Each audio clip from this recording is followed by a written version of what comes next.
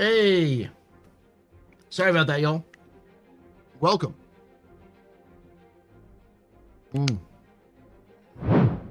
Welcome to the office hours.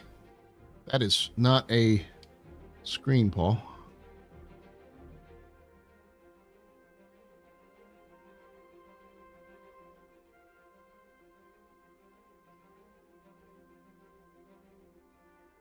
Okay, that's fine.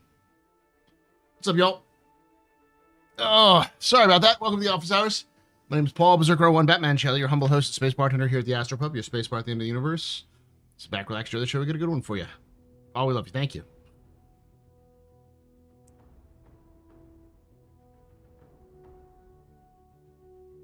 I've had a few beers.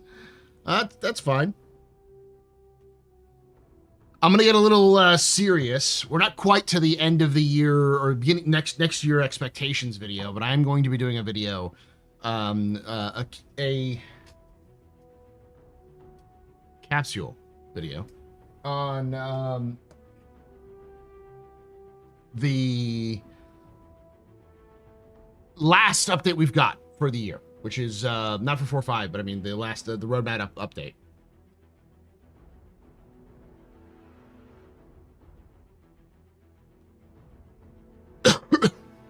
Yeah, I was my wife and I got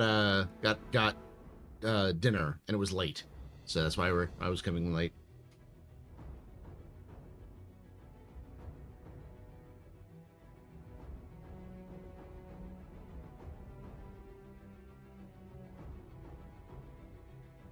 How are y'all enjoying 4.5? Last I heard, it was not working very well. Hey, RD Madeira.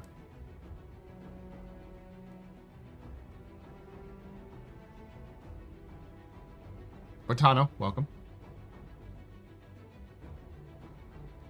Lauren, Bonsai.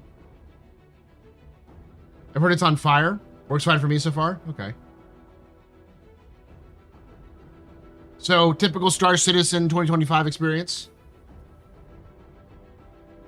The LTP was especially on fire. Oh, fun. It's peak. I've had install issues. I'm now in the process of downloading the whole game. It's been really good for me. Haven't had a single issue. Yet to get any engineering experience, though. You won't. You can take away my spaceship. Spaceship.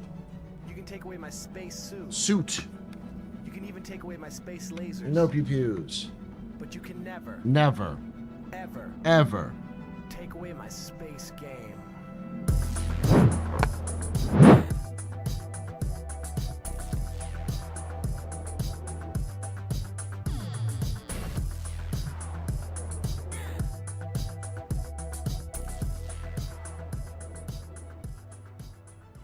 RD Madeira just resubscribed for 52 months. Thanks for 52 months to support your very important, proper, very pessimist, rating pedestrian. This is your fault. There's one drinking night. Shots and cheers and chat. Shots and cheers. To give you an answer as to why you haven't experienced engineering is because engineering is there in name only. It is not really a... The engineering that they're releasing is not really a...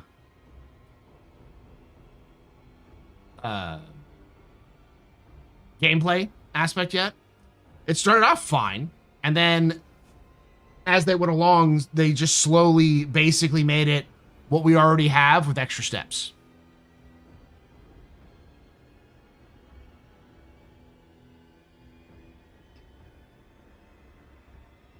Did they disable wear and tear? I don't know. I don't think so.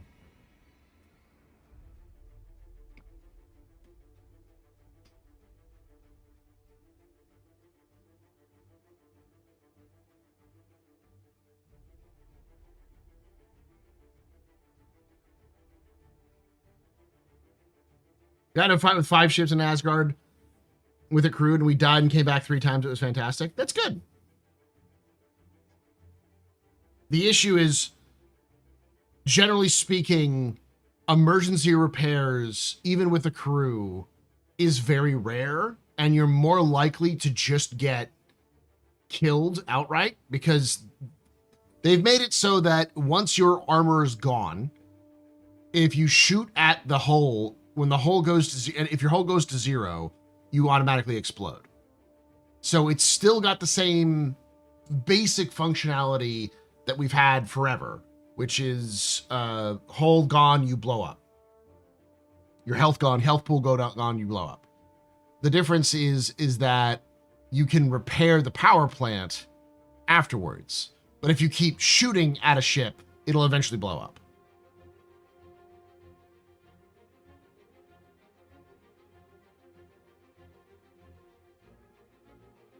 The mechanics are there. That's what I was saying earlier, is that it's there in name only. It's implemented, but the actual use of it is basically non-existent unless you are lucky in combat, defeat an enemy, and then you use your repair afterwards, or just use it as a quick fix. All Pass Judgment when Maelstrom was in the game. It's more that CIG actually has to remove health pooling, which they are hesitant to do, either because the NPCs don't know to target engineering yet, or because they don't want to balance it right now because they're about to go on break. We surprisingly didn't blow up immediately. That's interesting, because I have not heard I've heard the opposite is true, typically, where you blow up very quickly. I'm just going to take a break from Star Citizen for a few months. That's always a good shot. Generally speaking, the best times to play Star Citizen is like May to June and a little bit into July. And then from September to November. Once November is over, go home. Like, hang out, go enjoy, go play other things from December through April.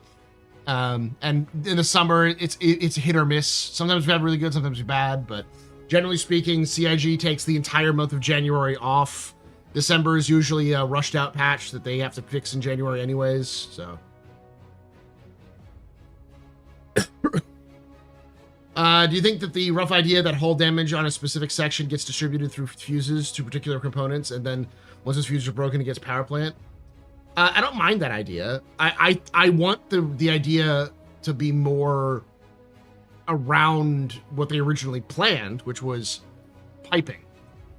So you shoot a section of a ship, you destroy the piping, which would be the fuses damaged, and then power goes out to those locations. So it doesn't like that they might get damaged, but the idea is you have to restore the power by replacing the fuses, or it reduces the number of power there. Oh, yes, I noticed there was no new ship with this month's patch. Typically, we would have already heard a lot about new ships, but this is the first patch they did not release a new ship in this year.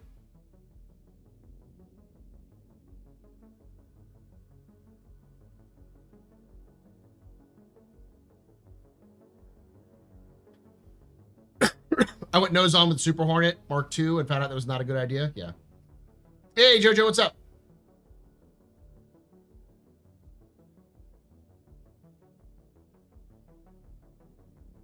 Hey, Paul, the ships still explode, although in the latest RC patch, they added an extra health pool after the hull reaches 0. About 10 times the hull health, and they explode after that.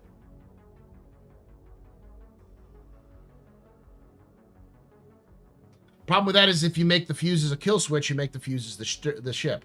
The way they work right now, where if you don't have fuses, you just don't get full power, I think that's fine. Because you want to have at least full power to be able to get out of a place, or to survive while someone is replacing stuff. I hope we move away from explosions, except for very special circumstances, though. I want it completely removed. I want the idea of explosions to be super rare. Either you get a critical hit on the power plant and it explodes, or it's intentionally set off as a self-destruct mechanism, or it's a sabotage from inside the ship to set it off. Because to me, a derelict ship is infinitely more cool than an exploded ship.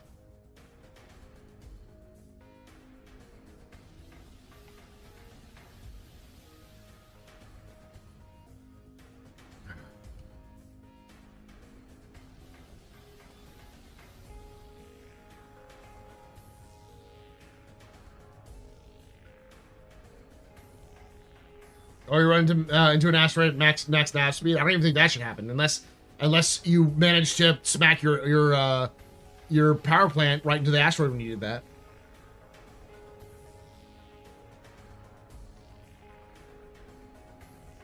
Okay, that sounds much more dirty than you intended it, Jin, but it's still funny. A dead ship is a dead ship. If PP is dead, no ship should explode unless large ordnance like torpedoes or bombs get it. I don't know how you kill a PP with torpedoes and bombs, but I imagine that would be that'd be a pretty painful experience. I do agree the way the fuses right now are fine. The idea being that the way they are right now, and then the hull really is more of an indicator of limiting power to your resources, to your locations, power and heat to the places you need to go. So your hull still matters.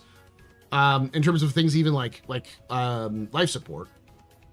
Like if your hull is 0, you should have 0 life support in that section, because that should represent hull breaches, which you don't have life support anymore, or it drains out over a certain period of time. And heat isn't mitigated anymore, and so the fuses should work for power and heat in terms of dealing with like the distribution.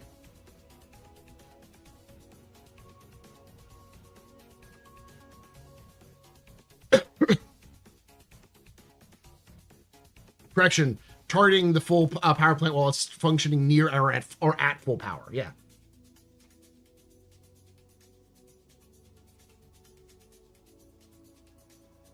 I think being boarded, setting as the self-destruct or something like that should be the only time a ship blows up, or if a small ship gets hit by a railgun or a torp. I agree. Again, it's more interesting to have a disabled ship that you have to fix and get out than it is to die and respawn.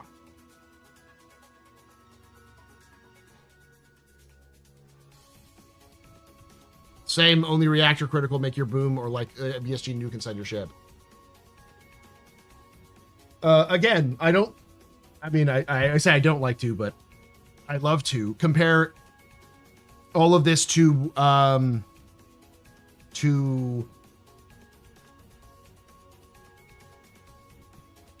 Battletech and Mech Warrior. Most mechs do not explode when they die. They simply fall over. But if you breach their power plant, they explode. And when they explode, they do damage to other people around each other. Or like Bushwhacked episode in Firefly. There are so many good examples of derelict ships in science fiction that make interesting, even ship hulls that make interesting situations. Well, I know it's actually from the original Gundam series, 08th MS Team, which is set in the same universe anyways. Gundam is hard to explain. They're like 5 or 6 different universes. So they're all like alternate universes. The main universe, the original universe, is called the UC universe. So 08th MS Team takes place in the main universe. But its first episode is a great example of this, where a Xeon pilot and a Federation pilot get stranded in space with no rescue and are forced to take refuge on a derelict ship that still has some oxygen and some supplies trapped on some of the parts. And so they have to work together to survive on this basically dead ship. It's the same thing happens in the end of the original Gundam series, and it happens in a lot of Gundams. They call back to it all the way. Yeah, it's like that episode is so important in the 08. It's the reason why I think 08 MS Team is my favorite Gundam series. Is because it establishes it is spoiler for the first episode, but it becomes the main plot for the rest of it. the Xeon pilot is a woman and the Federation pilot is a man. And while they try to work together, they initially try to kill each other and then realize it's stupid to try to kill each other. We should work together. And as they work together to survive, they begin to realize that they're really similar, and they begin to fall in love with each other while they're surviving and throughout the first episode. And at the end of the first episode, they get rescued, and they let each other get rescued by their own forces and get separated. But that experience where they both fell in love with the opposite side, with the other side, the enemy, made them realize how war is kind of stupid. And that's the whole point of Gundam, is war is bad, y'all. And so that it does the best sort of immediate swap, the enemy mind trick, you know? So like a Hallmark movie? No. Because the Federation pilot goes on to lead the 08th MS team to fight in Gundam's version of Vietnam. And the Xeon pilot, it goes through a bunch of other political stuff on the same location, and it's very like gritty. It's like if you add a romance story to Full Metal Jacket. Hey, Renamon, how you doing, buddy?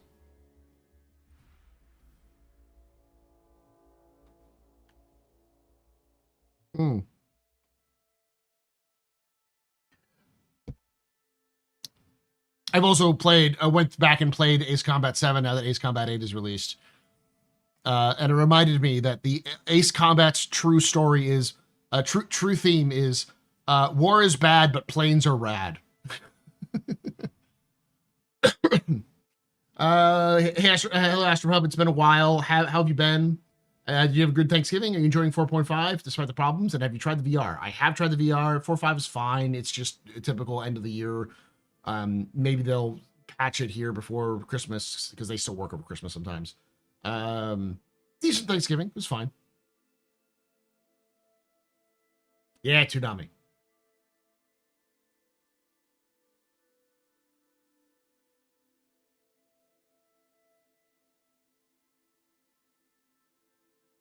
Yeah, also Belka did nothing wrong. Bonsai is the reason why War Crimes exists.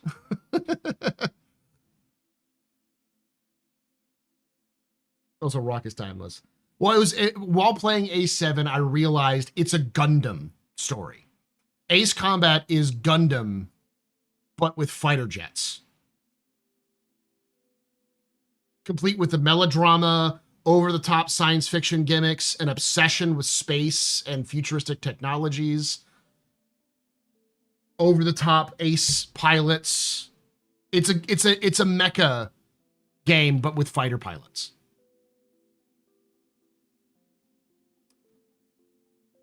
Have I taken the end of the year survey? No, I haven't. I probably will at some point, though.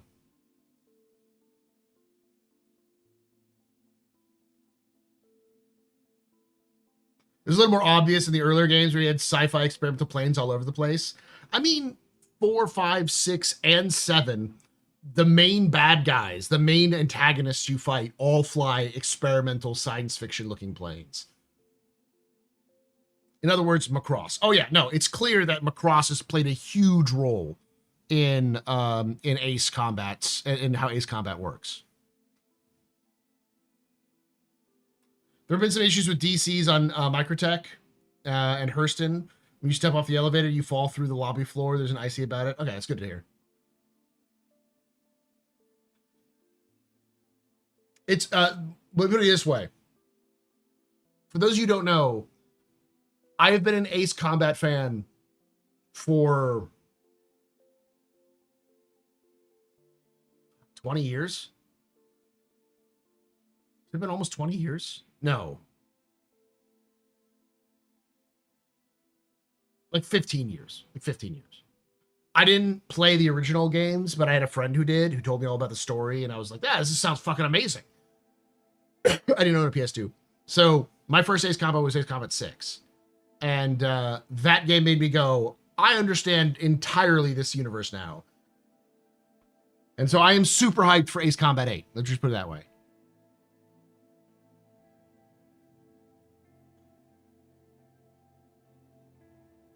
When did 2 come out? Ace Combat 2? 1990 something.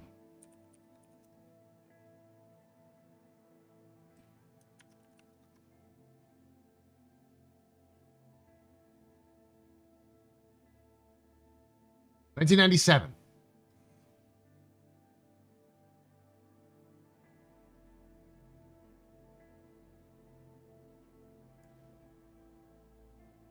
Yeah, so the Air Combat came out in 95, Ace Combat came out in 97, Ace Combat 3 came out in 99, and then Ace 4, which is a soft reboot, came out in 2001. Ace Combat 4 came out in 2004. 0 came out in 2006. Wow.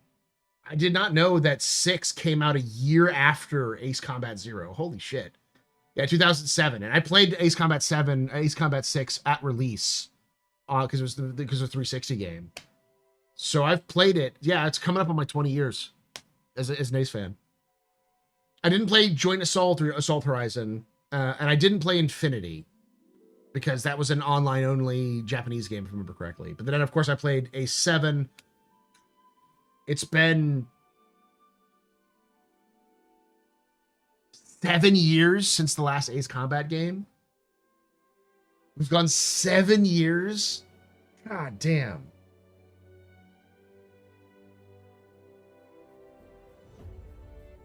I mean, six, we still had Northern Wings, Assault Horizon Legacy, Assault Horizon, though nobody likes Assault Horizon. And then Infinity, though Infinity was like, again, only for PC or it was only for PlayStation it was an online only game, and it was like all that kind of stuff.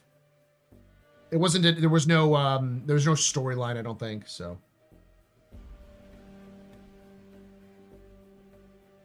Yeah, side story ones were all like Nintendo Game Boy Advance or the PSP or that kind of thing. As far as I know, Infinity was sort of like their attempt at an online, it was a free to play.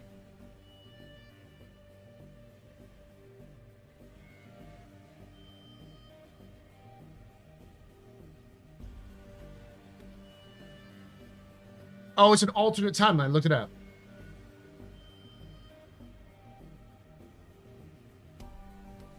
Oh, no.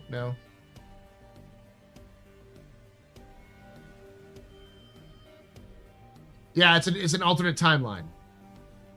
Where instead of on Strange Real, it's on Earth, and the asteroid hits in 94 instead of 99. Oh, no, it hits in 99. But it takes place in our world.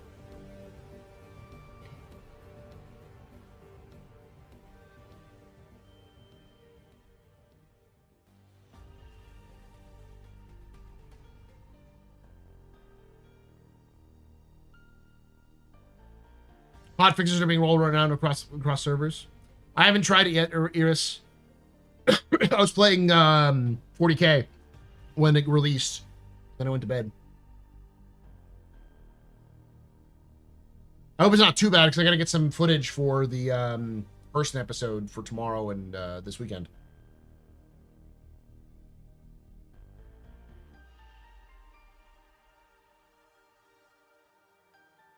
So what I'm hearing, Ghost, is that it was a very traditional, weird as fuck Ace Combat game, but it was also set on Earth in an alternate history, so it made it even weirder.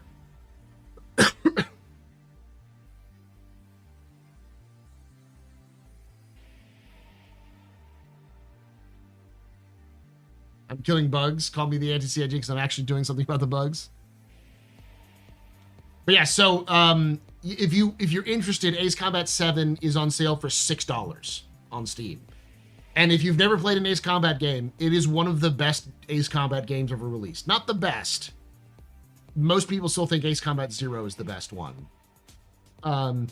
Typically it goes 6, 4, 5, or not 6. It goes 0, 4, 5, 6, or 0, 4, 5, 7, then 6. 6 is good. It's just not the best.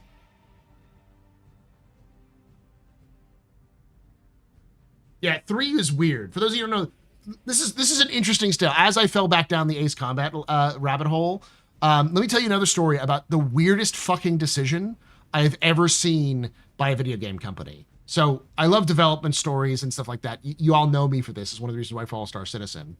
But Ace Combat 3 is a space fighting game. Well, sort of. It takes place on Earth, or Strange Real, but it is a cyberpunk dystopia futuristic space like jet fighter game.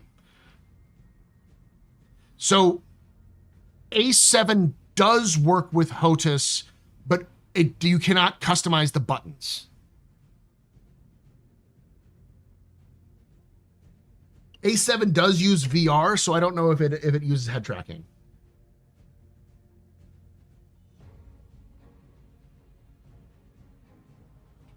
So Ace Combat 1 was called Air Combat.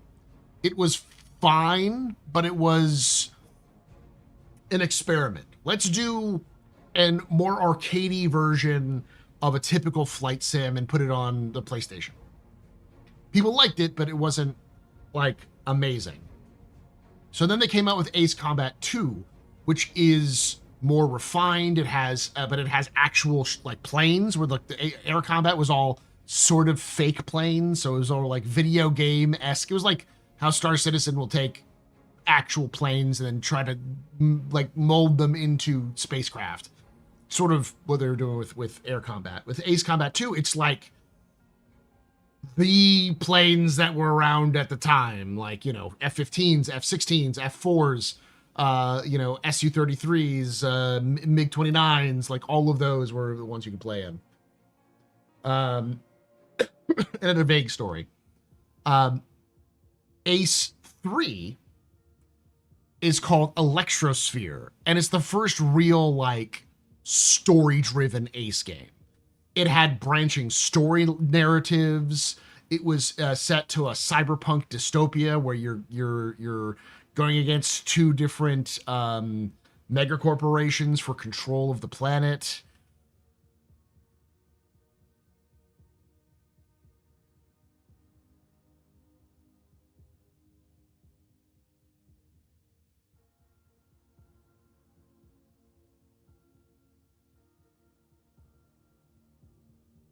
Yeah, and so that was that what I just described was the Japanese version.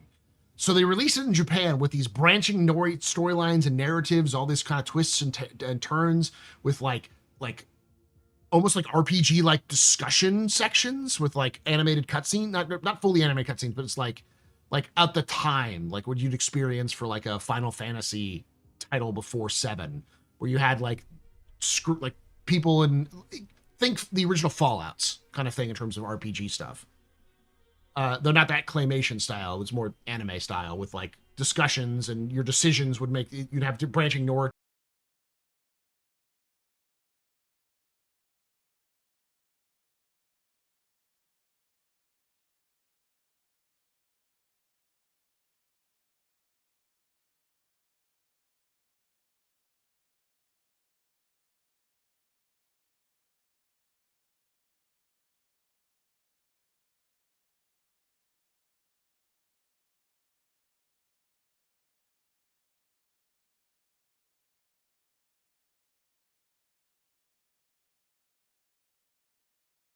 Batman Shelley, your humble host and space bartender here at the Astropub, your space bar at the end of the universe. Sit back, relax, enjoy the show. We got a good one for you.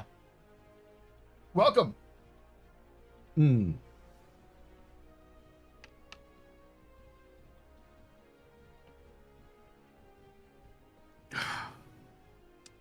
talking a little bit about not Star Citizen, but I'm going to tie it back into Star Citizen because it's funny. Someone said, I'd like Ace Combat mixed with the mercenary style of the old Origin Strike Commander. Guess who made fucking Strike Commander, chat?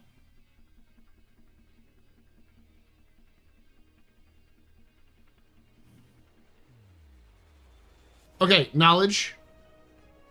Please don't tell me you just called something 2K. None of us call it 2K. It's 1440p. It's okay to say that.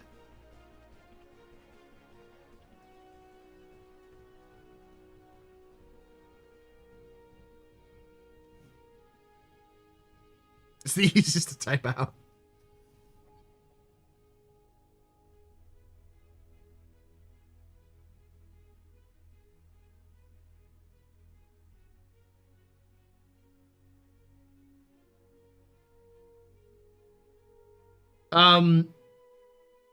You only have 2 monitors, knowledge?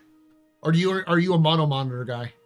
Because I have a single like 27-inch 1440p monitor, and I have 2 27-inch 1080 monitors. You need to replace these monitors with like slightly smaller but like better versions, because these ones don't even have VGA, or these ones don't even have HDMI cables on them.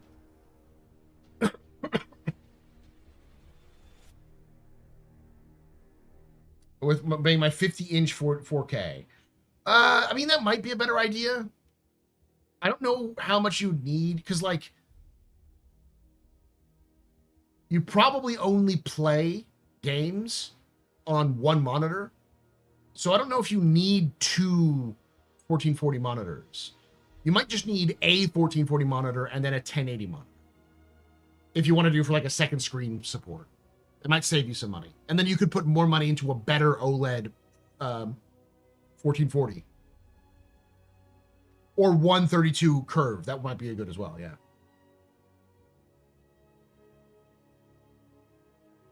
Yeah, I'm old. I have the CD-ROM for that for Privateer and Strike Commander. So many hours of great gaming for that CD.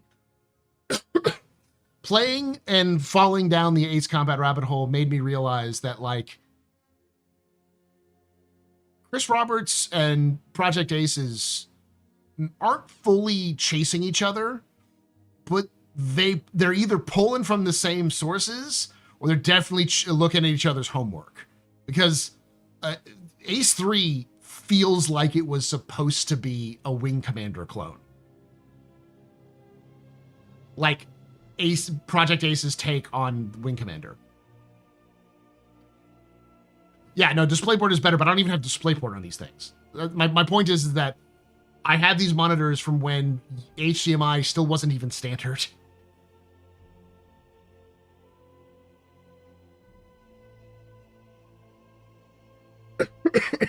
Deal is 40% for both. I don't know. It seems like an overkill. That's all I'm saying. $300 is not a bad deal for 2 1440 monitors. Unless it's $300 for each one. So like $600, that's a little much. DVI and SVGA, basically, yeah. But for those of you who don't know, Ace 3 in Japan had all of these different branching storylines, but Ace Combat 3 in America, they ripped it all out. All of the story, all of the narrative, everything was tossed.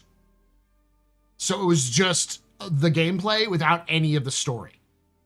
And it bombed for good reason, because it was very popular in Japan for those things. And then when it came to America, it was like,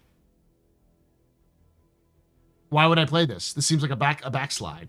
And true story, a dedicated team of fans translated the entirety of Ace Combat 3, and it took them until 2017 or 2019, somewhere between those 2 years, to translate it. But they translated the whole thing and released it in America.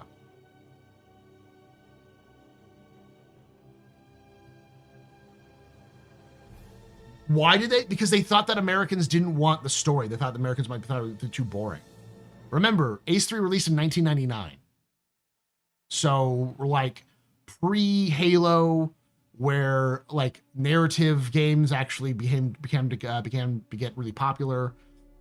You're still in an era of a lot of arcade style games. You know, RPGs were popular, but they were a niche crowd. And you know, I can see the business decision, which is like, this is an action game not an RPG. We don't want to cross these because Americans are stupid and they don't understand it. They can only handle one thing at a time.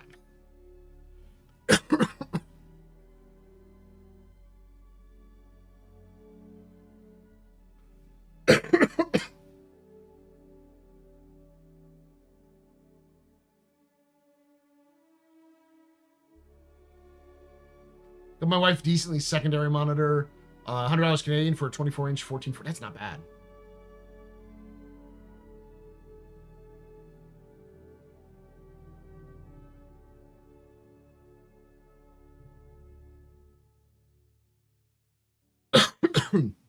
But the funniest thing is that Ace Combat 3 is I think Ace 2 technically set up in Strange Reel, but Ace 3, Ace 2 is set up in Strange Reel.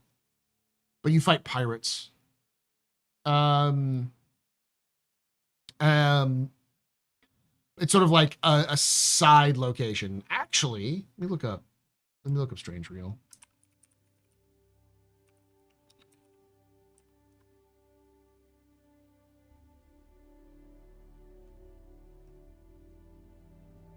Look at a Strange Reel map.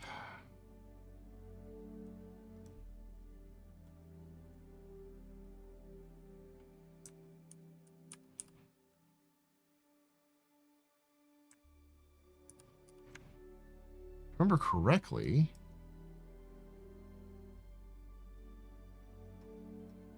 Yeah. I forgot that. At the beginning of Ace Combat 7, it takes place on the islands that Ace Combat 2 takes place. The entire story of Ace Combat 2 takes place in these islands, and when you start in Ace Combat 7, those islands are the location of where Ace 2 was located.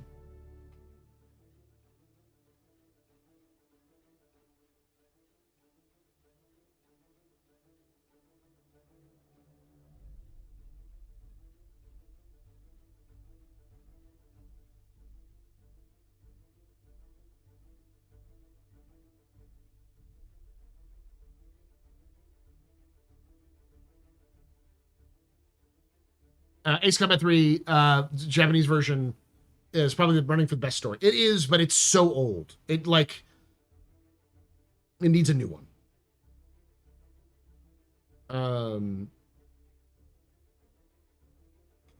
I never got into a big DCS fan. You can take away my spaceship. I have to explain the appeal of Ace Combat here. It's not. You can even take You don't play it because it's but you can never. it's realistic. Ever. You play it Take away because my space it's game. art.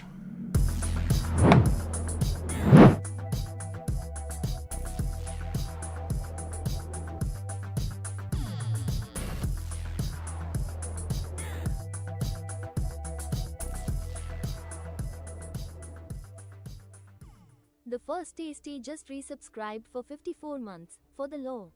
Thank you so much for the 54 months of support. You're very important, Pumper, very impressive, very pedestrian. You rock. Shots and cheers in chat, y'all. Shots and cheers. Yeah, they weren't really planning on establishing a whole universe back then. But, fun fact, the universe of Strange Reel is the canon universe of Galaga. Ace Combat and Galaga share the same universe. Basically, all of Namco Bandai Namco's space properties take place in the Ace Combat universe. It's such a weird fucking tie-in.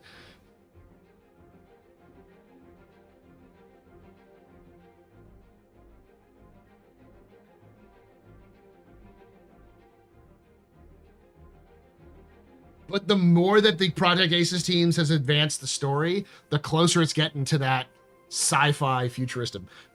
I think you would like Ace Combat 7 if you are a fan of science fiction, because it skirts the edge of hard sci-fi. It's a mix between hard sci-fi and like action fighter plane game.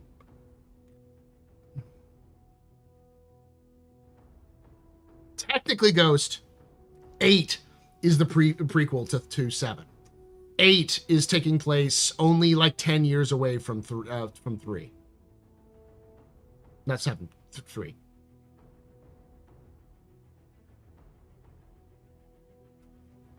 What little we've discovered about 8 is close to. But yeah, no, there are tie-ins, direct tie-ins between Ace Combat 7 and 3.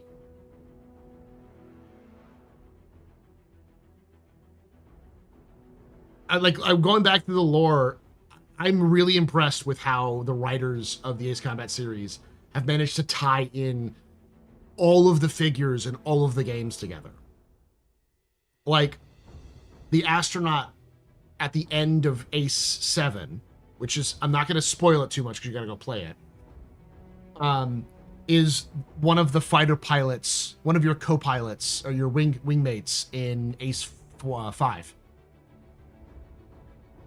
And the president from Ace 5 is the former president, who's the big catalyst for the conflict in Ace 7.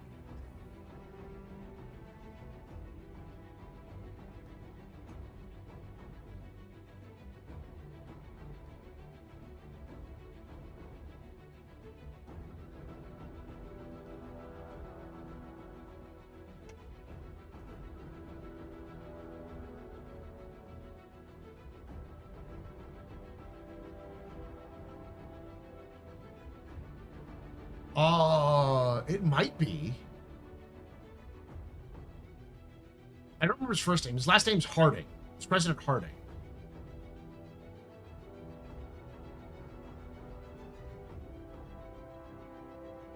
Harling. Thank you. Howdy, Bubble. Conversation you missed so far. I'm just getting here. We're just talking about the Ace Combat games. And talking about how I've fallen into the Ace Combat hole again. I've become an ace hole again. Because of Ace Combat 8 being announced. And again, I urge people to play it. If you've never played an Ace Combat game, Ace 7 is $6. Play it and understand that it is a secret cyberpunk game. It is a near future cyberpunk dystopia game. And it's entirely operatic. It is melodrama, operatic. It's mythic. It wants to play in mythic realms. The way that people talk in Ace Combat games is not how people talk. It is not how people talk at all. People don't say shit. They just make shit up to make things work. They make up some crazy cool things.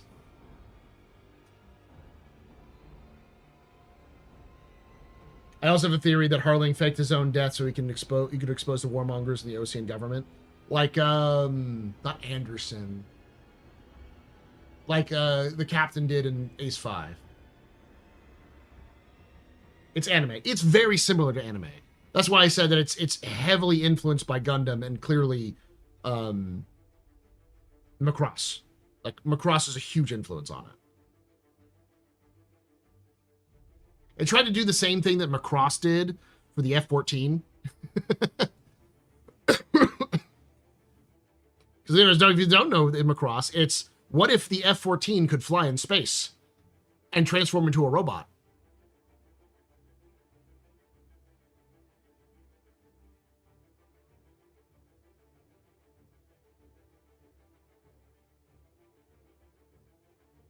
Oh, so George Lucas wrote the screenplay? Not like that. It's more like someone says it's anime. It's very anime, but it's not. It's Ghost in the Shell. It's Serial Experiments Lane. It's Neon Genesis Evangelion. Like, it's that kind of anime. It's Final Fantasy VII. Rebirth.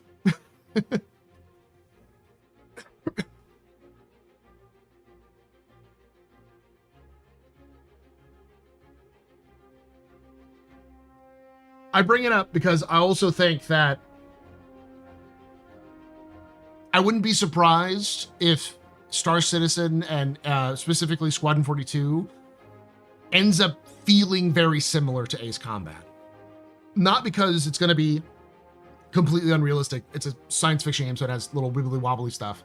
But and definitely not in terms of like the way people talk, but in the way that like Squadron 42 is a space opera, Ace Combat is an opera.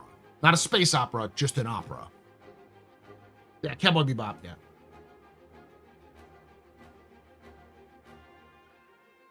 So how'd you like the equivalent of Concord 2 at the Game of the Year awards?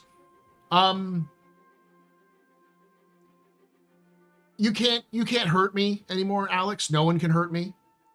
EA and Respawn have already taken my heart out and stomped it to death and then shot it and then sent it into the fucking sun. I am without hope for a Titanfall revival. Titanfall is dead. It has been taken out back and shot so many times that it's never coming back. EA doesn't give a shit about Titanfall. Respawn doesn't give a shit about Titanfall. They barely give a shit about Apex Legends. Stand by for Titanfall. And barring you finding the Crown Prince of Saudi Arabia and convincing him to play Titanfall 2 and become a massive Titanfall fan, there's no way you're getting Titanfall, period.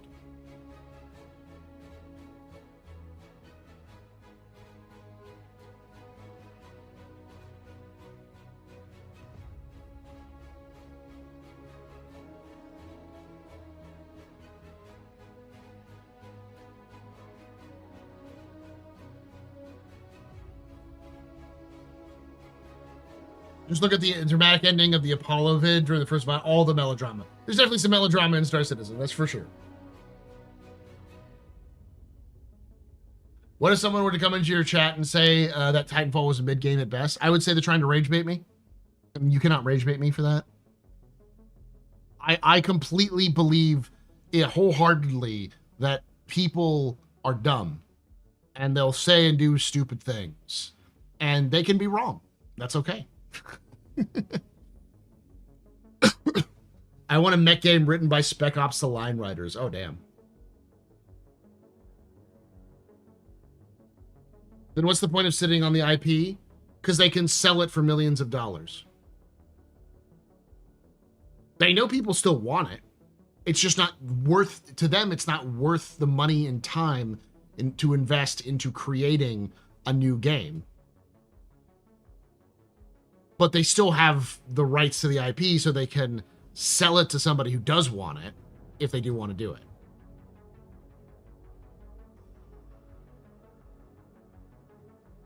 Diesel Knights, Istra. It's called Diesel Knights. Yeah.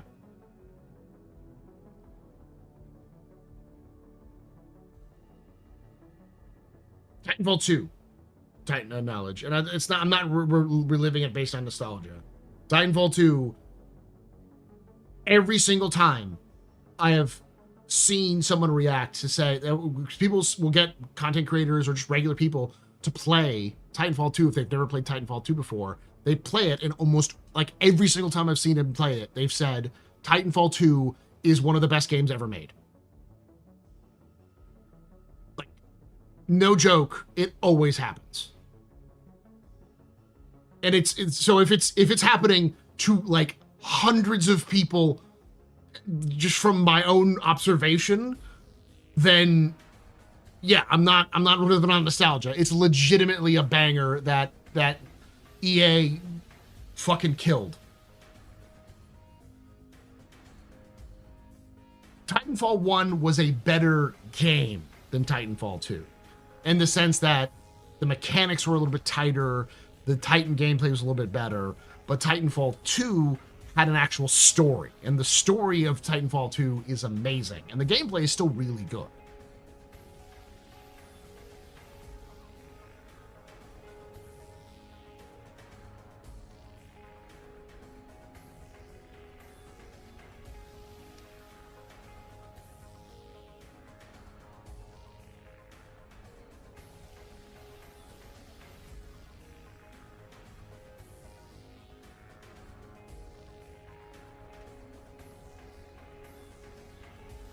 Multiplayer was played for many hours in my dad's office, the three of us there in there. Titanfall 1 is fine. Like, I enjoyed Titanfall 1.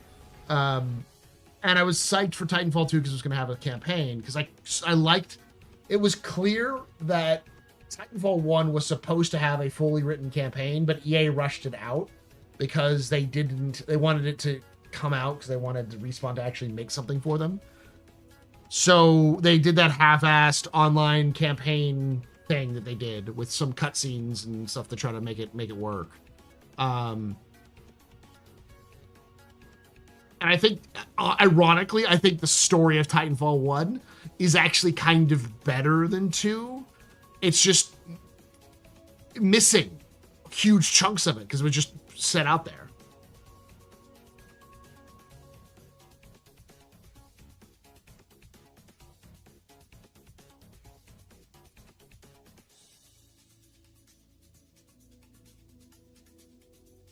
I'm glad a hacking crew killed Titanfall 2. They did. And then the community created the North Star client. EA abandoned it. The community rallied together and coded an entire custom server base for Titanfall 2. And when they did that, EA suddenly was like, oh, fuck, we've abandoned this for so long that the players are starting to reclaim it. If we don't fucking do something, we might actually lose the rights to our IP. So they forced Respawn to fix it. And they fixed it.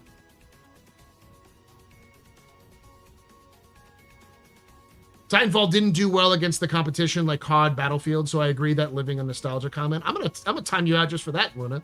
Now you're trying to rage bait me. Titanfall 2 didn't do well because it was poorly released, not because it was a bad game.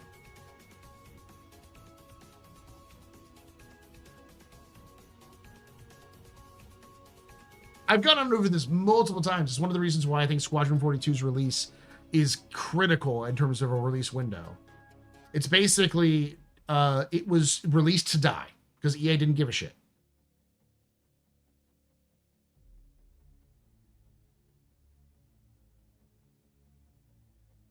CM Fool is just trying to rage bait.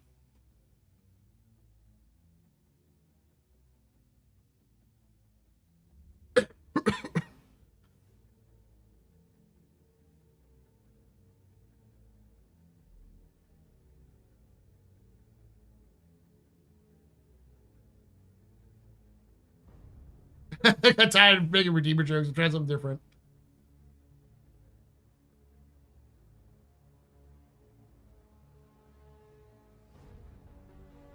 I disagree, Skyguard. Battlefield 1 is one of the best Battlefields of all time. Not the best, but it is a generational Battlefield. There are plenty of people who got started in Battlefield because of Battlefield 1.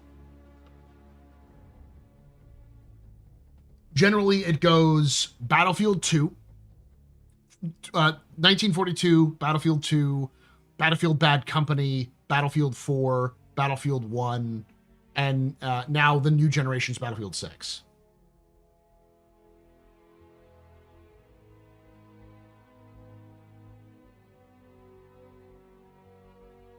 Bad Company 2. Yeah, the Bad Company series it was a big generational leap. Like, I played Battlefield 2, was my first jump into it, but I didn't become a Battlefield fan until Bad Company.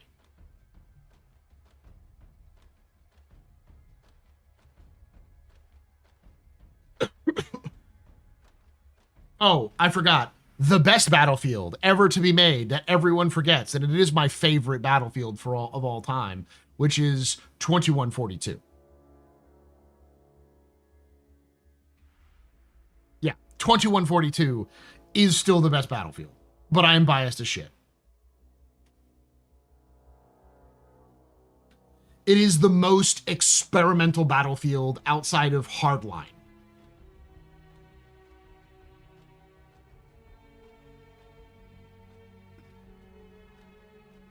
Because it was Battlefield 1942, Battlefield Vietnam, Battlefield 2, then 2142, then Battlefield Bad Company, Battlefield Bad Company 2, Battlefield 3, Battlefield 4, Battlefield 1, Battlefield 5, Battlefield 2042, and then Battlefield 6.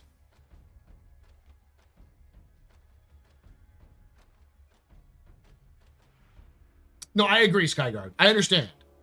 Like, that's one of the reasons why Titanfall got stomped. And I also think that Infinite Warfare is better than people give it credit for. The problem that Infinite Warfare has is that it's a Call of Duty game. If Infinite Warfare was its own game title, just like I believe that if Modern Warfare was its own game title and Black Ops was its own game title, and you just remove the Call of Duty from it, I feel like those franchises, as just their own franchises, would have been far better received, because you would have split up the fan base into these different silos where they would travel between them, obviously, but it wouldn't, the people would just go to their own silos for whatever game style they wanted to.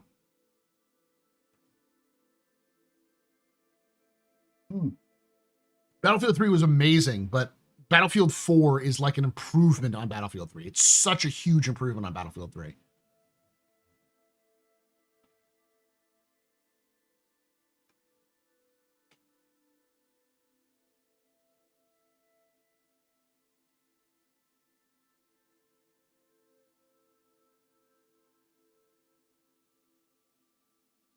Yeah, the Titan maps. The Titan maps in 2142 are are the game. It's so good.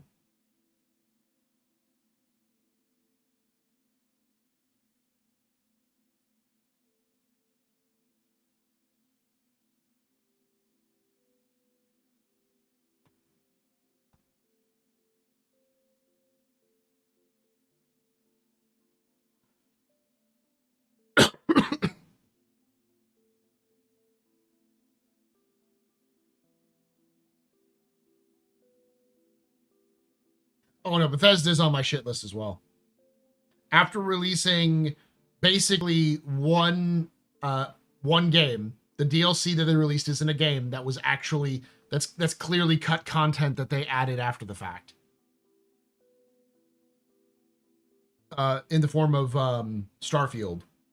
It was fine. I still think it's fine, but I don't see myself going back and playing Starfield over and over again like I have other Bethesda games. Now they're focusing on Elder Scrolls 6, but Elder Scrolls 6 was announced in 2016? When was Elder Scrolls announced? Let's get 6 announced.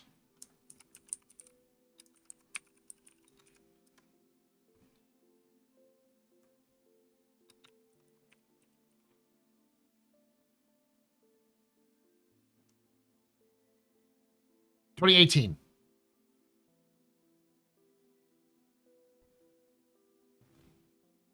Elder Scrolls 6 was announced in 2018.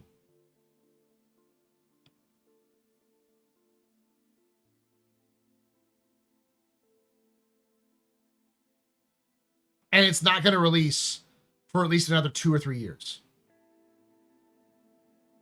So it may be, just from its announcement, it may be a decade before Elder Scrolls 6 comes out, from its announcement. Now, Skyrim came out in 2011, which means it's been 24 years since Skyrim released.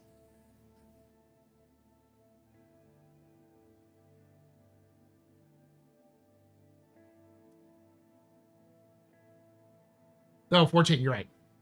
My math is not mathin'. Yeah, 14 years. Which means that it's been longer since we've had a if CIG sticks the landing with Squadron next year, that means Squadron, from its announcement to its release, will have a less development time, less time since its development to release than the Elder Scrolls 6 has. Thank you, chat. This is why my history not a math teacher. It's also December. It's like I have one more class left and I'm done.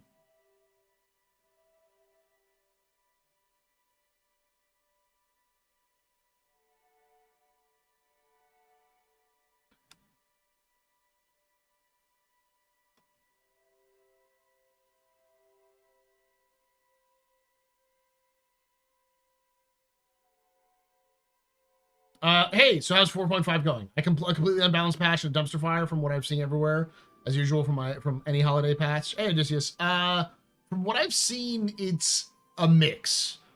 I say that I said like, oh yeah, is this a dumpster fire? And then like a lot of folks in chat were like, nah, it's fine. Some people said I've got issues with LTP. It's a pretty, from what I can tell, bog standard release for a Star Citizen patch in 2025.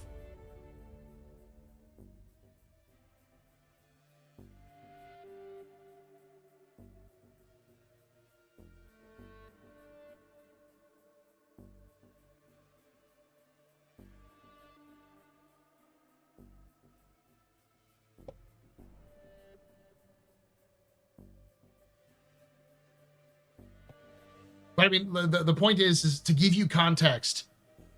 People meme about Squadron 42 being like a 13, 14-year development game. But Elder Scrolls 6 had its initial like mock-up started. They said they started looking at Elder Scrolls 6 after the release of the last DLC for Skyrim, which I think was 2011. It might have been later. Last DLC for Skyrim. Dragonborn. 2012. Because I believe the original Skyrim came out, was it 2011 or 2009?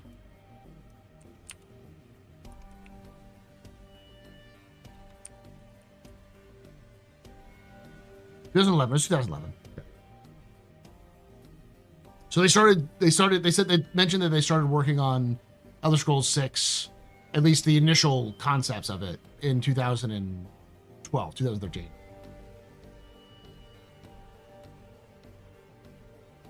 I haven't seen much at all complain about 4.5. I've seen it around. Yeah.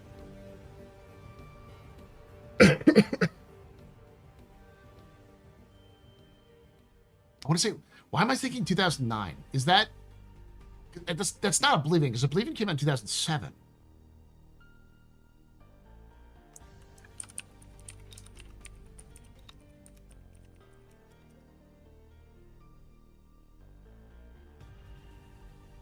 This is 6, yeah.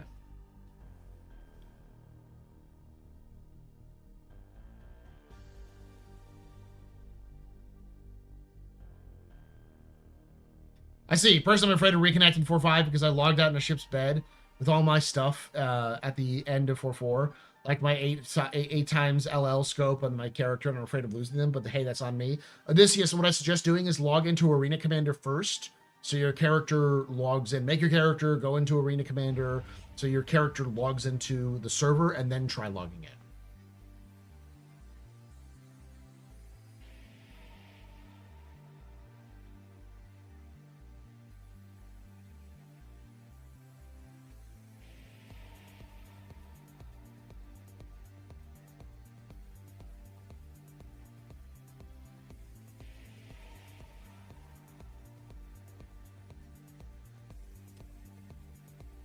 Starfield was about 7 to 8 years, because like they started making Starfield after Fallout 4, and Fallout 4 came out in like 2013, I want to say. 2015. Okay. And it released in 2022, right? Like a couple years ago. Now, Todd Howard had been talking about the space game since 2002.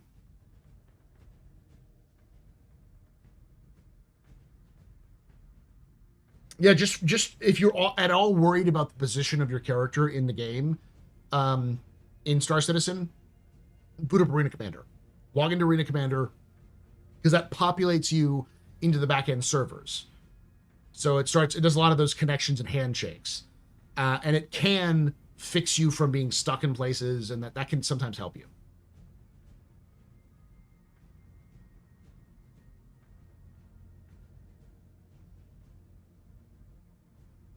I swear Star Citizen has made me learn more about how computers and servers work than I ever thought a game would. Me following the development of Star Citizen, I always love to follow game development. I had been doing it since like 2004, just as like a fun thing, like because I'm naturally stupid. Like the curiosity killed the cat sort of thing. I'm the cat. I will do stupid shit, like spend way too much time looking into something that has no point, just because I find it fascinating. And I've always liked games, and so learning how games are developed is fascinating to me. Not necessarily the technical aspects, though those are interesting. I love the story of how a game comes about. The drama of game development.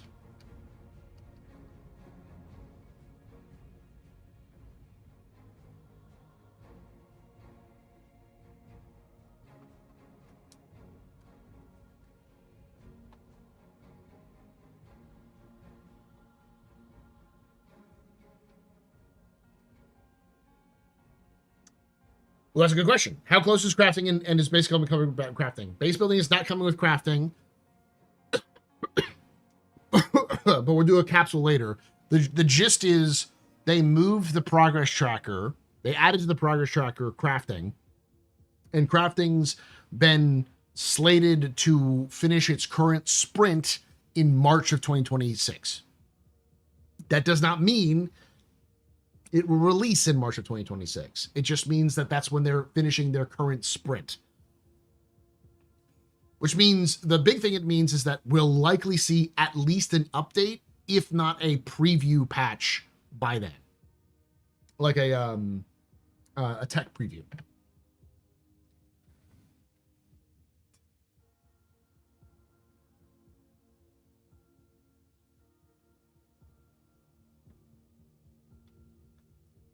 That's not always the case. Sometimes you can get the unstowed stuff in there. And that's what I mean by trying to get into Arena Commander. Sometimes Arena Commander can force your character to be stowed.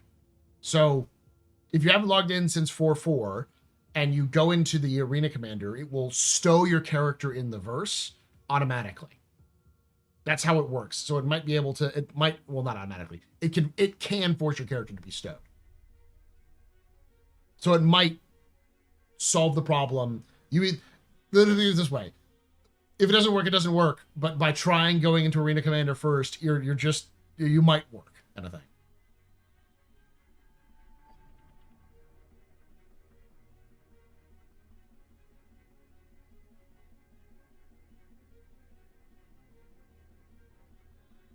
I'm going to talk about this in the capsule, but I've mentioned this in the past,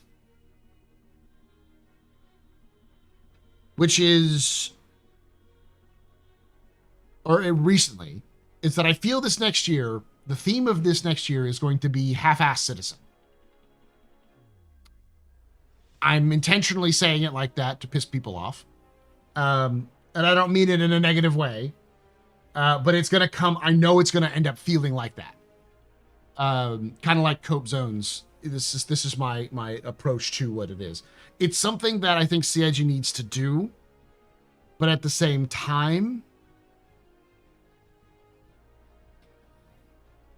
it's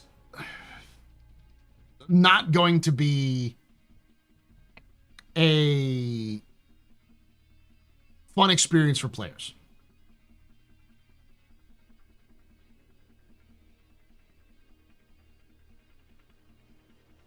That's a good question. Can they afford it? And what I mean by half-assed citizen, as again, I'll go into the details when I do the video, but I think they're going to half-ass implementation every single feature. So we'll get rep, but whatever rep the new rep system's in, it's not going to be what you want it to be. It's going to be stripped down to its bare essentials, and it will have some testing features that are connected to the rest of the game, but mostly it's just going to be bare bones. We'll have the new transport system, bare bones. The new mission system, bare bones. We'll have scanning, bare bones. We'll have like all of the new features that are in Squadron that they need to put into Star Citizen will be in Star Citizen, bare bones. Kind of like how we have engineering now, where yeah, engineering's in the game, but it's not really the game experience that CIG has described and or what we were all hoping for with engineering. You mean the whole tier 0 thing where they claim not to do anymore? Yes and no. I think it's more advanced than tier 0, but it's not tier 1. Think how resource management works. Resource management has been in the game, like the modern system, since before 4.0. I think it was added, the patch before 4.0 went live.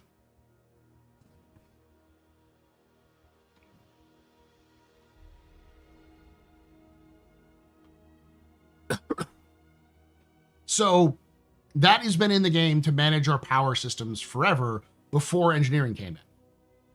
So did it have an impact? Yeah, a little. It'll impact a little bit here and there.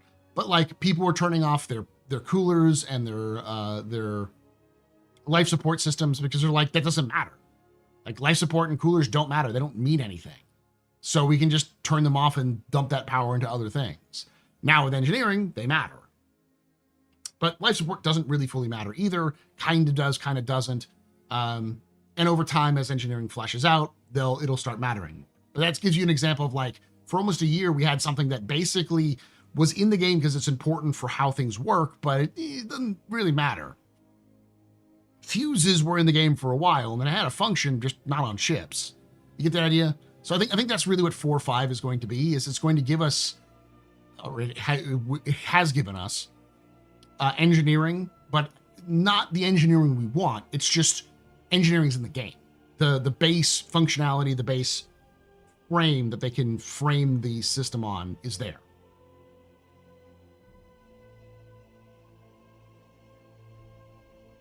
I heard that engineering is balanced to be useless in 4.5. Kind of, yeah. That's the best way of putting it. Engineering is in name only. It does work, and you can actually use it with its intended purpose if you're lucky. But most of the time, you won't even notice it's there. And I feel like that is going to be the rush. This next year, I feel like CIG is likely going to set down a tracks to fucking just send this shit every 2 months. So we'll get a patch in January and then a patch in March, or a patch in February, then a patch in April. I think it's the 2 months sprint makes more sense if you go January, March, May, or no, it might make more sense for February, April, June. And then August, September, November. Yeah.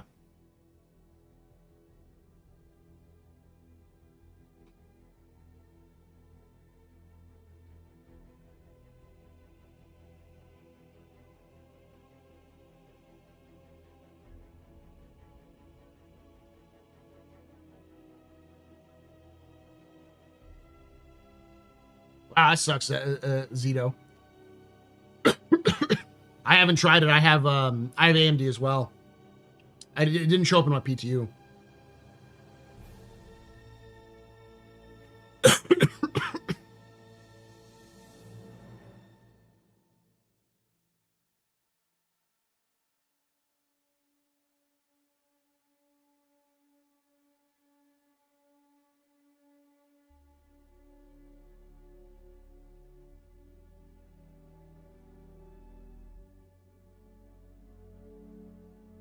Yeah, I dropped back to the AMD 25.9 driver. So apparently it's been fixed.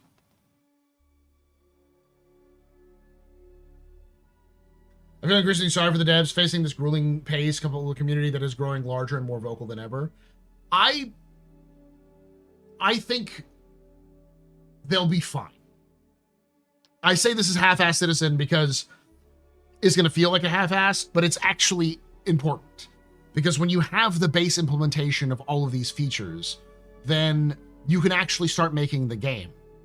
Because what we're playing right now isn't the game. It is a simulacrum of what the game will be. Some of the aspects will be the same, but a lot of it will change.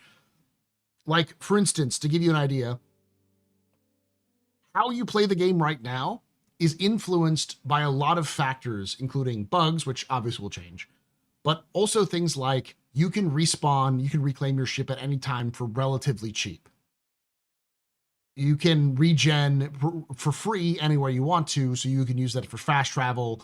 You can like abandon ships and get new ships for with full loadouts of missiles and stuff like that fairly quickly. There's a lot of workarounds which are based around the game, how the game functions right now, which is not going to be the same as the game when it releases. So when some of those features start coming online, as we've seen in the past, as they add new features, you're going to see the game change, and not everyone's going to like change.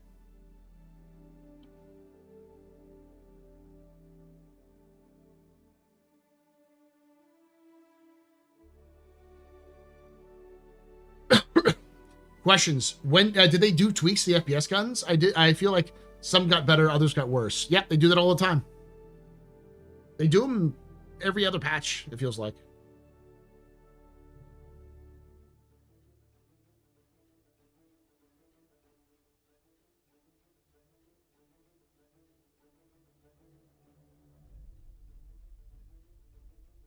Sadly, a lot of people do not understand that in the way that the way the game is right now is not its final form. But I feel like CIG kind of has to rush it.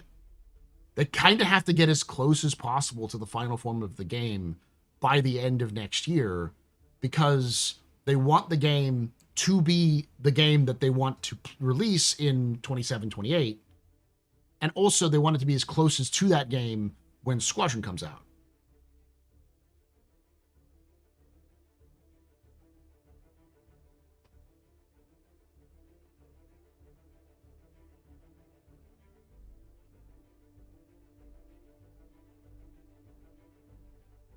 Paul, apparently I like the word ass today. I am a big ass man, that's for sure.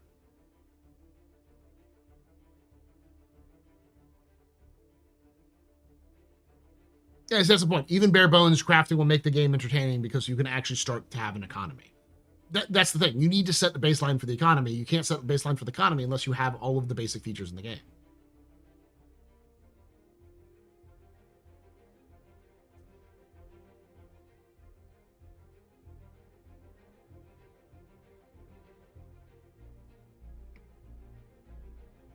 So this isn't necessarily true. I don't take this as gospel. This isn't my prediction. I'm going to do a prediction later. Next stream. So like next Monday, probably. I don't think I'll be doing a stream on next Thursday though. We'll see. Yeah, next Thursday is Christmas. Not doing a stream then.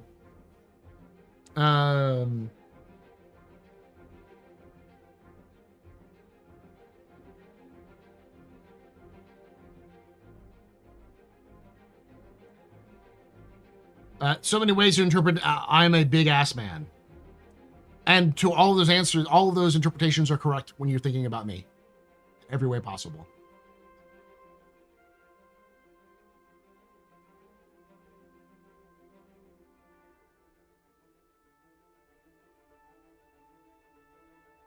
Do you think some kind of wipe will come with crafting? Probably. There's a great post by one of the CIG devs that's basically like, we could wipe. But the vast majority of people aren't exploiting or experiencing the exploits that give them millions of credits. Most people are just playing the game. And they don't want to like wipe people's progress simply because they were,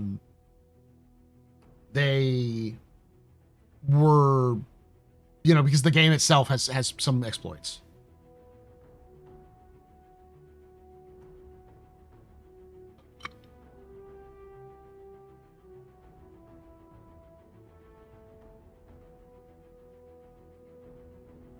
Do we need an economy wipe, though? At a certain point, yeah. Once you have features like Star Sim in or crafting in, when you start having things that will affect the economy like that, you kind of do need that reset.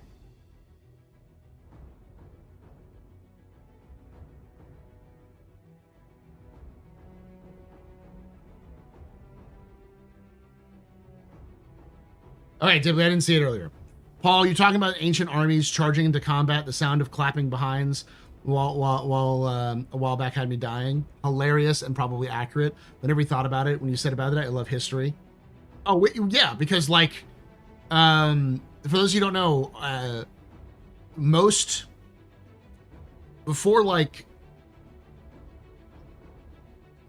for like 1,000 to 2,000 years, most armies didn't fight with pants on.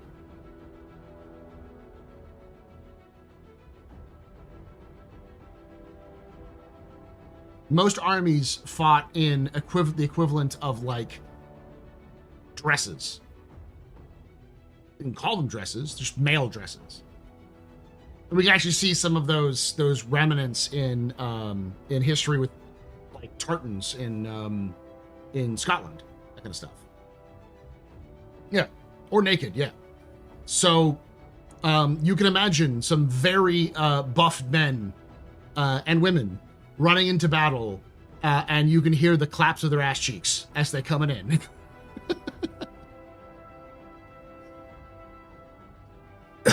Or get the term battle dress, yeah.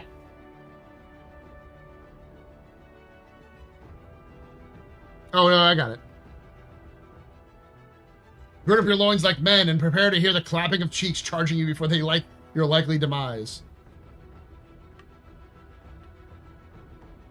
I still don't fight with pants on. I know enough soldiers and combat veterans to know that pants are optional a lot of times when it comes into combat.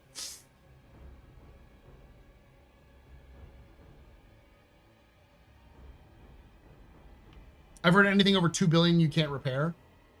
I haven't heard that.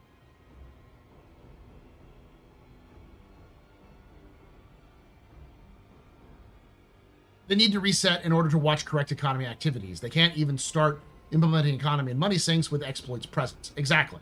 But they need to find out where those exploits are and correct them when they have enough data to figure out how to do so, rather than do so every single patch.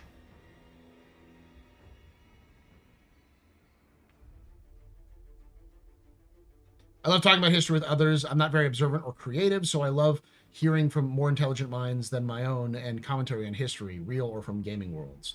Dibley, never say you're not intelligent. Intelligence is not a matter of smarts. Intelligence is a matter of how quickly you can learn. And if you are interested enough to listen to other people talk about something, you have the smarts, you have the ability to learn about those things simply because you've put your time and effort into listening to things. This is a pet peeve of mine, being a teacher and understanding the history of intelligence and how we measure intelligence, because it's our fault. It's the teaching profession's fault. Intelligence as an idea exists because of teachers. We came up with the idea of IQ tests to be able to categorize students appropriately back when most schools were one-room schoolhouses. And society at large took that idea to go, oh, this tells us how smart we are. When in reality, it was always a sorting tool. So it's kind of like gloating about how amazing you are at coding by like what score you get from a coding test.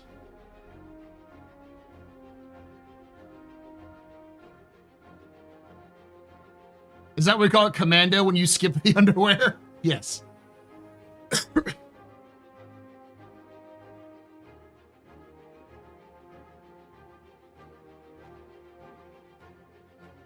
night, Odyssey. I was wondering why you were up, buddy, because it's super late. There you are. Happy New Year, buddy. Thanks for coming in. I scored terribly on SAT as well as the ASVAB, but then I did so well in college and graduate school. Tests don't determine your intelligence. They determine how well you do on tests. I am not going down that fucking rabbit hole, though. Because you could get me to speak for hours on how testing in modern day sucks. And this isn't something that's just my pet peeve. every professional teacher on the planet will tell you the same thing, which is tests do not tell you shit. They tell you how good someone is at taking a test. I have seen students ace a test while I'm watching them take it and not know a damn thing about the subject that they were learning.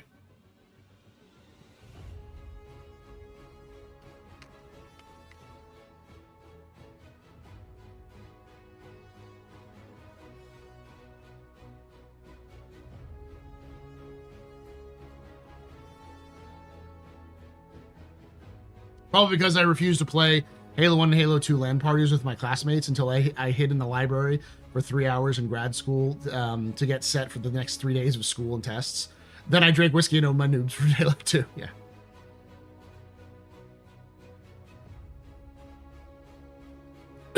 At Everest Harbor, I discovered 3 spots where I think fires are raging in structure of my ship, but there's no alerts, no alarms, and according to MFD, nothing was happening in my ship. Huh. That's weird. Good night, Odysseus.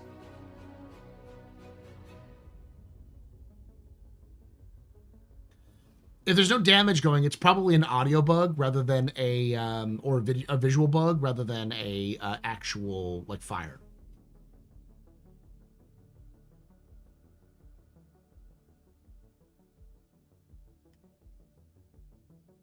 Paul in chat, in all seriousness, thank you for putting up with my silly messages. Love you all human beings. I love coming here after weeks of work. It's therapeutic. It's fine, bud.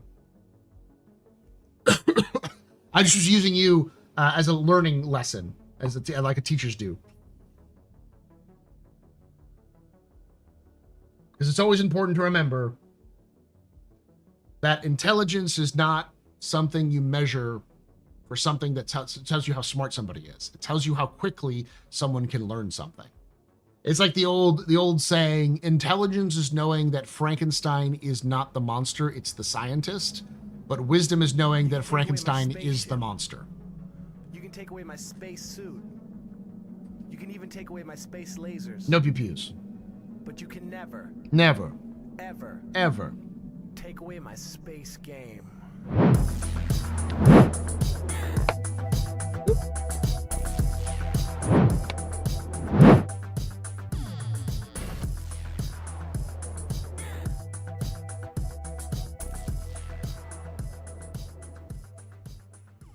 Dirtizen has subscribed. Thank you so much there, Dirtizen, for continuing that sub from Ghost. You're very important, Papa, very impressive, professor. Very good professor. This, your fault. You've been drinking night. Shots and cheers in chat. Y'all shots and cheers. Don't judge a fish by its ability to climb a tree. Exactly. That's another way of putting it. That's deep. It's an old saying. It's an old D&D saying, which is, to explain the difference between intelligence and wisdom in terms of stat lines, in terms of how you play a character who has high intelligence or high wisdom. So, like, generally speaking, you would say someone who has high intelligence is probably a scientist, and someone who has a high wisdom is probably a philosopher.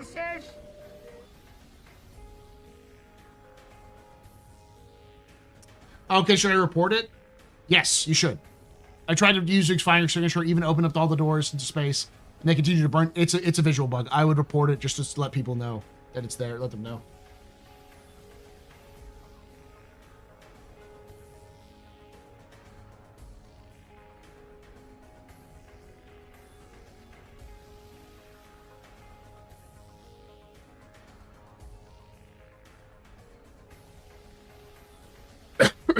Oh, chap, with ship weapons able to penetrate ship hull and armor now to damage components. If you're still moving inside the hull with those ship's weapons, hit you too. They have in the past, yes. They have in the past, and they can still, yes.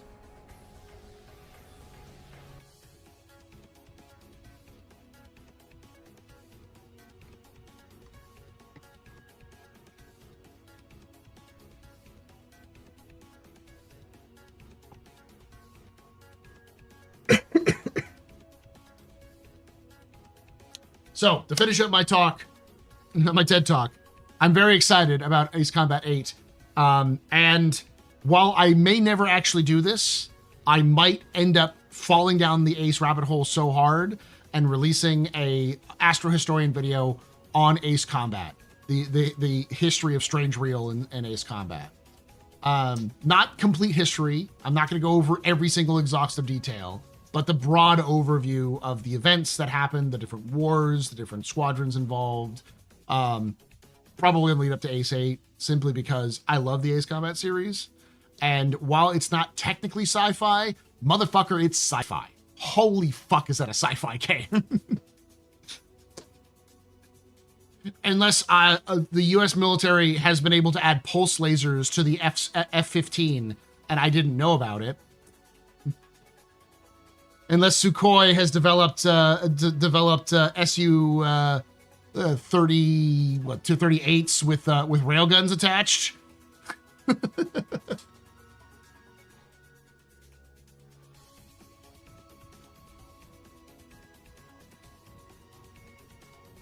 That's to start not going into every detail. The reason why I wouldn't do that is because we talked about it earlier. Ghost mentioned it earlier. For anybody who's an Ace Combat fan knows this. Ace Combat was never intended to be a broad, expansive universe until Ace Combat 4. And they took Ace Combat 3 as the baseline. So pretty much all of the stories in Ace Combat of the video games are canon, but there's a lot of they're there for the game itself. So a lot of the characters involved in the stories of the games are there to serve a plot purpose, but we don't know their backstories because Ace Combat isn't like Gundam, where it has like a series of novels and manga that kind of explain the backstories of various characters. They're sort of one and done games. They do the game, they have the story, you get the characters, and you move on.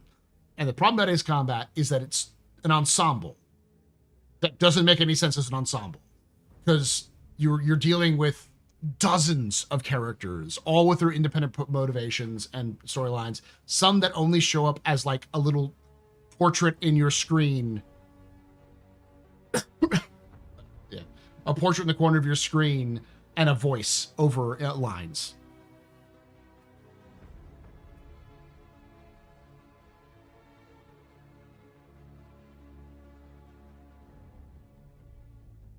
Fighters with 2,200 plus missiles. How is that not sci-fi? Yes.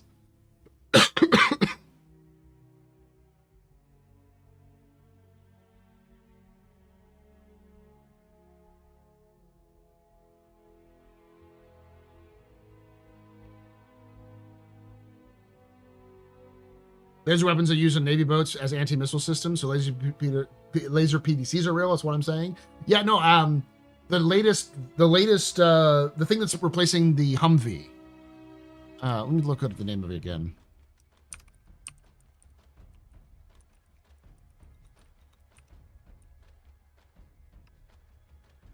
It's already been rolling out here for the U.S. Army.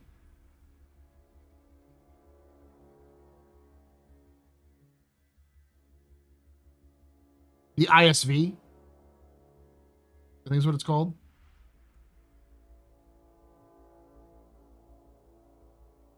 Oh, the JLTV. The JLTV.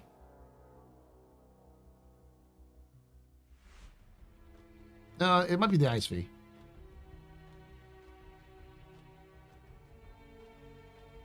Yeah, it's ISV.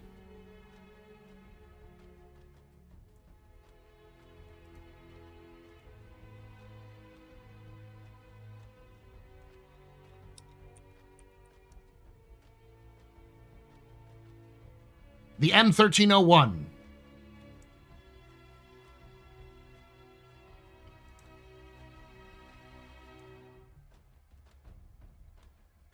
Ladies and gentlemen, I present to you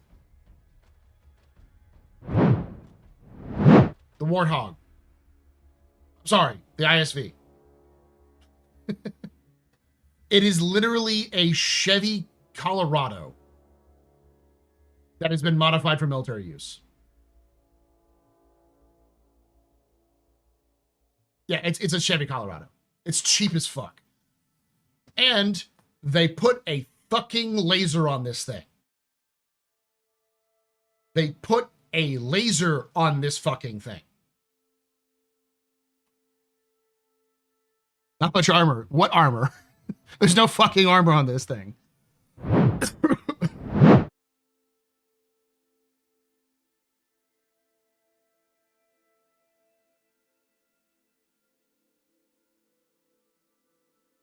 The point of this is that it works more like a Jeep than it works like a Humvee. The idea is to build fucking hundreds of these things so that you can transport troops around. Looks more like a Puma. And because it's such a cheap platform, they can build fuck tons of them. Because they're Chevy Colorados, you can repair them pretty easily. They run on gas, so it's not that difficult. They because they're super modifiable, they literally put a portable laser on the thing to use as an anti-drone point defense cannon.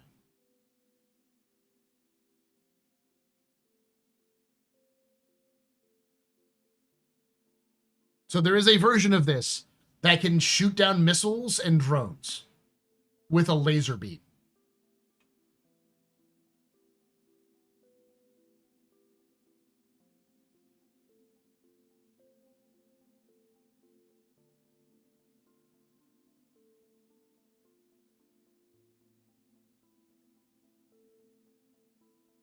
Yeah, it's not gonna have armor. It's meant to bring troops into combat, just like the wasn't supposed to bring was supposed to either.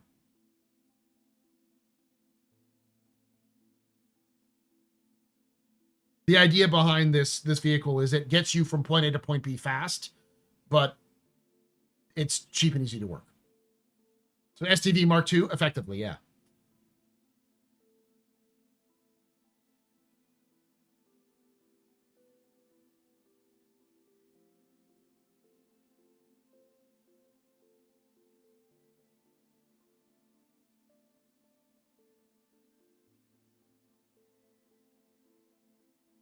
Or are they anti-camera? I thought they were actually like focused laser beams.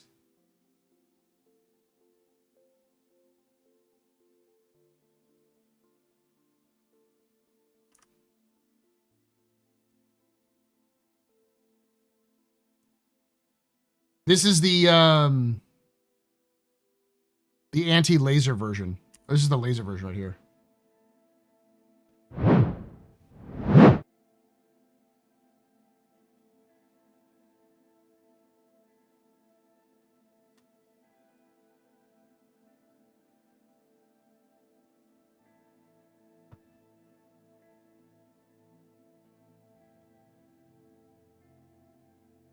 So it's kind of like the MDC, right? In Star Citizen. It's the MDC. It's a real life version of the MDC.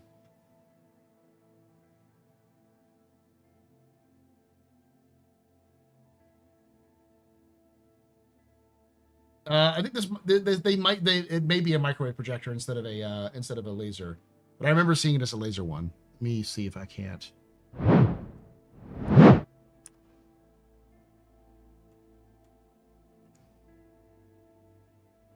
This is a laser system.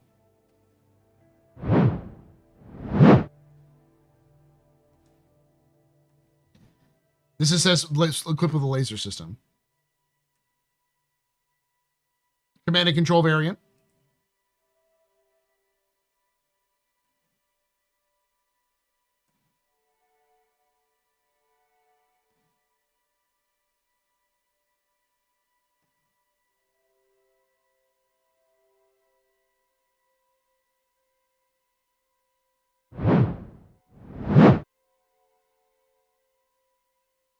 I guess the U.S. military finally learned that all of the Third World insurgents using Toyota Hilixes.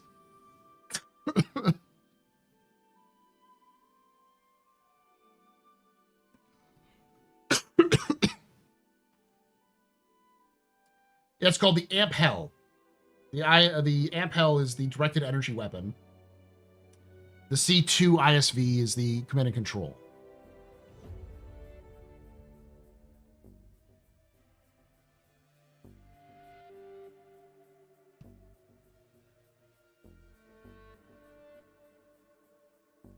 All I'm going to say is this is made by GM Defense, And the Battletech fan in me is like, finally, we're on the right fucking track in history. When we get in the Jaegers, GM, I'm waiting for my Jaeger mech. Give me my ancestral blackjack, goddammit.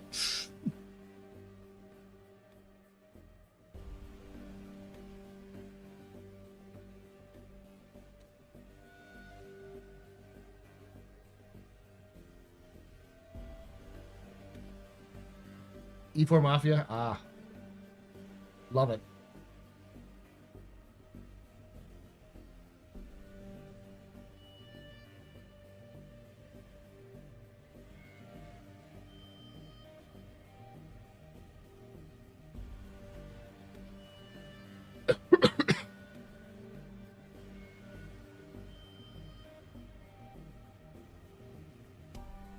Hey, who's we're kind of all over the place today.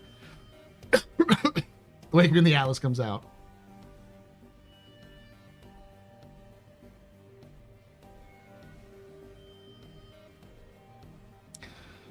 I just find it funny that as time has gone on, it's been proven time and again that video games and science fiction has predicted the future more times than we can count.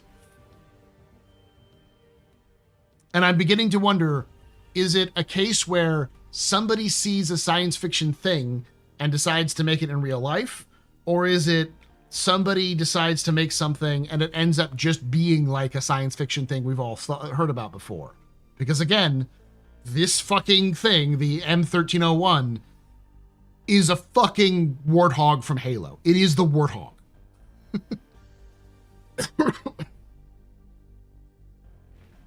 How's the update, bro? 45 gigabytes almost done. It's up in the air. Some people have had a horrible time with it, mostly with LTP, like long-term storage stuff, like, you know, losing items. Some weird bugs, but I've also, a lot of folks came in and said, yeah, this is great. It's been having nothing problems, so. Yeah, flip phones were designed based on direct communicators. Similar to like data pads from various science fiction became what tablets are today.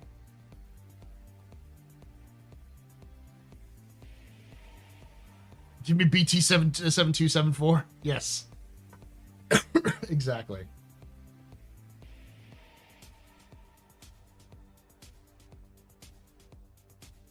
I think it's a mix. Sci-fi sees modern things and matches in the near future forms. Yeah, I agree. I think it's a little bit of both. But I wasn't expecting it to be like so one-to-one. Like the main picture, I'll show this again. For those of you who've played Halo, this is a transport hog.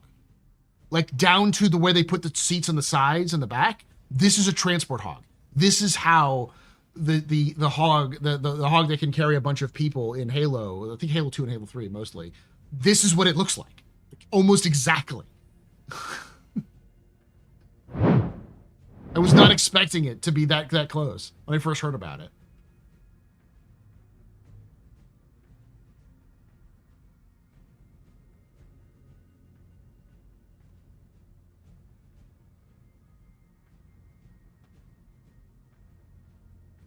I'm a solo player, but this update will bring crude ships, deeper gameplay. Someone like me, someone will be like permanent mechanic running on the corridors as a ship running with missiles and shit. Sort of. So engineering is not really something that'll work very well, even as a multi-crew gameplay person with a dedicated engineer in combat. Like, it's not really at a state where, in terms of its balance, is where engineering is sort of you can maintain in maintain while combat is happening. So like a damage control sort of thing. You don't really have damage control. It's mostly before you get into combat, make sure things are topped up, and after you get out of combat, fix the problems that happened.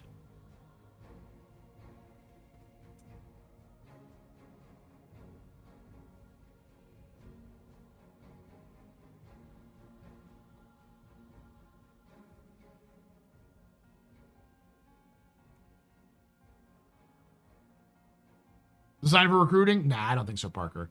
I think it's just based because it's based off of the Chevy Colorado, so it's just a it was the most logical direction is the answer. Is it was based off of logic rather than nostalgia. And I think it's just so happened that the same sort of logic that built the transport hog in Halo, where in terms of like a modeler going through and modeling out the specifics, it's the same logic when you're in CAD looking at an actual vehicle. That just shows you how much like video games in real life have crossed over, and that like stuff you see in video games can be applied to real life because they use the same fucking software. They use all the same techniques as real life engineers and designers. It's only, video game stuff doesn't have to be real. It doesn't have to abide by the laws of physics, whereas like real stuff does.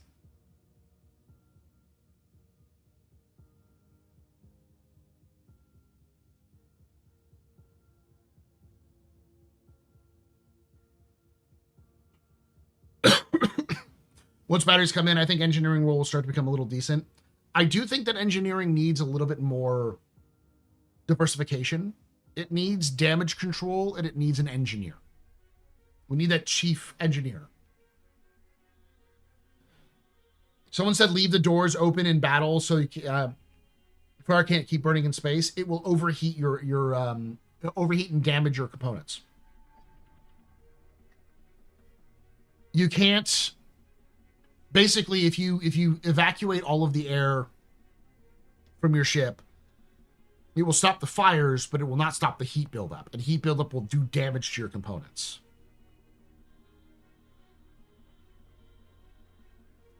It basically turns off your coolers, yeah.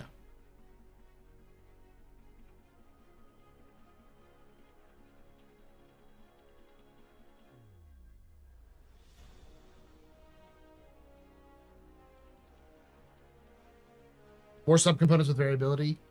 I think the key is we need gameplay for somebody who is sitting down at an actual station in a co-pilot seat to manage power more efficiently in a way that would help improve the gameplay.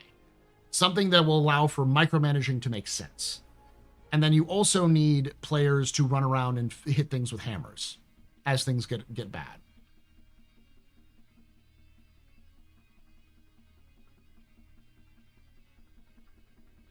Oh, they countered that?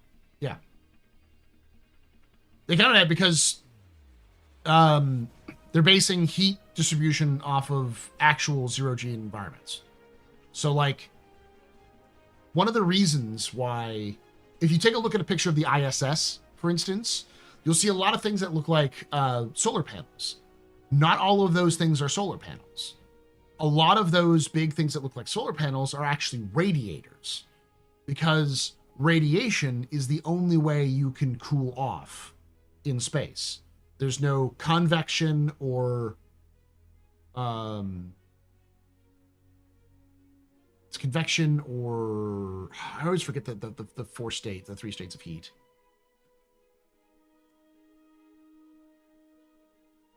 Conduction. Thank you. There's no conduction and there's no convection. Convection means like when you sweat and wind takes the sweat and it pulls it off your face, it leaves a cool spot. That's convection. And conduction is like when you sit in a puddle of ice. Like the ice will soak up your heat. It'll transfer the energy. I think, if I remember correctly. I might be wrong on that one. I might be getting those mixed up. Effectively, the only way you can cool off is like if you sat down in a shade and like the heat would slowly evaporate off of you.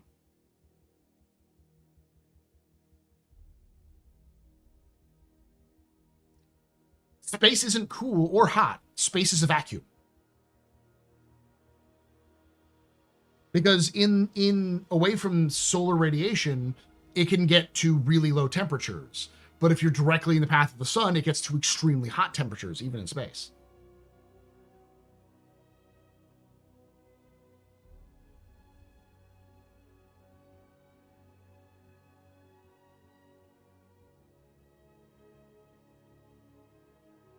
Radiation is the least efficient way to deal with heat but it's the only way that works well in space because it's a vacuum. So as a result, the larger the surface area of a ship, in theory, the more radiation that ship can have. Now, Star Citizen and a lot of games counteract this by having coolers, and those coolers act as that first version where like it's actually just like coolant we have in engines, where it's designed to wick the heat off directly by touching the hot areas and pulling the heat away and into a location to cool it off. But when you have no atmosphere, that doesn't work. Your coolers don't work. So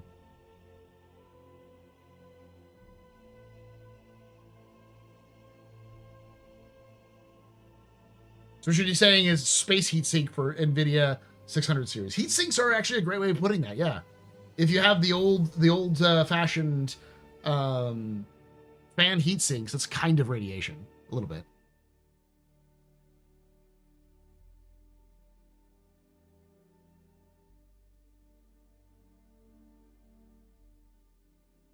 All right, Parker.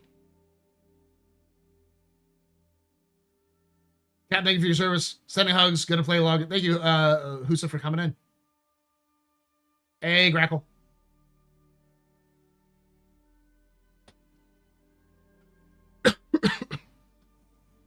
That's the other thing that is important to note is that as Star Citizen gets more developed, CIG has said this in the past, and I think this might be the year we see it in terms of push and pull. They want to make space itself more dangerous, which means that things like heat management will be a thing that you'll have to do in space. You kind of have to do that now when you're on planets, where you have to like go into a place to get heat to like cool off. But I think they're going to do more like a similar sort of system that they do with ships with suits.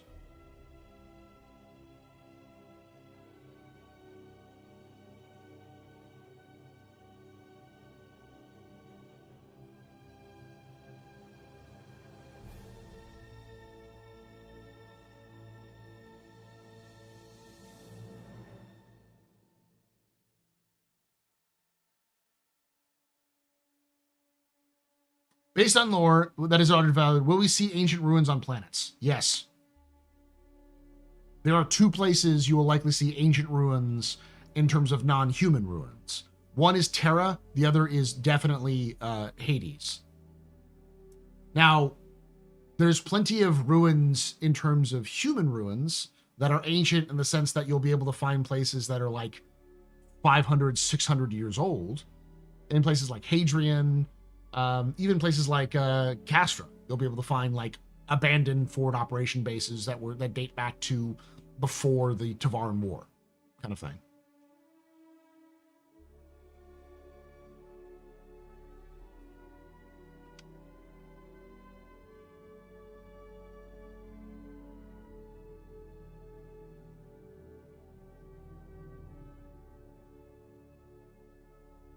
Will we have the Pyro flare back? Yes, probably not this, definitely not this patch, but I wouldn't be surprised if it's in a patch soon, next year. Because the thing that was holding the Pyro flare back was engineering. Now we have engineering. So it's a matter of like, I think, fleshing out engineering a little bit more, because engineering is getting another sprint between now and March. So they're going to be continuing to work on engineering as they go through, but I wouldn't be surprised if we get star flares. Because remember, solar flares are not just a pyro thing. All of the stars in Star Citizen have solar flares. It's just that pyro is more violent than the other stars. So it'll be a consistent thing you have to deal with. It'll just be infrequent in places like Stanton or Nyx or Castra or Terra, but you'll get them more frequently in pyro.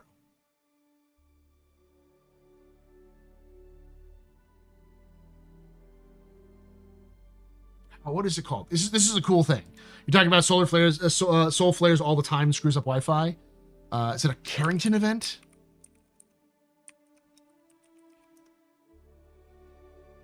Yeah, it's Carrington event.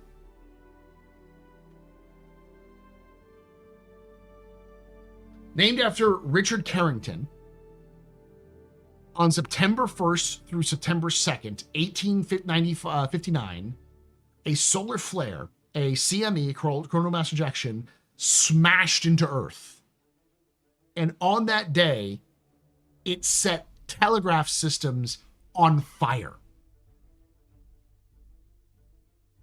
So this was before long, like widespread use of electronics. So the stuff that was using electronics was all very basic and unshielded, like telegraphs.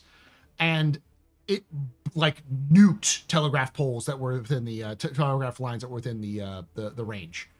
And like eyewitness accounts of them lighting on fire just randomly.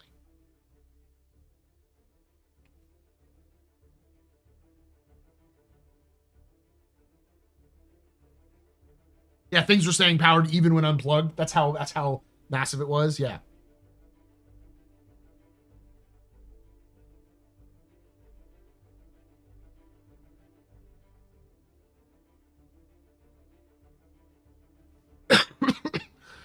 The Carrington event is fucking fascinating. It's a great thing especially if you're into like engineering and science. It's such a surreal concept of seeing, like, it almost seems supernatural to just see wires spontaneously combust and lights not turning off despite being unplugged, you know?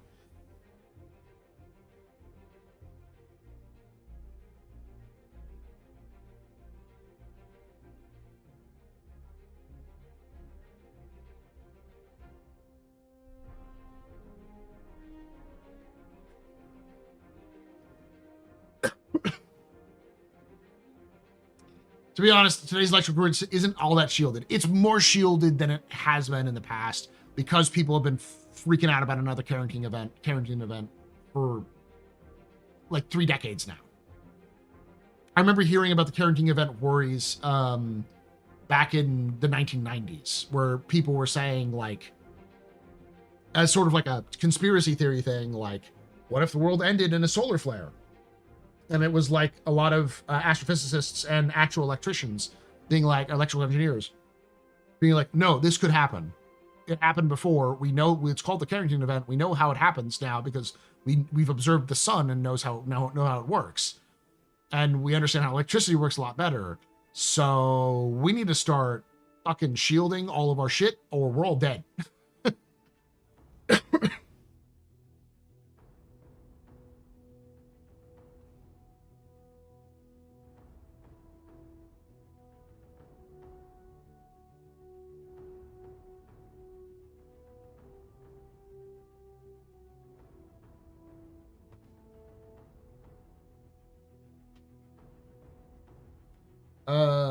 Carrington event was so bad partially because early telegraph lines were massively long stretches of cable that had enough length to build up amperage from voltage differential.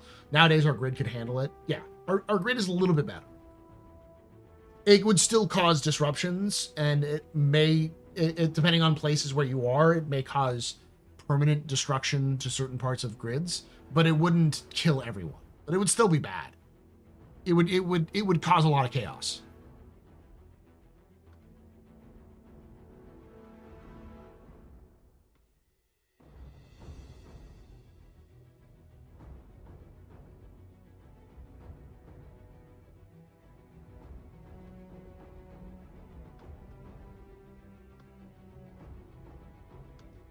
The prisoners, take some screenshots and link them if you can for C Daddy.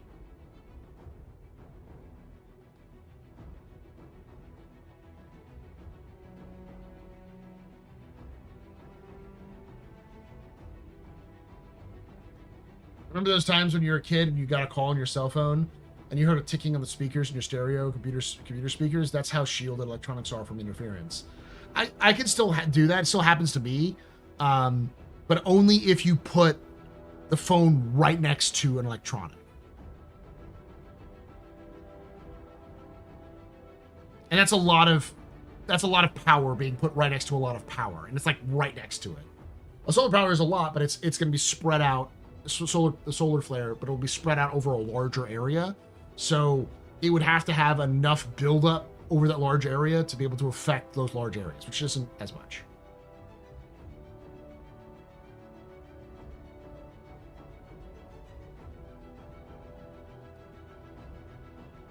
Either way, we got about 300 million years before the sun engulfs the planet. And FTL seems out of the question. Start building the Ark, boys. You know, you got a bunch of sci-fi fans when they're like, oh, well, the Earth is going to be destroyed in about 300 million years. We gotta start building our generational ships now, guys. We don't got time. Any excuse to colonize Mars.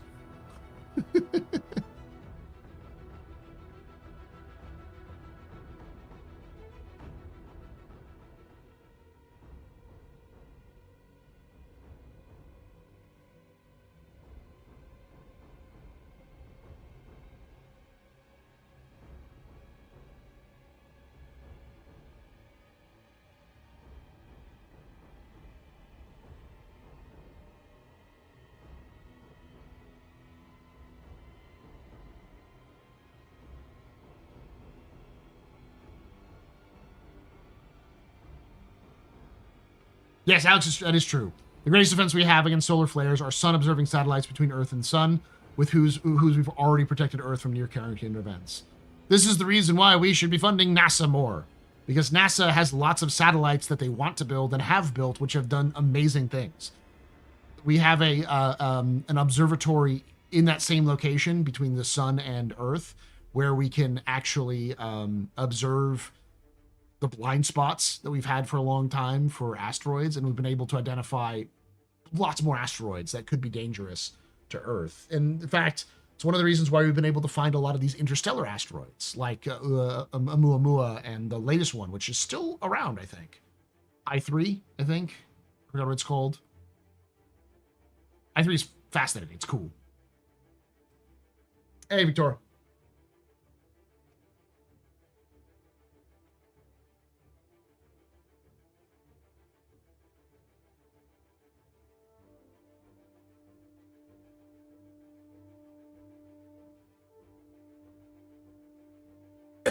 Yeah, it's a visiting stranger from another galaxy, from another solar system. That doesn't make the billionaires more. I know.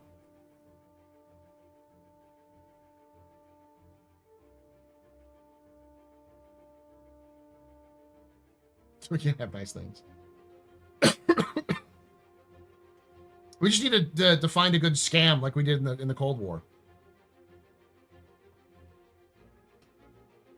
The favorite way I like to look at the space race is that it was just Russia, scientists in Russia and the United States staring at each other from across the room going, and then turning back to the militaries and being like, they're making nukes that can kill us. So we should totally build a space-based, operational Earth to ground to orbit delivery system. And while we have it, might as well put some people in it. Build some space stations, go to the moon. You know, while we do, because they could do it too. I like to think of the history of space travel as a series of very, very successful grifts.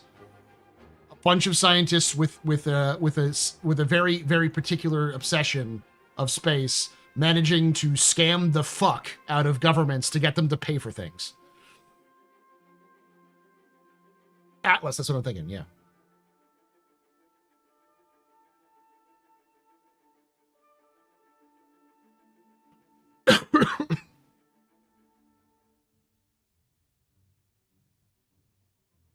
Exactly. Do you want to let them set up bombardment bases on the moon? Which is why one of those things where like there's a new space race with China and the United States, and I'm just like, God damn it, NASA, you need to start calling up all of the other space agencies, including the Chinese space agency, and just being like, we need to start wrapping up this rhetoric, baby. Get your boys on the horn, tell them to start building nuke bases on the moon, so that we can start actually going back to the fucking moon. Getting some actual funding for this shit. Von Braun is amazing because he's a piece of shit. He's a piece of shit human being. Like, don't get me wrong. That man was an amoral son of a bitch. But he was able to scam the shit out of the Nazis and then the American government. And he was also smart. So he knew actually what he was doing and was able to, like, grift the shit out of him. Yeah, I'm a space nerd, but you got to recognize von Braun using literal like slave labor in death camps to build rockets is fucked.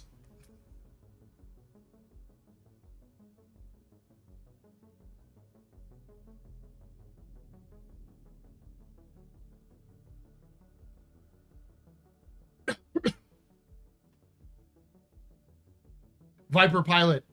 You say the Phoenix flies in 2063. The Vulcans show up when we become intergalactic superpower in less than 100 years. Just hold on, guys. Viper pilot, you forget there's a third fucking world war between then and now. That kills like a third of the population.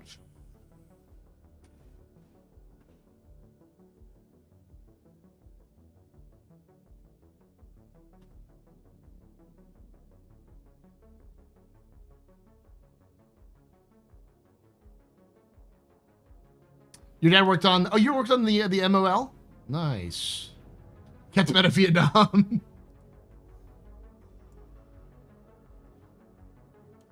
I love the manned orbiting laboratory. That was the precursor to Space Lab, wasn't it?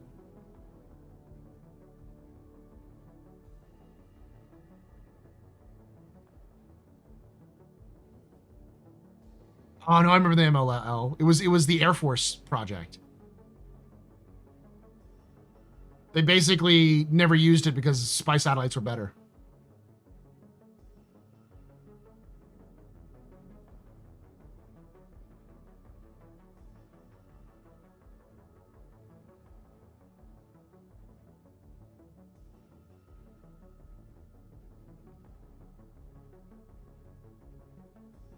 Goddard was a genius.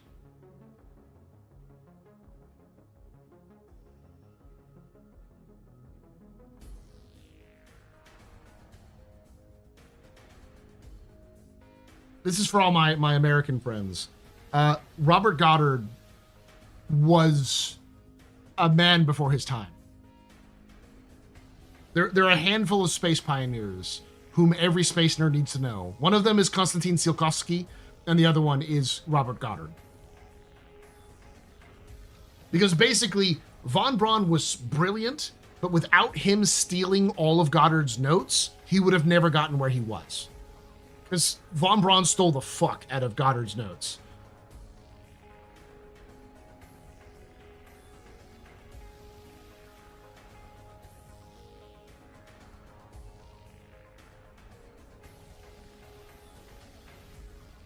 Yeah, Goddard started all, he was a genius, but he still didn't have all the pieces. The actual Mad Lads of spaceflight were the original spaceflight engineers in China. Those motherfuckers who thought that they could launch a chair into space using gunpowder. God bless you. You crazy motherfuckers.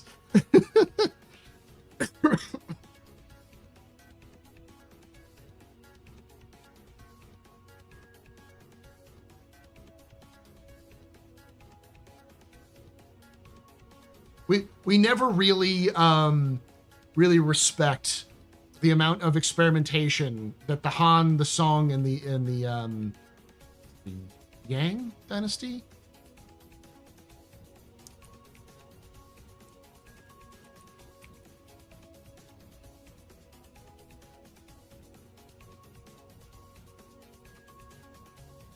The Han, the Tang, and the Song. Yeah, the Han, the Tang, and the Song. I know there's the Sui, but I don't talk about them. They were absolute crazy bastards.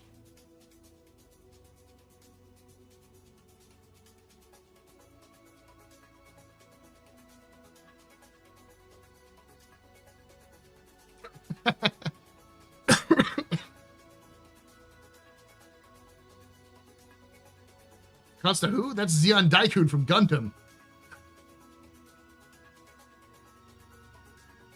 Say, speaking of you know, what's the saying? There's an old saying of teachers, which is good teachers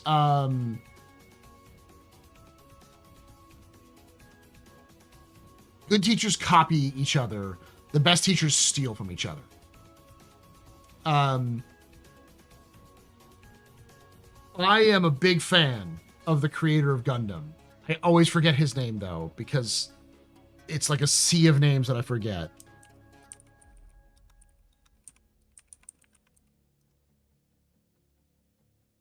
Tomino. I'm a dumbass. I always... I'm a big fan of Tomino because to his history, how he ended up creating Gundam was that his original goal was to become an engineer for space, an aerospace engineer. He wanted to become an aerospace engineer, but I forgot why, but he ended up dropping his love of aerospace and became took up a second love, which was history.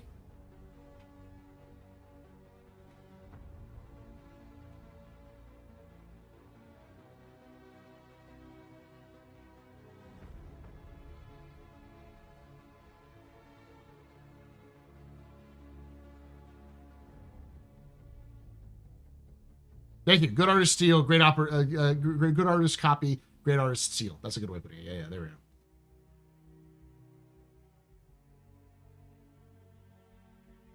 He failed the entrance exam. Okay, yeah, I found it. He wanted to work in aerospace engineering or in mechanics, but he failed the entrance exam to a technical high school, so he was forced to switch to humanities. Where he got super into history and eventually novels, like writing.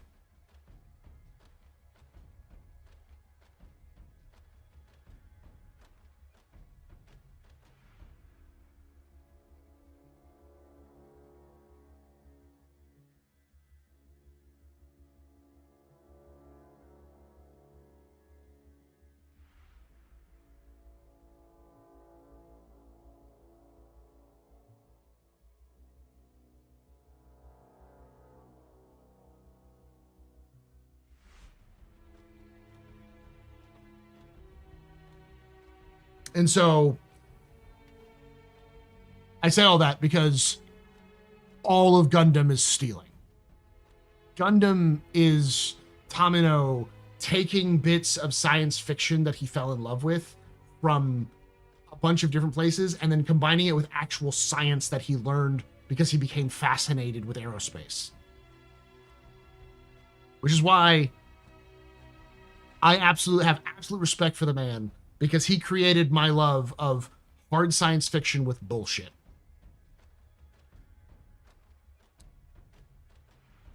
And CIG, please, dear God, what do I have to do for you to create O'Neill cylinder colonies in Star Citizen, at least in like Sol or Croshaw or some of the more settled systems?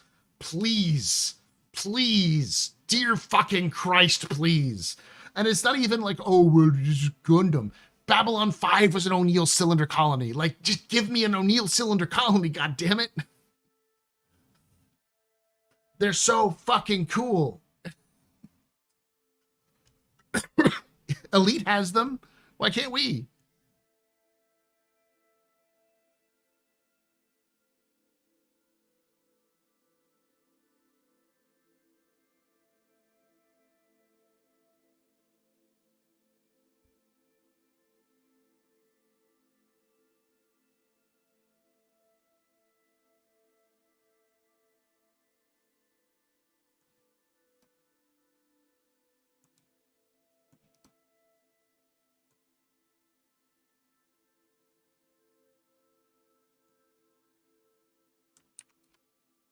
I love Asimov, but I think it's giving Asimov too much.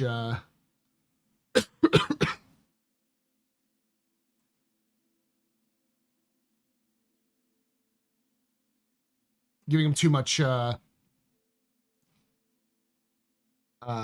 credit for inventing. I always like to say science fiction and fantasy were invented alongside each other, but they were invented by many different authors. Science fiction, modern science fiction stems from Jules Verne, but it also stems from, what's his name?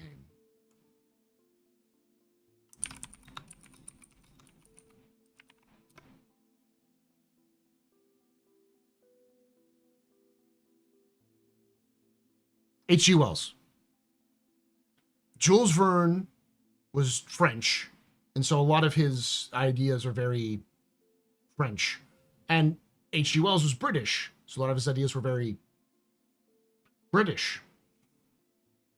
And there is an American who we always forget, who is almost as equally responsible in that same time period.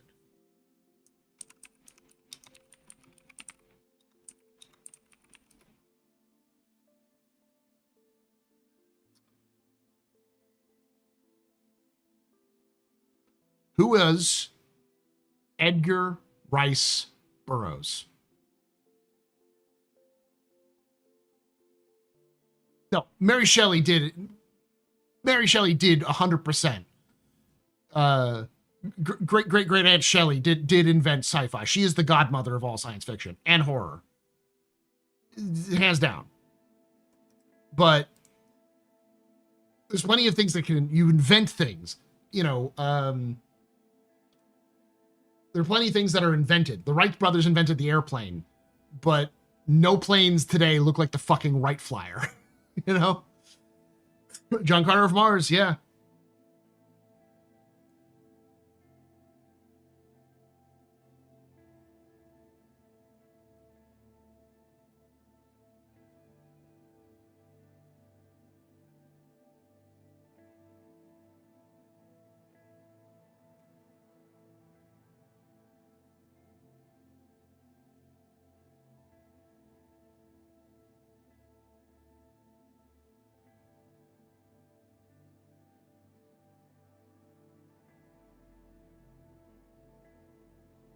The Greeks did have a robot story, but those are very proto-science fiction.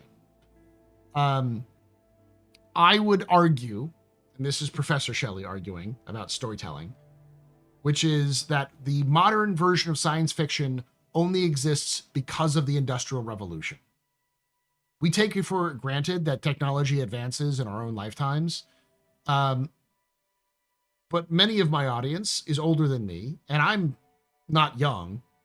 I mean, I'm still young-ish. I'm not even 40 yet, but like I'm not old. I'm not super young. And I remember a time before the internet, widespread adaptation of the internet, not before the internet existed. I remember libraries being the only source of information. And like how often, if you wanted to get on the internet, you'd have to go to a library because it was the easiest place. But today, I can pretty much do whatever I want on this, you know?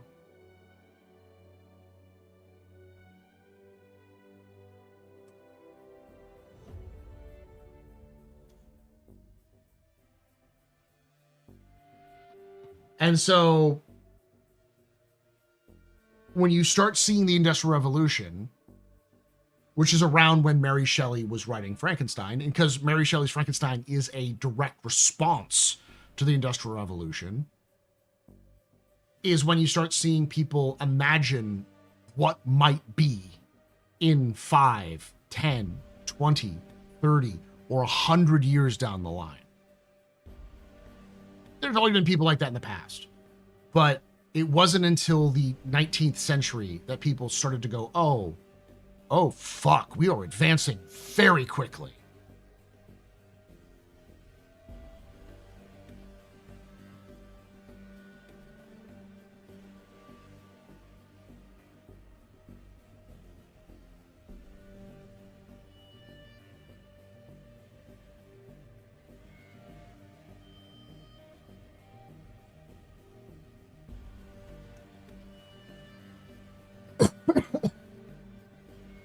And so I argue Edgar Rice Burroughs, H.G. Wells, and Jules Verne are the most important figures in modern science fiction after the creation of science fiction by Mary Shelley. In the sense that,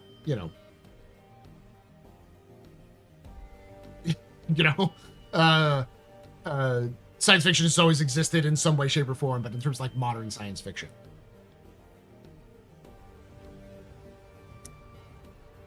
And every single author, movie maker, TV creator that has ever, video game producer or creator since then has been building off of the foundation that those three made, which is Edgar Rice Burroughs did adventure science fiction, adventure and fantasy science fiction, which is why most American science fiction up until the very modern era is adventure science fiction.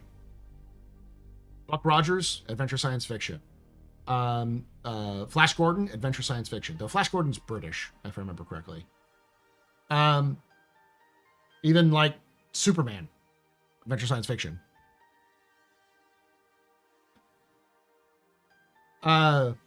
H.G. Wells created the scientist sci-fi. Because a lot of his stuff was based off of actual science of the day and really like the origins of hard science fiction. And lastly, Jules Verne is sort of the not really fantasy, but I would say surrealist and whimsical science fiction. The science fiction that's just like out there and experimental. Like, we don't get Stranger in a Strange Land without Jules Verne. We also don't get Fifth Element without Jules Verne. We don't get I remember it's called The Thousand Worlds, but I forgot what it was, what the full name was. Lorelei, and it's another French comic, but it's like, hugely influential for Star Wars.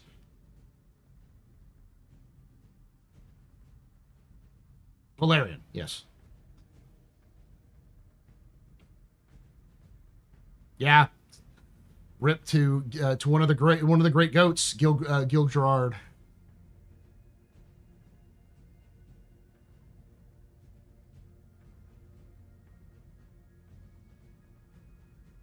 I love that story of Jaded. A samurai could team up with an aging French buccaneer, a cowboy to stop an evil secession plot guided by facsimile messages from their boss, Abe Lincoln. Yeah.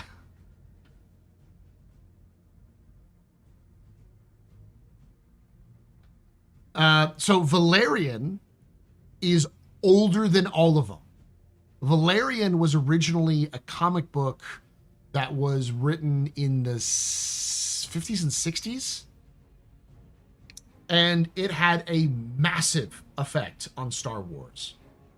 Effectively, George Lucas stole huge parts of Star Wars from Dune, Valerian, and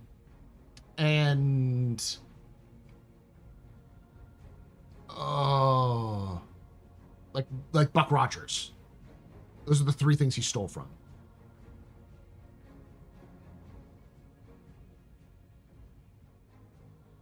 Yeah, it didn't. Yeah. Oh yeah, and Hidden Fortress and Kurosawa actively stole from Kurosawa. But then again, who the fuck didn't steal from Kurosawa in the West between 1960 and 1980?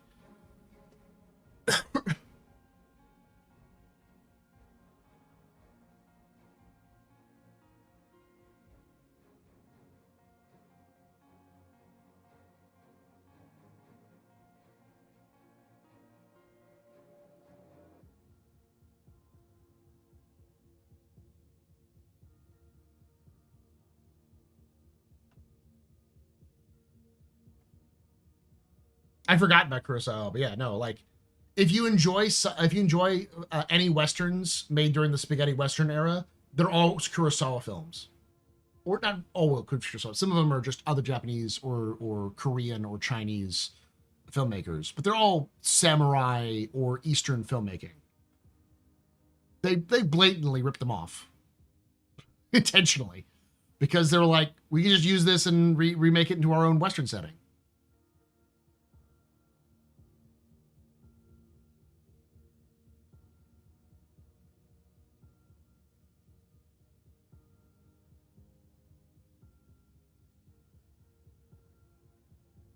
Kurosawa struggled to get anyone to pay them either.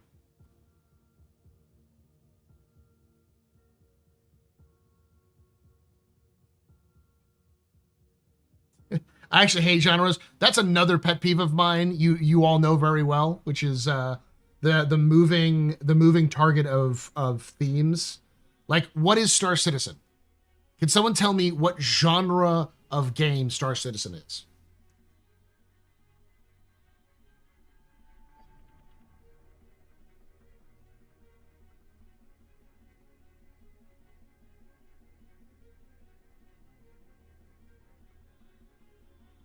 It's a video game. Yeah. World War II, but in space, open world, fun, generalist, space fantasy.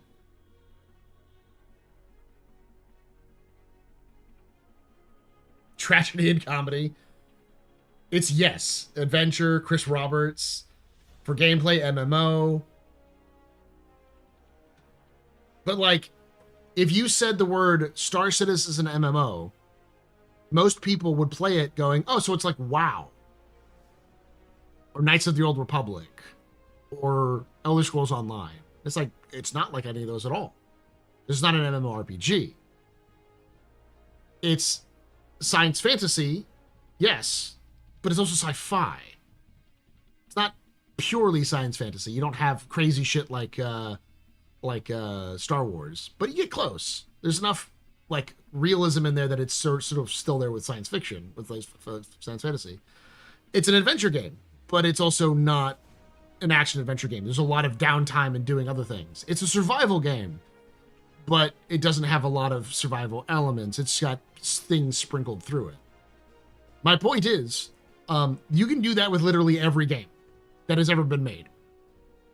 Because people like to put things in boxes to make it easier for them to understand something, but no game, unless it's a pure clone copy, is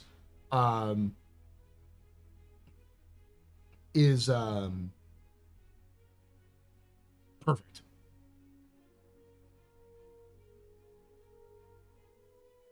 I do find a bit of humor in even CIG moving from best damn space sim to best damn space game.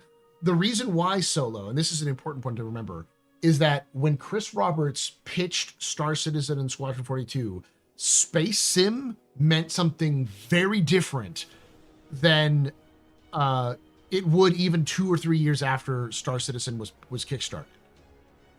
Because space sim is what the genre of what you would call elite, X-Wing versus TIE Fighter, Wing Commander, those were all space sims.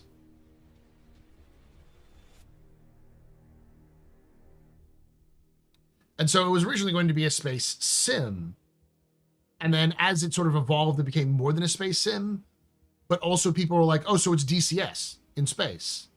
Or ARMA in space. Because the term sim began to drift away from what it originally meant, which was light simulation, into hard simulation.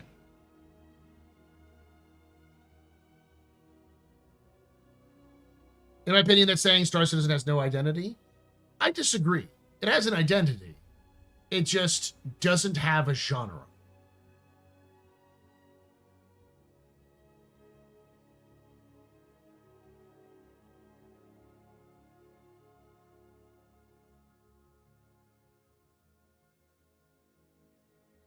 Its identity has always been the same. It is the ambitious idea of taking the experience of a space opera story, science fiction space stories, and distilling that down into a playable experience. That's always been its identity and goal. It doesn't have a defined characteristics, which can be a problem. And I've argued that in the past, is that because they don't want to like really put boxes on themselves, that becomes more difficult to make a video game. But I do think that Richard Tyler has stepped in and said 1.0 is this, and as a result has created more boxes for things to sit in.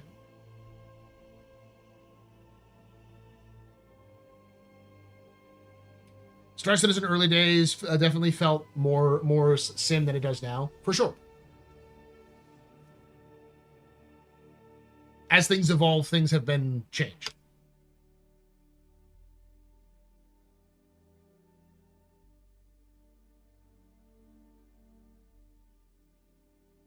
Well, that was pretty cool. Disable an NPC Carrick, I think via penetration, killing the pilot. Snuck aboard and looked at the damage, turned off the coolers, and now I'm going to watch it burn.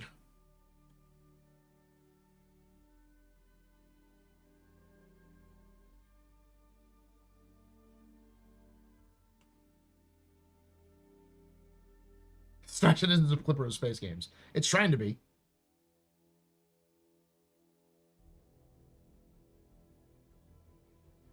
You can steal NPC ships now. It's so cool. It's cool. I guess you could. Yeah.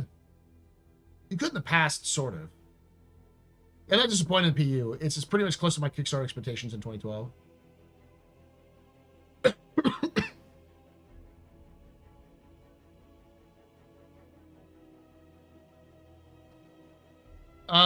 You can kill the pilot or disable the components.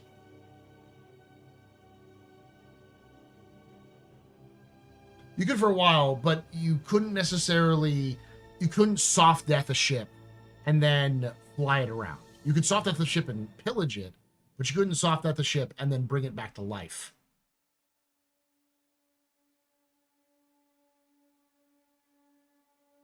No, you can't store it.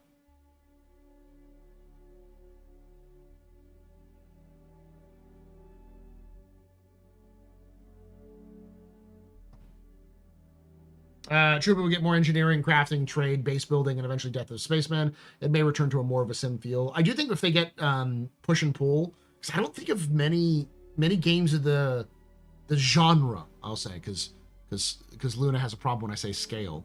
But the genre of Star Citizen, in terms of like space adventure style games, like Elite or No Man's Sky, they don't really do zero-G in that realistic sim feel. And CIG wants to do that realistic sim feel with the push and pull mechanics and the EVA mechanics. There are plenty of games that do that, like Space Engineers, but like not a lot of like broader scope games, larger in scope games.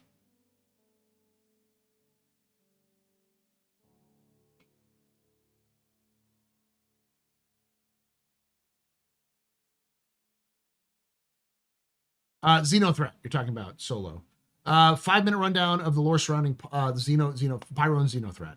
XenoThreat showed up in 2940s. We don't know where they came from, where the fuck they showed up, why they showed up, but they were very well funded. They're more like a private military corporation than they are a gang. They showed up to a time when the headhunters were in charge of Pyro, but they were very lax. They've been losing a lot of ground to smaller, hungrier gangs. And so XenoThreat came in, punched them in the face, and took over Ruin Station, and pretty much controlled most of Pyro against the headhunters for a while, or most of the major portions of Pyro. The thing about XenoThreat is that they all believe that in a conspiracy that aliens have infested and taken control of the UEE from the inside out. So they believe the corporations are subservient to aliens. They believe that the government itself is secretly controlled by aliens, and they believe it's their duty to try to free humanity from alien infestation. So that's why they invaded Stanton, why they attacked Stanton, the XenoThreat invasion of Stanton. And when that failed spectacularly, they lost Ruin, because Rough and Ready was up on the rise at that point.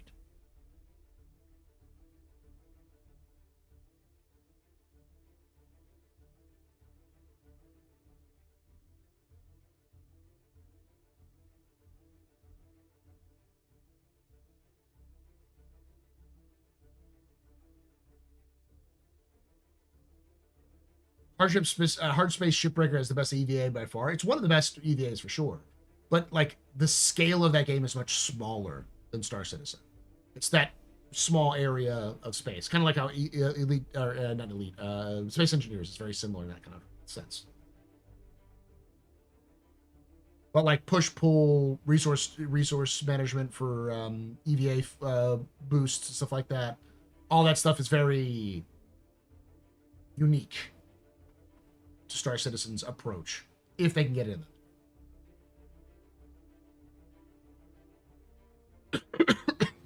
I've just realized that whole conspiracy describes entire seasons of Star Trek Deep Space Nine. Yeah, but in Star Trek Deep Space Nine, it was sort of true.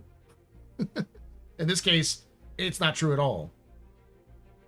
It's more like people running around thinking that lizard aliens control the lizard alien Illuminati control the U.S. and world governments.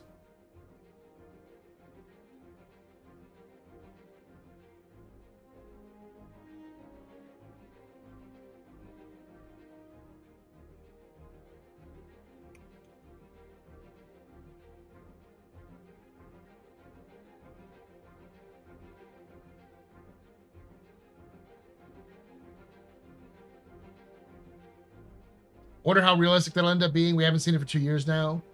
Well, we know it hasn't really changed that much when it came into Squadron, so we'll see how much it changes. I imagine the issue is just more latency in terms of putting that and time to invested to do the EVA system. But I have a feeling this year is going to be the year we actually get the EVA system in Star Citizen, the full push pull.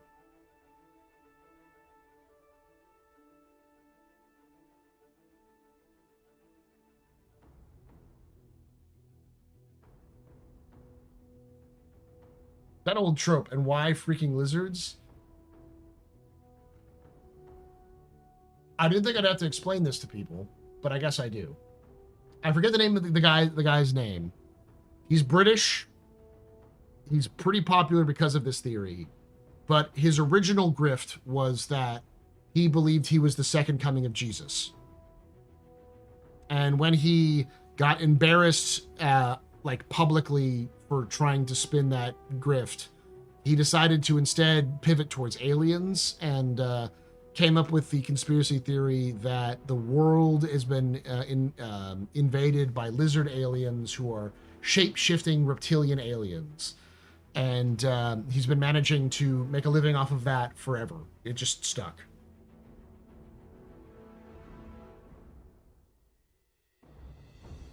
Someone told me that the leader of Frontier Fighters, a body, is on display in Ruin Station. Is that true? I don't know. Possibly. That'd be cool as shit. But I don't know. David Icke, thank you. He was a mid-tier ETV personality before that too. Yeah. Wicklow's the best con man.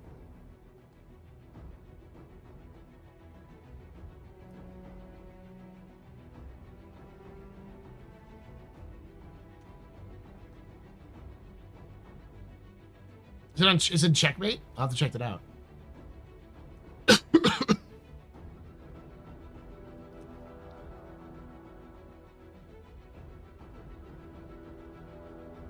The reason why it's important is because it is also very much the basis upon which XenoThreat exists.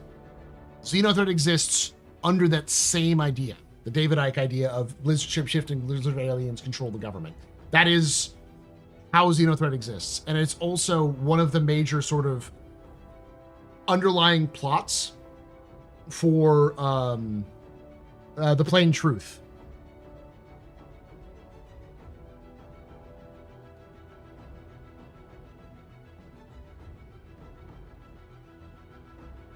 Yes, Amelia Boyd's on display at Checkmate Station. Oh, yes.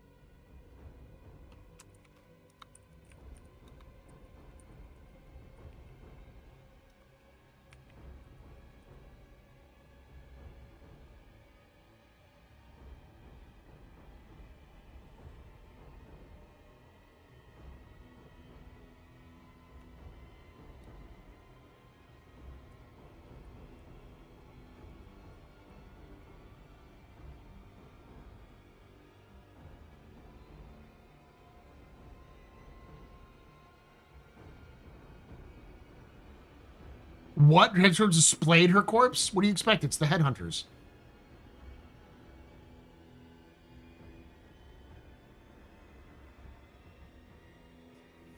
It's the headhunters. It's fucking Pyro.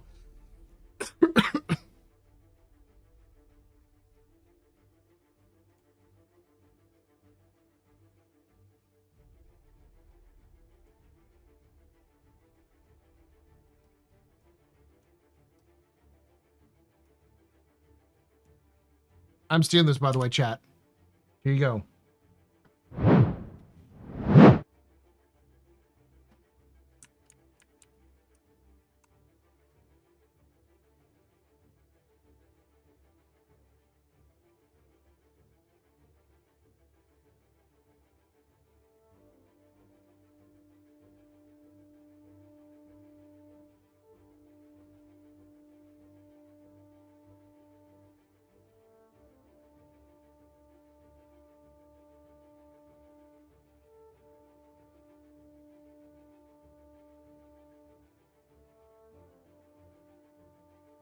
I wish they kept their clothes on. Yeah, I think it would have been a little bit better. Honestly, it would have been better if they just cut her head off and put it on a spike.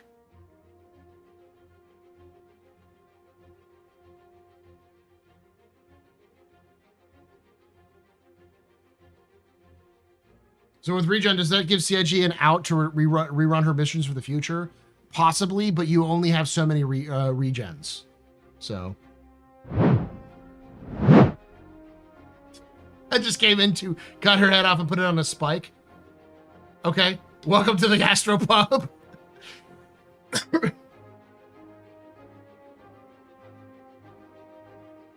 Maybe I've been playing too much 40k lately, but that's so tame. It's a classic. How could you go wrong with a classic?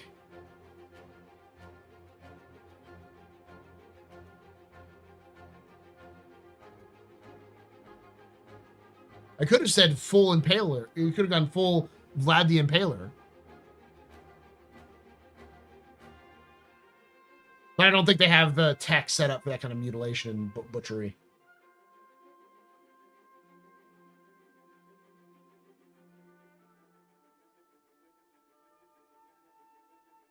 I really need need factional warfare and pyro so I can meaningfully bomb all the CFP outposts.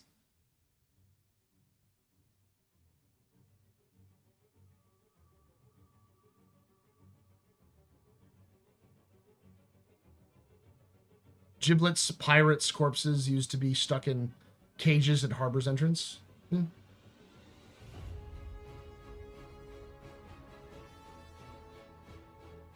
IVS dropped. I mean, yeah, after we blew up her fucking Polaris, how many times? Thousands of times we killed her. Eventually, she's gonna stay dead on a daily basis. We basically did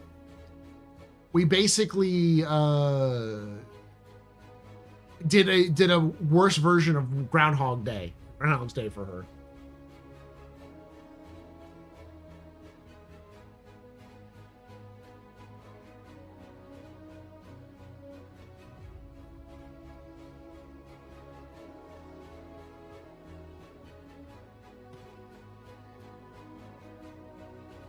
Oh God, we did, didn't we? Star Citizen is a secret dystopia. It borders on the edge of grimdark. It's not grimdark, it's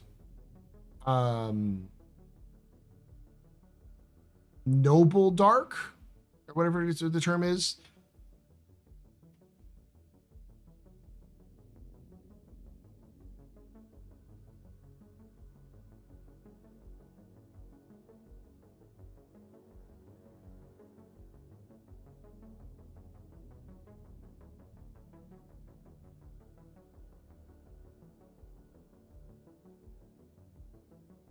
Grim Gray.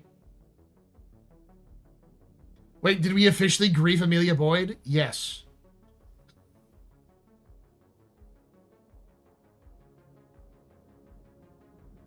I mean, yeah, it's cyberpunk in the fact that it takes a lot of inspiration from cyberpunk. But in terms of its storytelling, The universe is gray. There's no real good guys or bad guys. There's just people who are on the right side or wrong side, but not in a sort of purely opportunistic side. It's like there's still morals and people who do the right thing for the right reasons, but they're not the majority. And there are still people who are evil fuckers, but they're not the majority.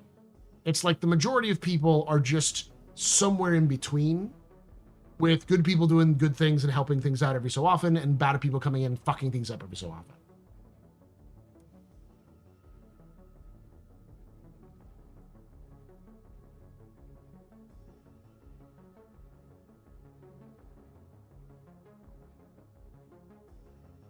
Astro, please. Clearly, CFP and UE are good guys. Look at CIG's narrative design. The more I've looked at CIG's narrative design, the more I'm thinking CIG might actually finally be leaning into the fact that the CFP and UE are not the good guys.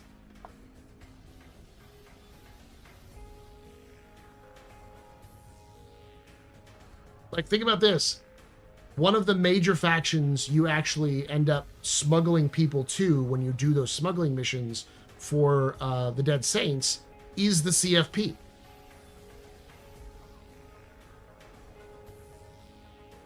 So the CFP is paying for people to be smuggled out of Lorville to increase their population. Now, it's to increase their population. There's definitely some, incentive for them to do this. But at the same time, they're biting the hands that feeds them. Ease there, Mr. Hopium Huffer. I gotta live in hope there, Iris.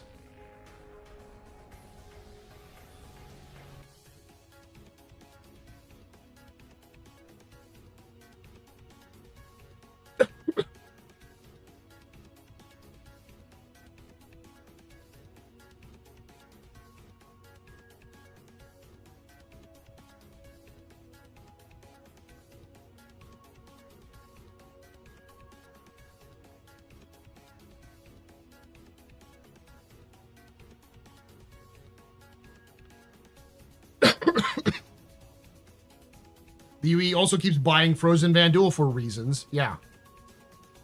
Remember, ASD only exists because the UEE paid them to exist. After that horrific display that they should have been run out of business for, instead, their war crimes gun ended up being funded by the UEE military.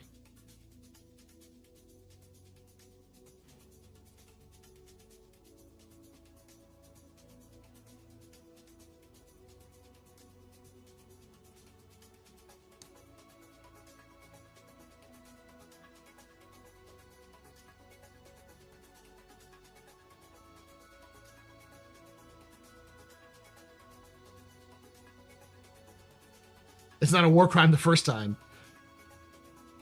I think people have been burned alive by electricity in war before, though.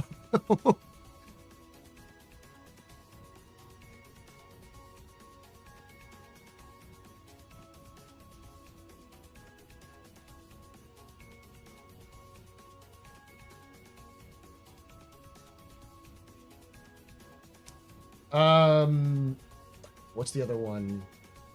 And Hurston. Hurston's a great example of the dark side of the UEE, because Hurston is still in business. By all rights, Hurston should not be in business anymore, given their history.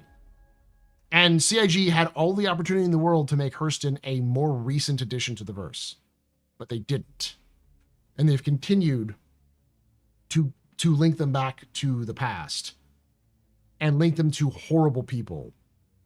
Because it's clear they want to tell you the UEE is not what it tells you it is. It is a smoke and mirror show. Does that mean that the UEE is nothing but evil monsters who drink children's blood for a living? No. But it's definitely putting on more of a propaganda show to make you think they're the good guys than they actually are.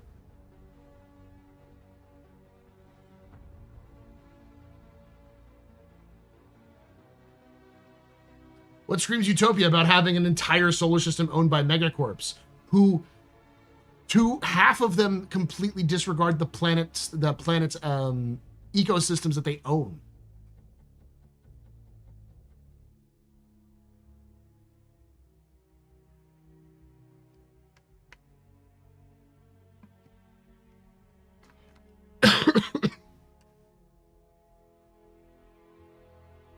I'm not going to get into too political analyses, but it's clear that the UEE is both a representation of the late Roman Empire and a representation of modern liberalism. The idea that governments and corporations can work in a capitalist society in order to produce a society and distribute resources and make things work.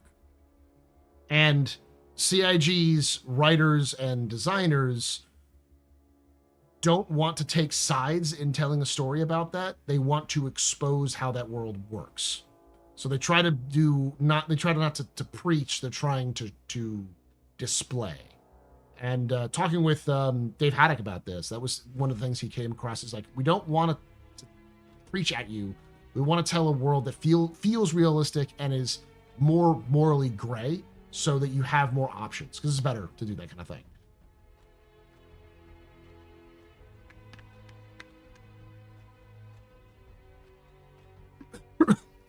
The UEE is a stand-in for the fall of every empire, of all human empires, and how they fall. Because there's like a pattern upon which all empires fall. There's like just how empires rise, they fall in almost the exact same ways. So as a result, you have extreme wealth inequality in the Star Citizen universe. The vast majority of people live in very, very poor conditions in the UEE. The majority of people who live in the UEE are not citizens. And the only way to gain citizenship, the only reliable way to gain citizenship, is military service. But the only way you gain military service, gain citizenship through military service, is through an act, through expressly going above and beyond your call of duty to specifically, do acts beyond your requirements, to do something heroic for the UEE. And if you don't, you can be rejected for your citizenship. So just signing up for the military is not a guarantee that you become a citizen.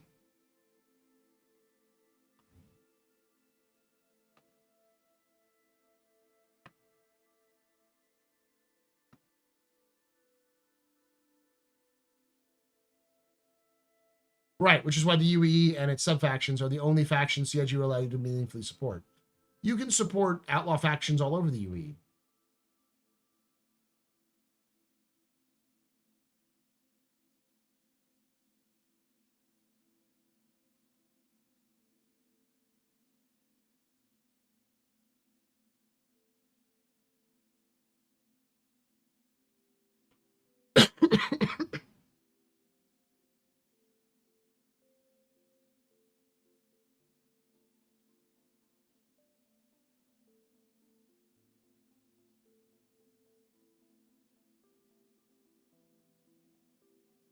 Where are my non-UEE Knicks factions? They're just not in the game yet. That's all.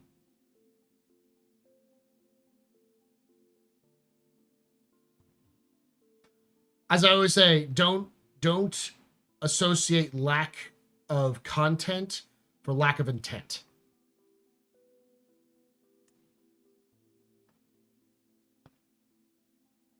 So yeah, there is an upper and lower class. If you're a citizen, you're in the upper class, and you're in a very small club of people who have access to all of the government materials. If you are in a lower class, you have nothing. You are expected to deal with it yourself. You have some basic rights, but not much. And unless you are lucky enough to have been born with some wealth in your family, you're going to struggle a lot. Most of the stories in the UEE that are like, rags to riches stories are fucking awful. They're like the most depressing shit you've ever heard. the founder of Crusader Industries, Auguste Dunlop. Both of his parents were killed in a government coup where both of his parents were forced to sit in a stadium to welcome the Imperator, but they were forced at gunpoint to be in that stadium in the first place. When the stadium was then exploded by terrorists who were funded by that same coup, which eventually became the government, and killed his mother and injured his father, who would eventually pass on. So he was an orphan at the age of 8.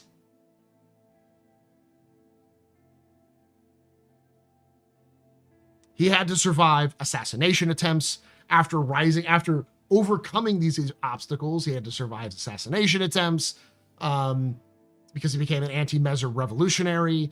And then he had to flee the fucking UEE and go live in exile for many years. And before coming back to help fight the revolution, he joined the government after that in an attempt to create a better government.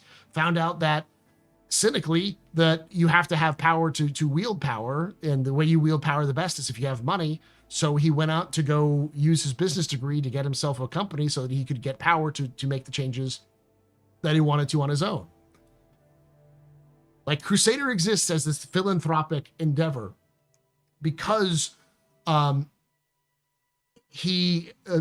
a man had empathy. Because a man had empathy and a fucking serious case of revenge. The founders of Gemini were orphans living on the streets. They were street urchins. One of them had to hide his identity for his entire life. He wasn't recognized for his work until after he had died. The founder of the IAE grew up so poor, even though she loved to fly ships, she didn't have enough time in cockpit to actually be able to fly ships in the UEE. So she had to become an engineer in the military.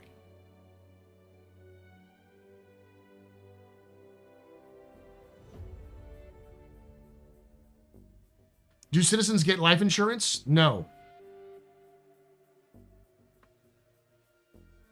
So Dunlow's like the Bruce Wayne of Star Citizen? Yeah, only he didn't put on a cape and start punching bad guys. Is this the first 2025 patch that's released without a ship? I think so, yeah. Are we still going to be able to gain citizenship through Squadron 42 for our Star Citizen character? We don't know, but almost likely, yeah. Almost for sure, yes.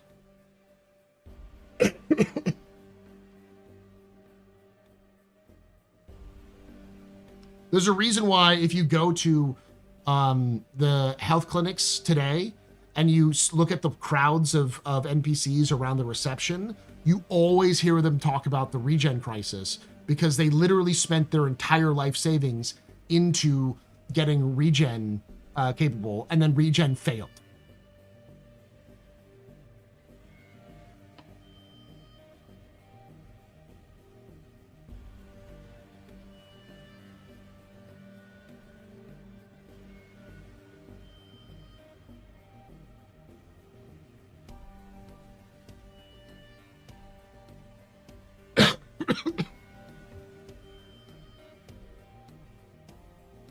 So we know for sure Squadron 2 releases in 2026. As of the latest update, let's take a look at that one too.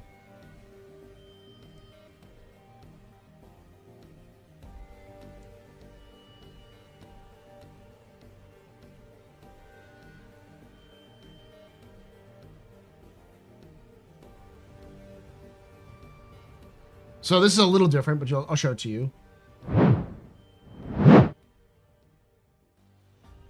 So this is the Squadron 42 release. With Vandal Raider activity on the rise, the UEE strongly encourages all civilians to familiarize yourselves with these dangerous enemy spacecraft so they may recognize incoming threats and immediately take action.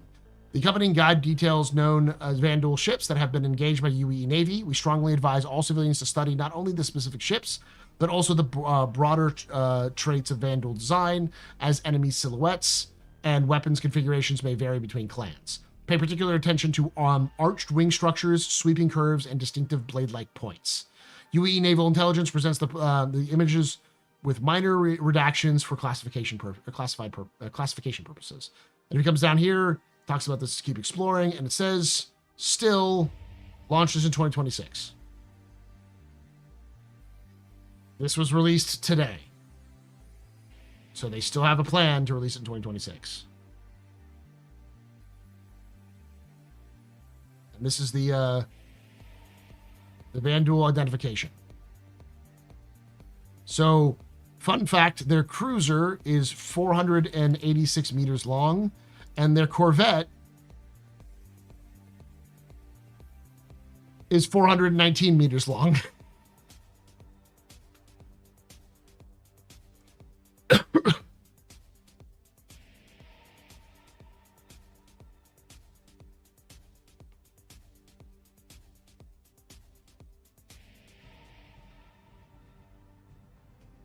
There's no destroyers.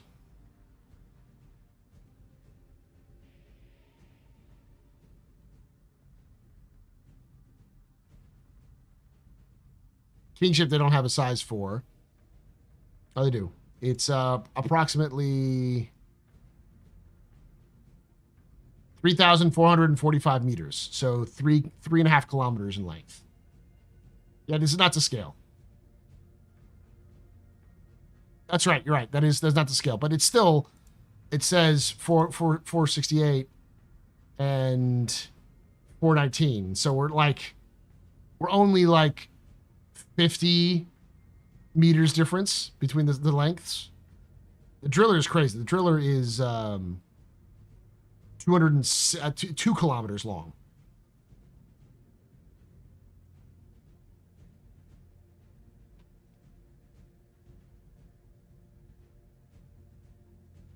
Yeah, this is the newsletter.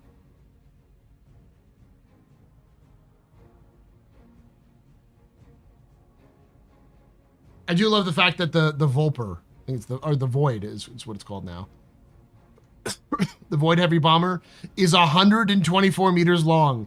It is longer than the fucking Perseus. The bomber is longer than the Perseus.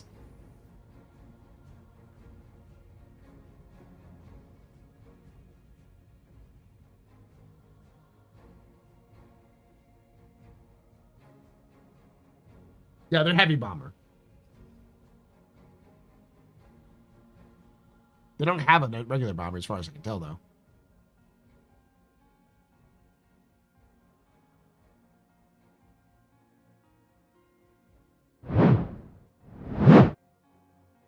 These aren't to scale, but they do have the approximate length.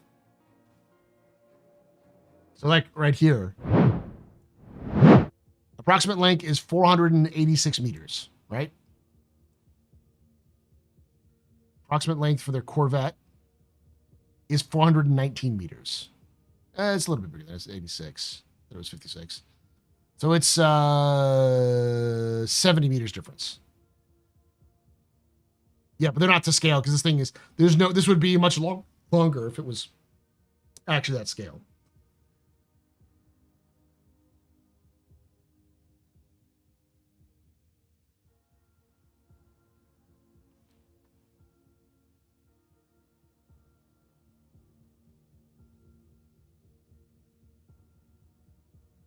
To be fair, the A2 is 94 meters in length.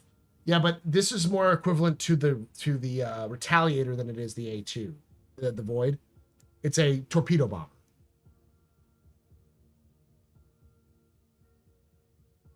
And in reality, in practice, you see them in Squadron 42, them fighting these things. They're much more like the Perseus than they are like a bomber.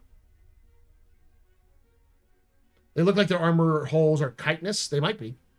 But they're made out of metal, not necessarily chitin.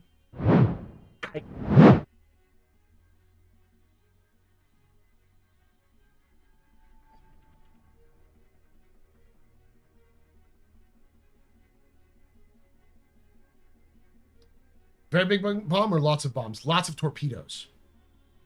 Also a lot of guns. So when we're going to get the Super Retaliator Heavy Bomber, I mean, I don't doubt we might actually get something like that. then it'll probably be another thing.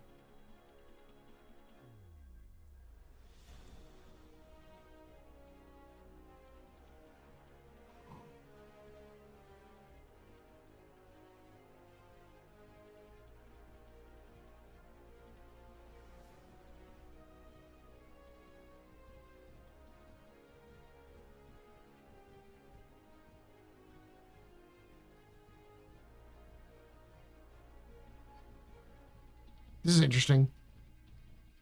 Jin's told me this before, but he actually knows one of the guys who created Battletech. His name is Sam Lewis. Who's the guy who came up with the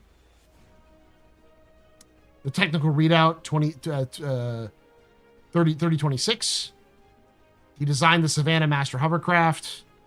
And he's also the guy who came up with the reporting names for clan mechs. So the idea that like Inner Sphere have different names for clan mechs than the clans do. 1980. He worked from 1987 to 1995.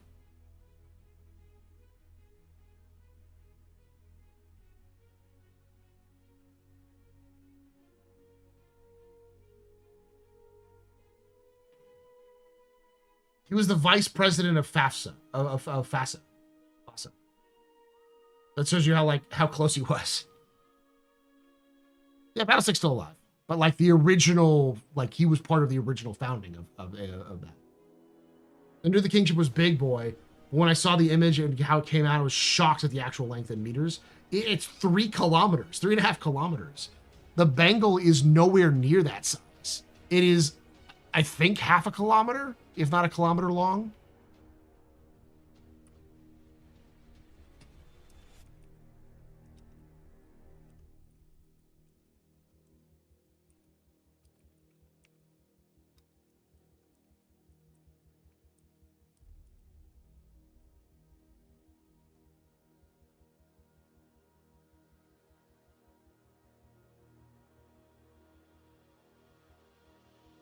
Yeah, it's 990 kilometers. So yeah, it's about a kilometer. 990 kilometers. 990 meters. All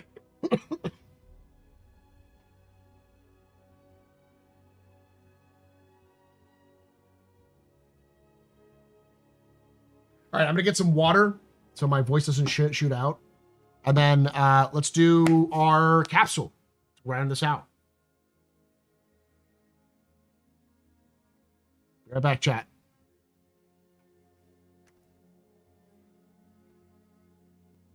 Your fun button should be on, by the way.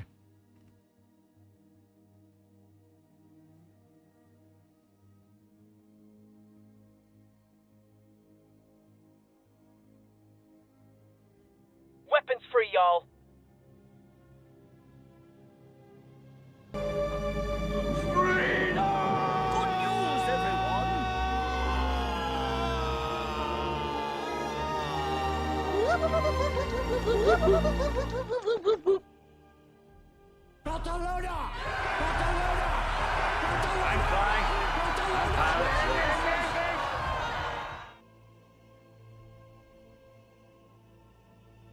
Stand by for Titanfall. Mission complete. Burrito, I eat. There you go. I'm flying. Good news, I'm everyone. Genesis.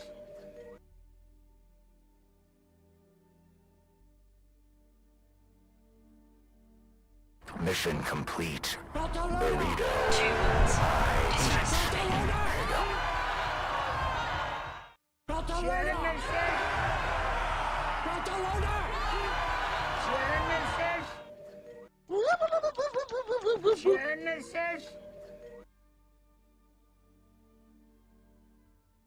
Genesis. Weapons free, y'all.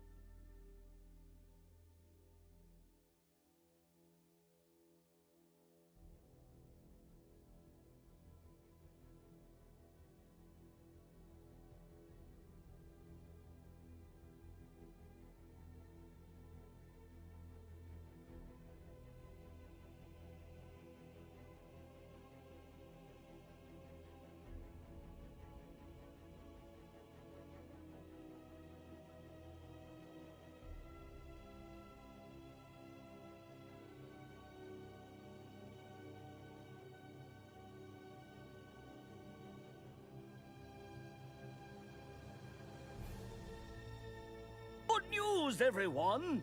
Genesis?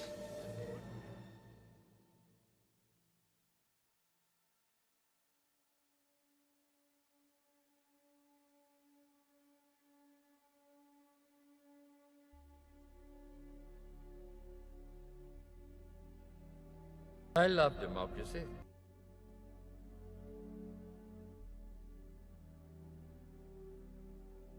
Barcelona! Barcelona!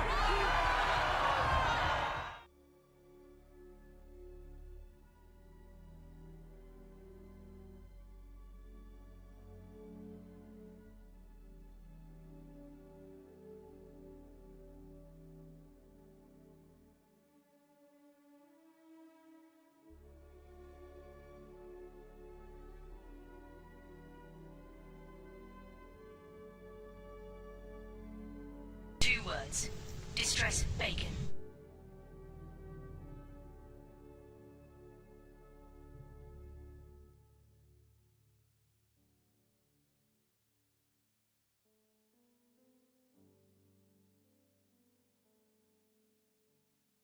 I'm just an old-fashioned cowboy. Barcelona!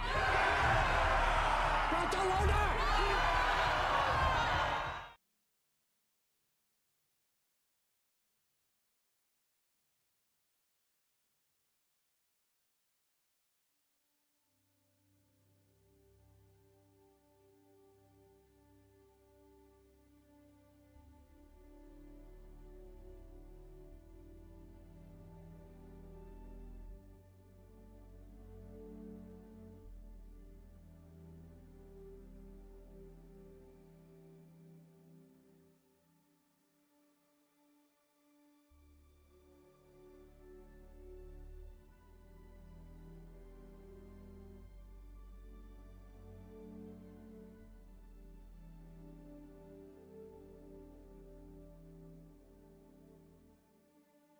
Hello, I like money.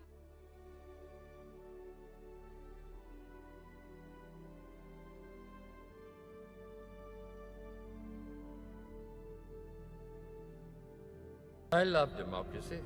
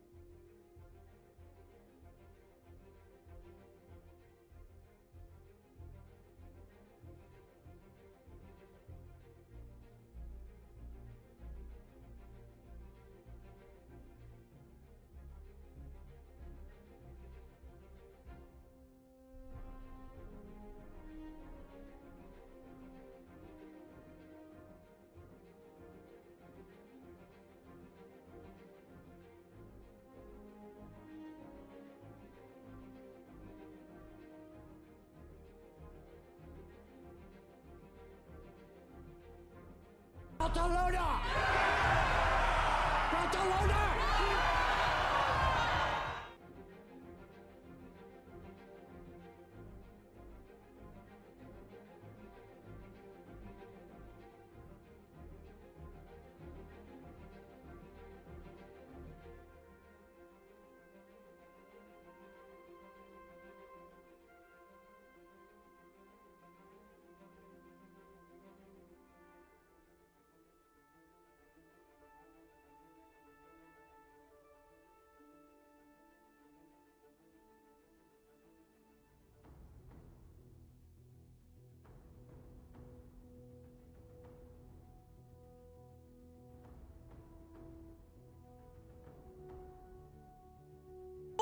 news, everyone!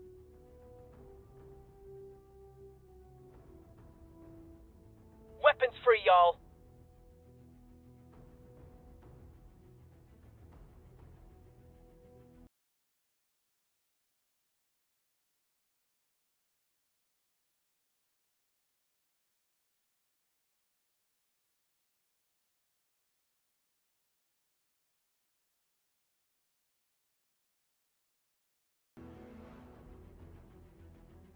I love democracy.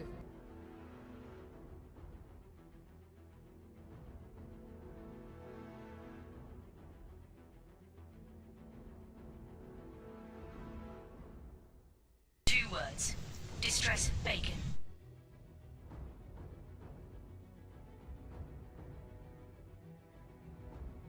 I'm just an old-fashioned cowboy. Everybody and his dog calls himself an outlaw.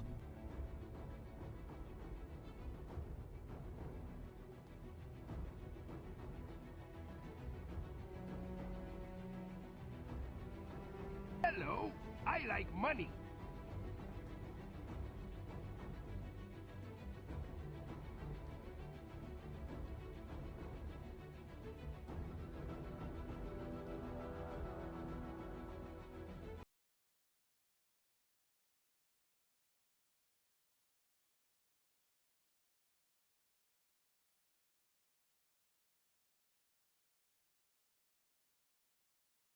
Genesis.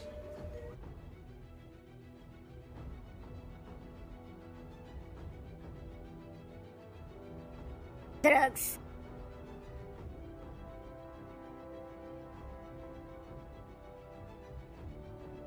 Genesis. Stand by for Titanfall.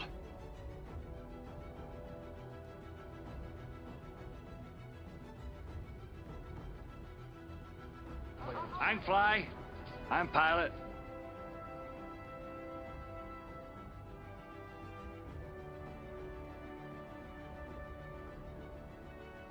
Mission complete. Burrito I eat.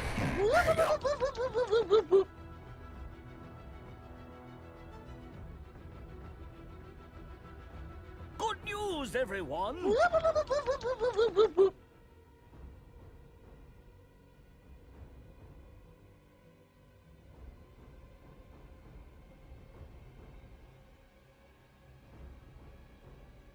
Barcelona! Barcelona! Barcelona! Barcelona!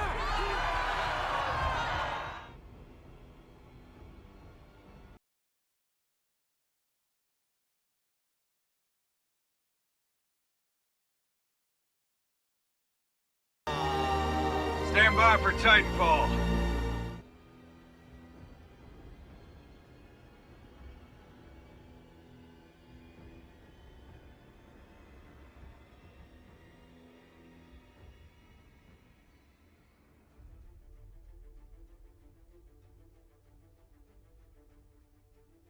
Barcelona! Barcelona!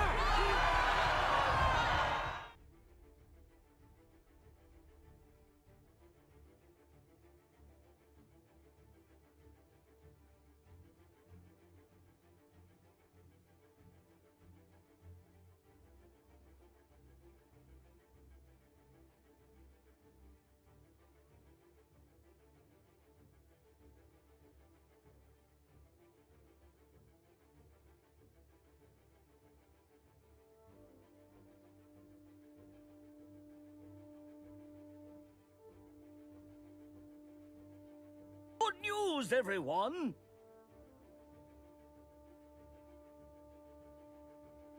Two words. Distress bacon.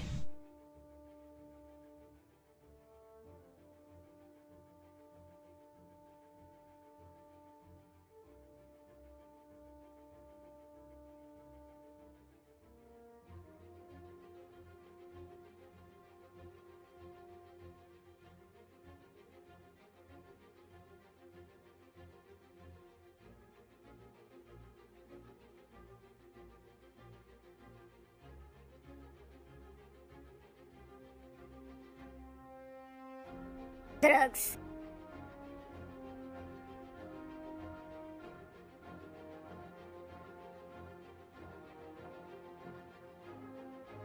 Genesis?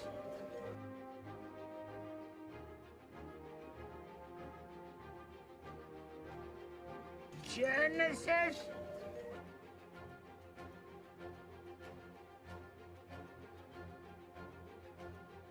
Genesis? Drugs.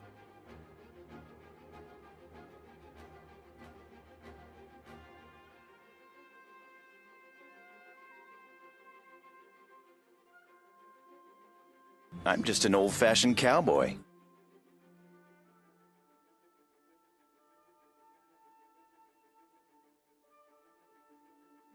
I'm back. Welcome back. Stop talking. Class, settle down. Stand by for Titanfall. I said settle down.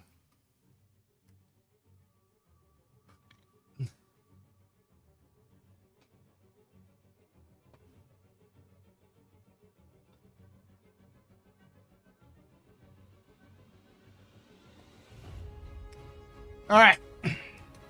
I might have died. Help us, Astro Pup has been fed in days. It's hard work making his Luminalia toy lines. Even so small.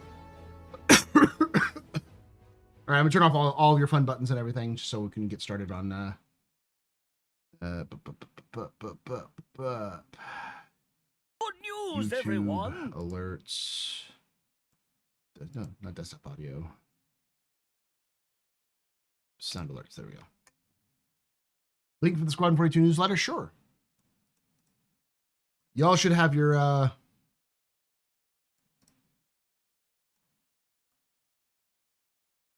should subscribe it to it from CIG. They only come out once every 3 weeks or 3 months. So, hey driver. Sorry about that. I was using the restroom and getting some water. I'm gonna run an ad real quick.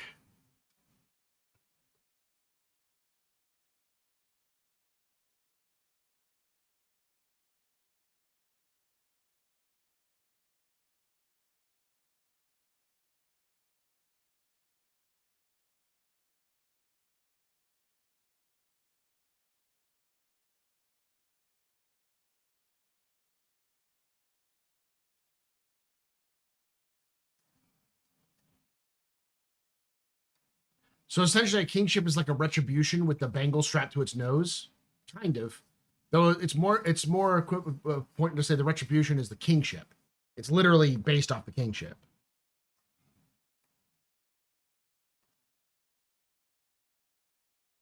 Best content when plebs for watching ads.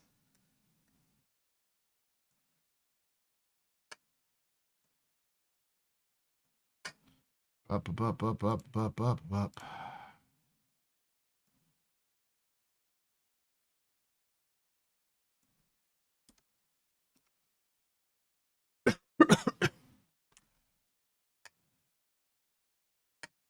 Oh, I'll watch one thing before we get started. The Alpha 4.5 trailer. Woo!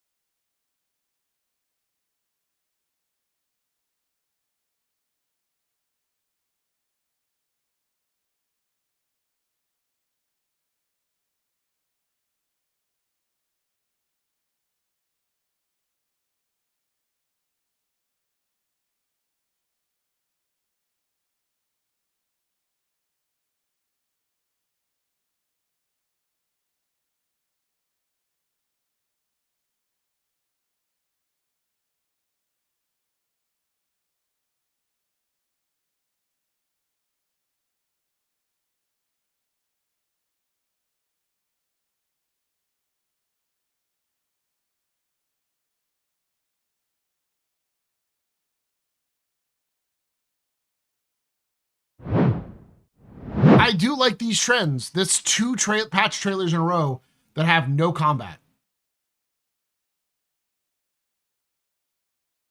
And the best part, chat, they were the winners. Yeah.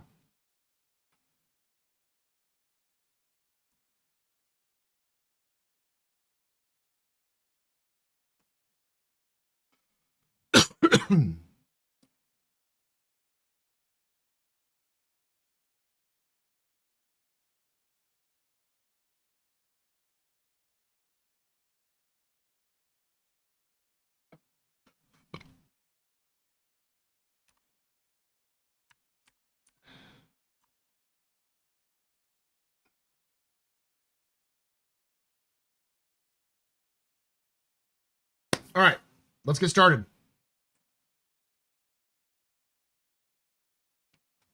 They're breaking the stream. That's all. How you doing, X? Let's see if they had a surge in sales. I don't think they did, but we'll see.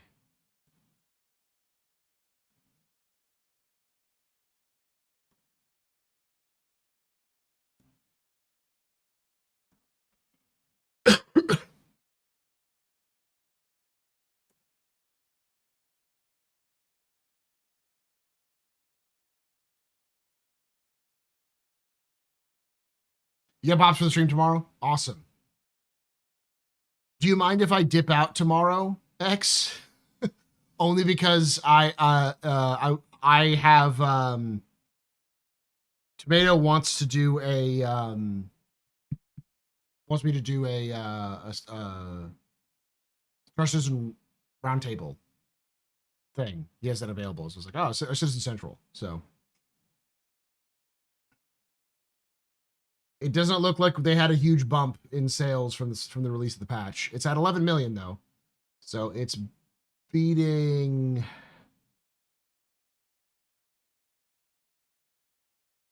all of the. No, not quite yet. It will beat 2019, but it's not going to beat 19 mil. I don't think. In 2 weeks, no. Suppose they didn't do a Christmas package. Surprised they didn't do a Christmas package for $30.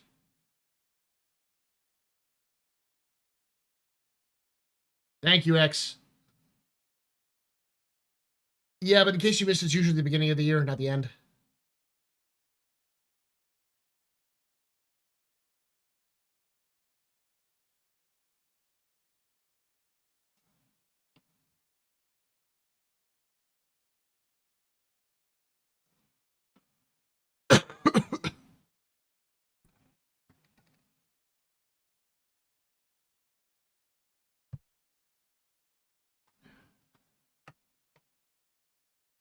All right.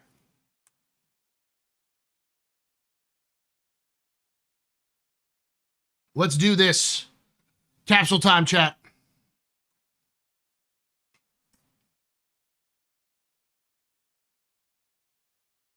Oh, hello. Welcome back. Or just welcome if it's your first time here. I've stole that line. I'll steal it again, Red Line. Welcome to another Office Hours capsule. That's right. Capsule. And good news. It's a suppository. This is a small section of my Office Hours live stream that I do on Thursdays and soon Mondays. Soon it'll be Mondays entirely. At 8 p.m. Eastern, 5 p.m. Pacific. Would love to have you come join us live and talk to us in chat as we talk about Star Citizen lore, news, and more. We are not talking about the end of the year yet. We're going to look at the roadmap roundup. But I'm going to also talk a little bit about expectations to be set for next year because of this roundup. I will do a separate capsule next week, which will go over my expectations and setting expectations for 2026 based off of what we know and what we've seen thus far. If I sound a little off, it's because I've been sick. I was sick like 2 weeks ago, but I've been getting over this sickness slowly but surely over the last 2 weeks. So my voice is a little off. All right. With that being said, let's get started. Look at the roadmap roundup from December 17th, 2025. All right. So this is the standard one where they talk about how they can do it every 2 weeks. This is the last one of the year, I believe. Let me double check. Yes, because the next one will be, they probably won't do one on the 31st. So it'll probably be the 7th, my birthday. But the notable changes are all the 4.5 stuff was set to release. And then we got a progress tracker update. Now, this is the big one. This is the big one. We've updated the few deliverables in the progress tracker, which you can review below. Just a reminder, when progress on a deliverable is marked as complete, it doesn't necessarily mean it's ready for release. It may still require downstream support, transition to another team for further work, or additional steps before completion. So, the big one is inventory at the end of January 2026. That's probably the biggest one in the sense of an immediate one. We've seen a lot of the inventory screens. Let me see if I can pull up.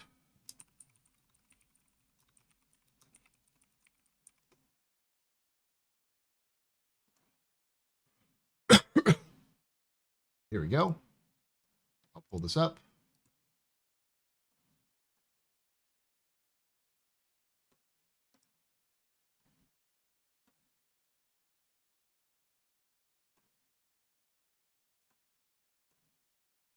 So this is the new inventory screen that they're working on.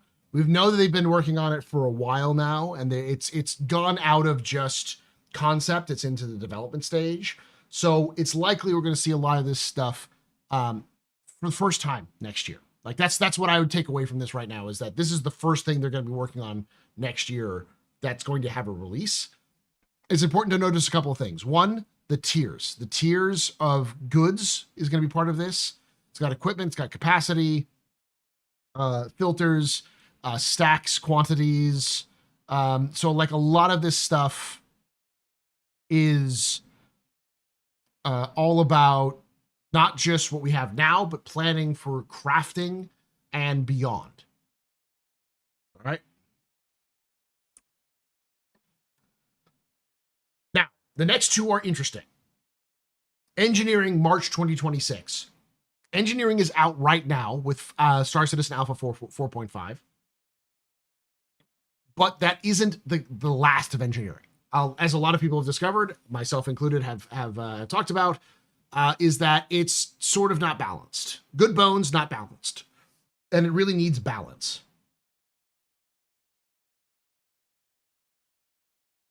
It needs balance in order to function properly. And in terms of its intended use in game, it's not there yet. Right now, it's sort of an extension of what we already have in game. So there's still health pools. Health pools still matter. They just buffed the health pools to very high so that it's more annoying to try to kill people with health pools. But if you shoot a ship long enough, it'll explode.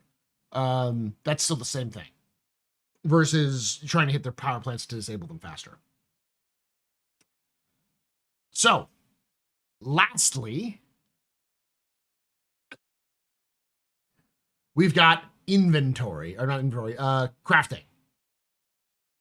Crafting is the big one.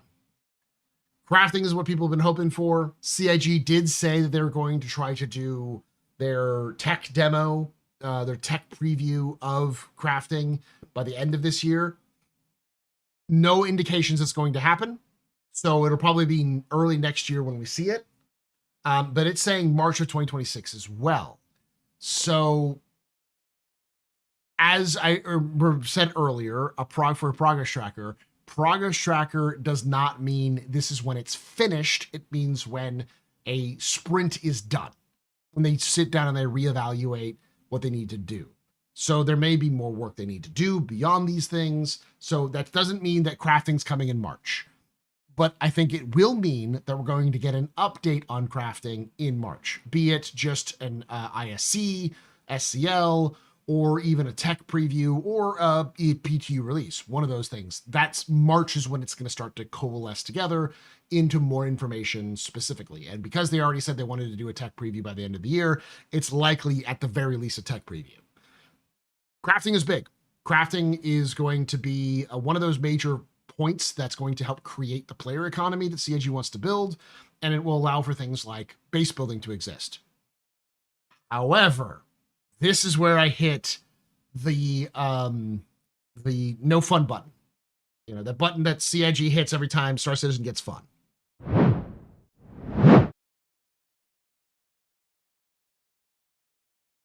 I want you to take a hard look at engineering right now. Engineering right now is what I call the bare bones or the half-ass implementation. It's technically in, so the feature is actually implemented in the game frame, and things aren't exploding, so that's good.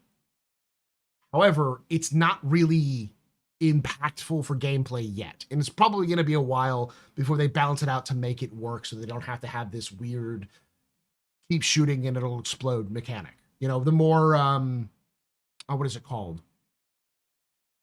Death of a Spaceman. Sort of not Death of a Spaceman. What is it called? Time to Disable sort of thing.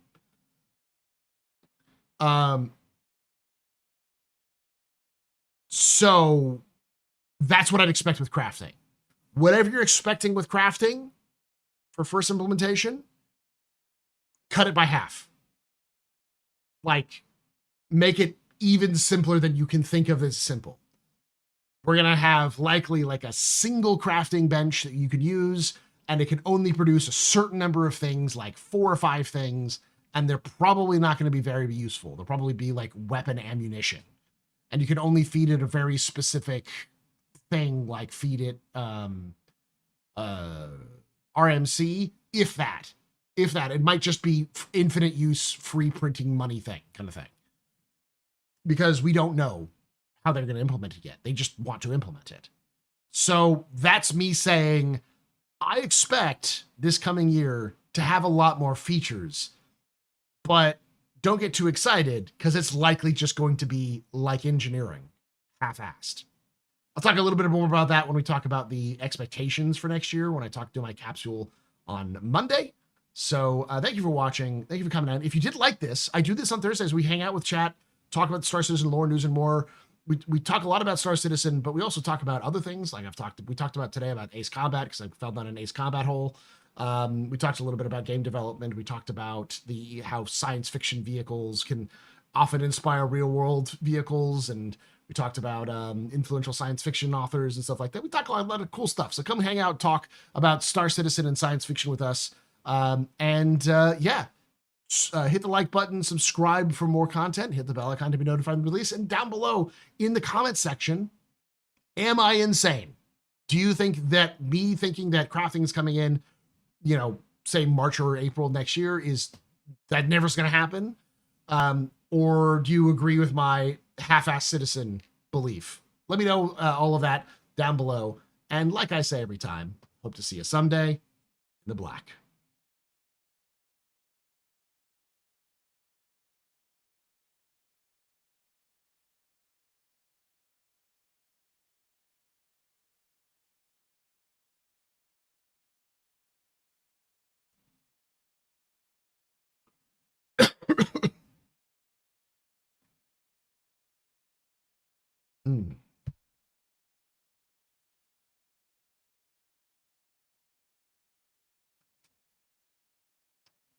Oof.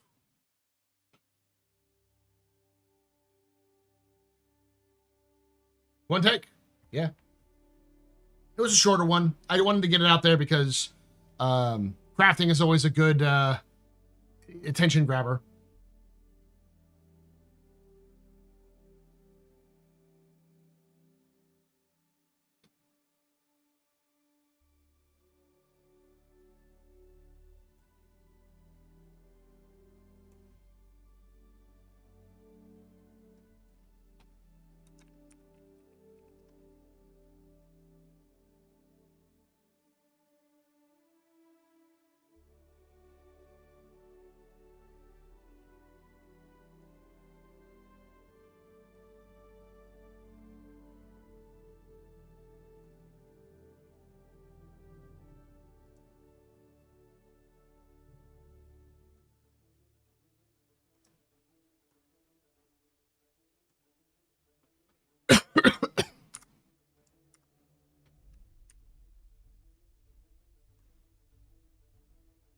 real quick. So what do you think, y'all? Is my half-ass citizen thing, do you believe that? It's, you know, honestly, it's not that bad. The cough isn't that bad. It gets worse the more I talk and the later it gets. I feel like it just like my voice gets tired, effectively.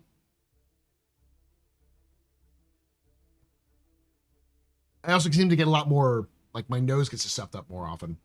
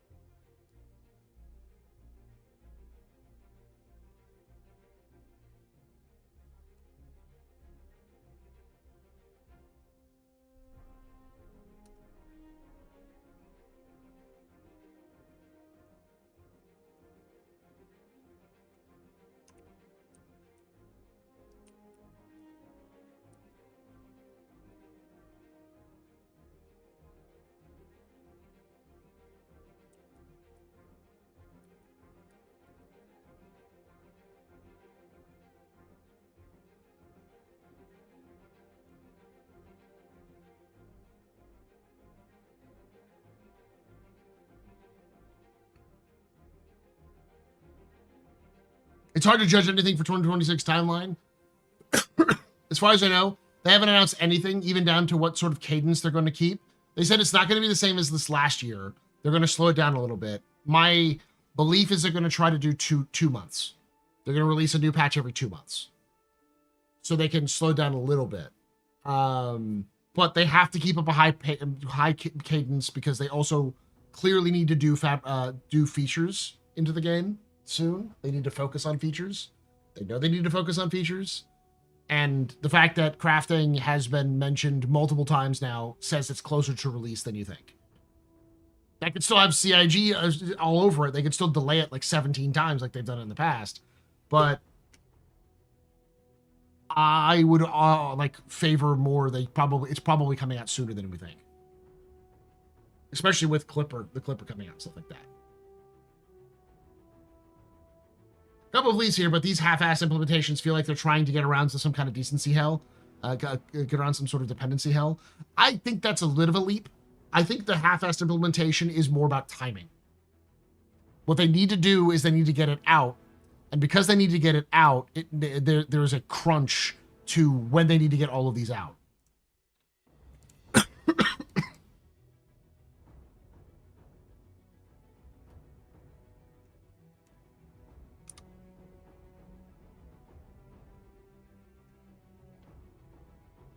Keep saying number of ship sales. We got to remember that CIG is still planning on having Squadron 42 release next year. And there's a lot of factors that says CIG is going to release Squadron 42 next year. And if they release Squadron 42 next year, I'm guessing they're going to shoot for October. So whatever they do in terms of sales will still be good, but they'll also like triple it because of Squadron.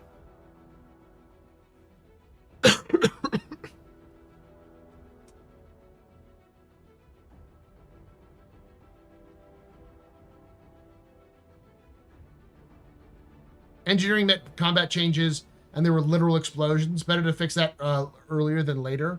Probably not aimless, because they also need to get a bunch of other things in to make these things work.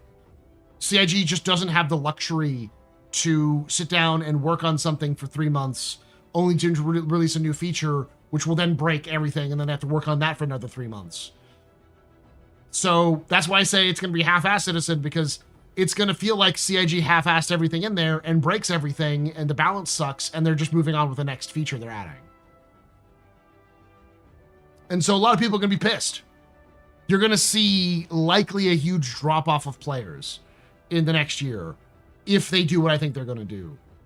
But I also think it's partially necessary. It's like a band-aid they got to rip off to get that done so they can actually add features in.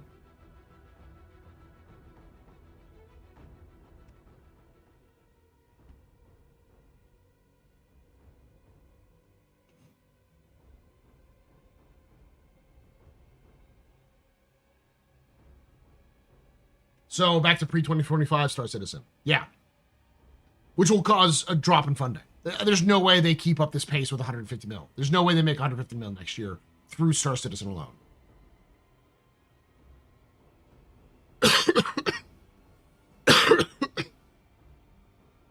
Though I would not be surprised if CIG makes 100 million on Squadron the month it releases.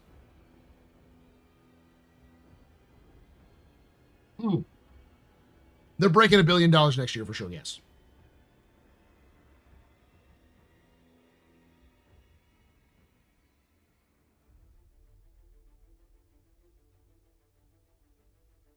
Yeah, basically, 1.0 is they have a goal for 1.0. They have a date for 1.0.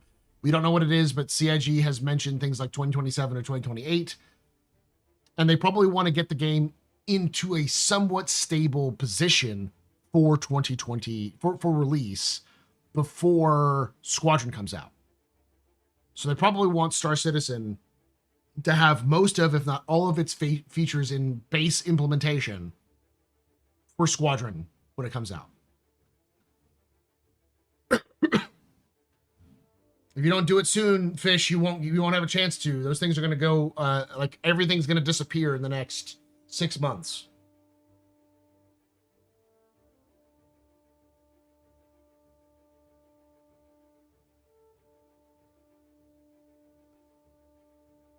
The logic of Squadron 42 in October is pretty easy. Squadron 42, or October is a big month for Star Citizen. It is the launch of Star Citizen. It is where the month that actually the attack on Vega actually happens in October. So there's a lot of symbolism behind October. It's also the end of the year, which is always a good time for releasing new patches and for releasing new games. But it's not so early in the year, in that time frame, that it would be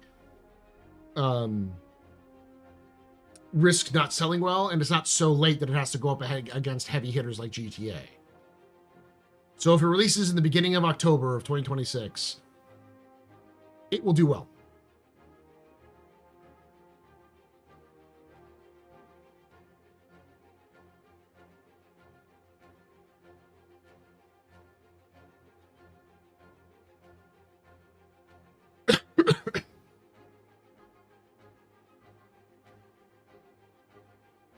Which might mean that if Squadron 42 releases next year, the Javelin might not be far behind. I could easily see CIG releasing the Javelin and announcing the release date for Squadron at Invictus.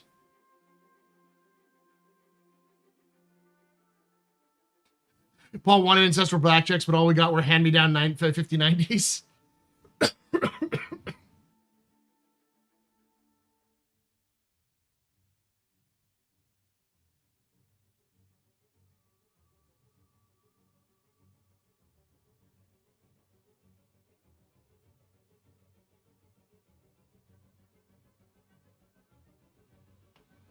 As soon as Squadron 42 drops, I'm playing that in one sitting from start to finish. You're going to sit down for 30 hours.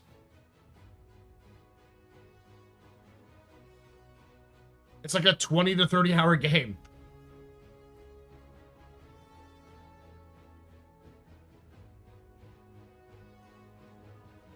I just pray to God that that Ace Combat is not releasing in October. Give me an August release, Ace. Come on, Aces. Project Aces.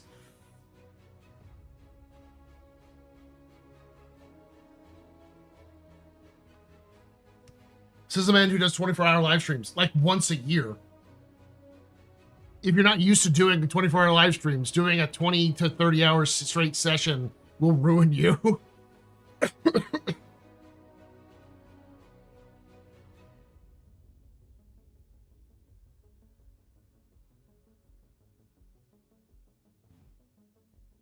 I mean, they'll be updating the interest as it goes along for sure.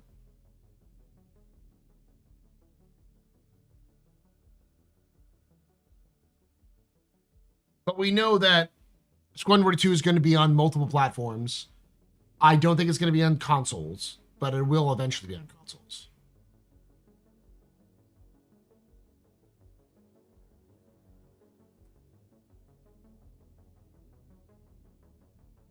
I think we'll see. So here's my vision. What I think would be the most logical thing for them to do. Continue their newsletter updates, and starting in January or February, dropping 10 to 30-second teaser clips with Squadron. New footage we haven't seen before, some music stingers, you know, stuff you could put up on a reel kind of thing, like a social media clip. Drop it maybe once or twice a month with a new one, and maybe hinting that there might be more information soon. And then you hit March and it says, June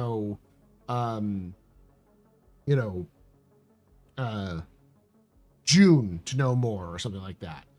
And then so you make an announcement for the announcement, and then you get to Invictus, and then you do all of Invictus, and at the very end of Invictus, you announce the release date with a new trailer for Squadron.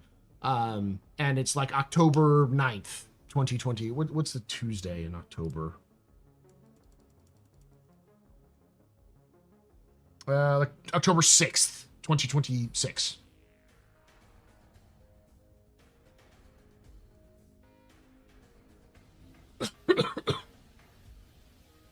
Gameplay footage, yeah.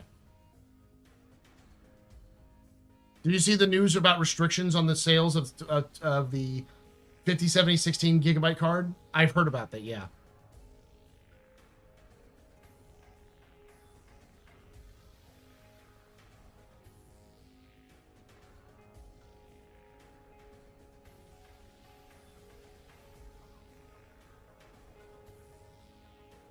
I don't know if I'll play it. I still haven't finished Cyberpunk, BG3, Elden Ring, KCD 1 and 2, RDR 2, GTA 5, Death Stranding, Ghosts of Tsushima, and I forgot the other one. But yeah, the two Ghosts of series and Horizon 1 and 2. Damn. What is the total human population of the verse? We don't know, but we do know that a total of 2 billion people lived on Vega 2, and there is another populated, that was the more populated, so it's probably more like the system probably has about 3 to 4 billion people in it for Vega alone, and Vega's one of the less populated core systems. There are 2 populated planets in Croshaw. Almost certainly they're in the 8 billion range. Redder's probably similar, like 1 to 2 billion. Sol is probably at about more like 4 billion, probably about half of the current population. So just the core worlds are probably 10 to 20 billion. So the total human population is likely somewhere between 20 and 40 billion humans over the span of 37 systems.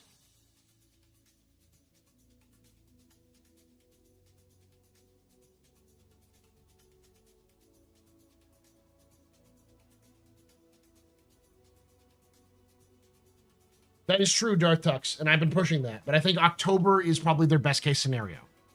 The reason why October is their best case scenario is because right now we know the month, generally the date of when GTA 6 is planned to come out, which is November, end of November. So, generally speaking, media hype cycles will not start until a week or so before the release of something like that.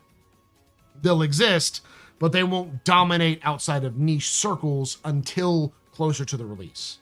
So that would give Squadron like a month and a half of release time to get air and social media buzz before GTA 6 is released.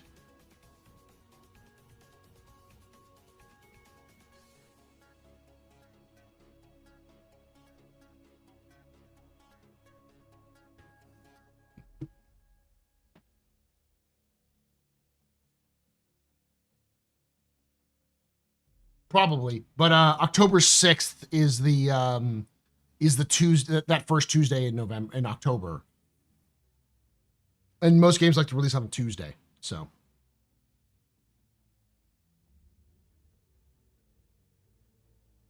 Right now, August through October is fairly game free for now. Ace 8 is coming out in 2026. Then again, Ace 7 had 2 delays before it was released, so Ace 8 may also still have a delay. But if it does come out, I would expect it to come out between August and October. I believe almost all of the Ace games came out in October. So October is usually their window range.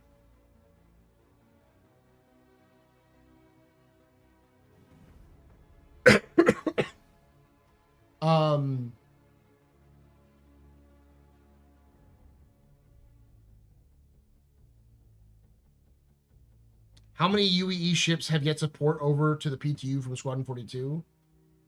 The Javelin, the Bengal, the Cruiser, the Escort Carrier, and that's it. Plus all the new Vanduul models for the new Vanduul ships. Do you feel cargo trading bracketing will work for Star Citizen? What is bracketing you're talking about? I personally would hope for an August release because the neutral Star Citizen event emphasizes that emptiness that happens is now a lack of games that I know of. It would be a great time to release it. Honestly, there are, but I think the primary best time to release it would be October, only because they haven't done any fucking marketing. So doing no marketing for a game that has it has a fan base, but no real pull. There's no IP knowledge, so you got to get people who don't know about the game already to pay for it and buy it. So you need to have some marketing for that.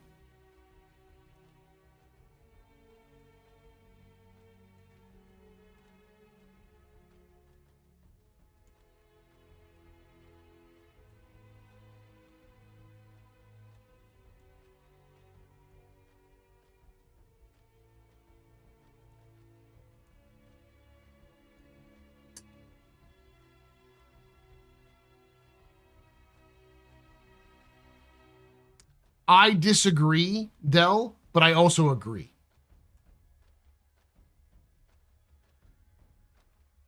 Sure. Give me that post there, there, Steve. You know, I'm just trying to figure out what you mean by bracketing.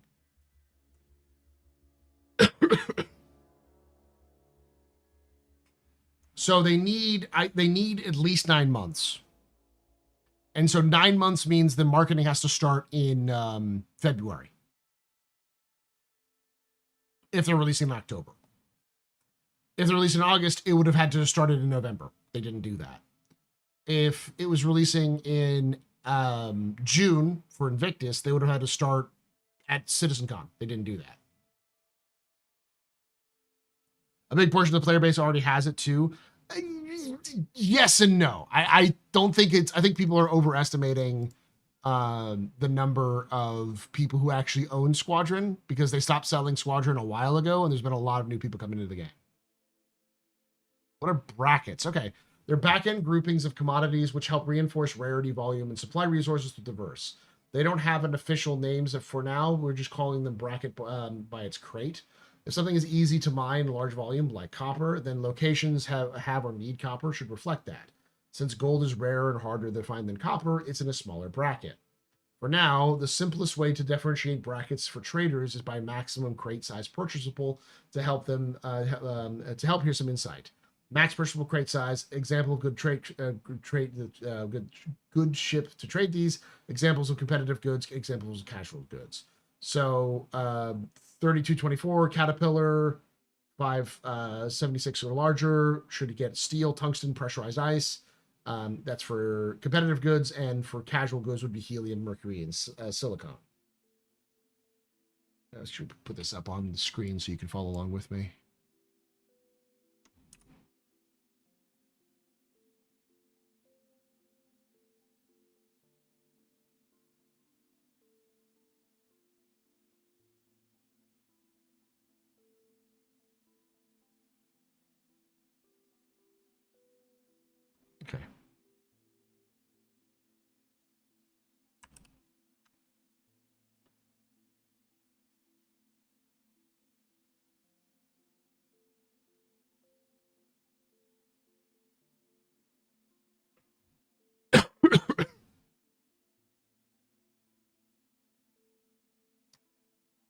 Here's the thing about the commodities for crafting. They need high quality versions of those for crafting.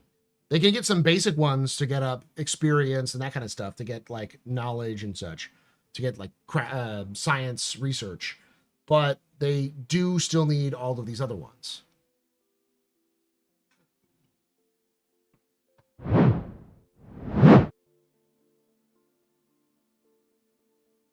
I will also be buying the biggest version of Squadron 2 when it releases. Some people who already have them might do that. I mean, I'm going to buy a version if it's on Steam, which I'm pretty sure it is, based off of who I've talked to. Hey, Paul, hope you're feeling better than listening to your older lore videos. Love them. Thank you, Evil Tactics. I am. My plan is to get the Hurston video out this week if I can get it done.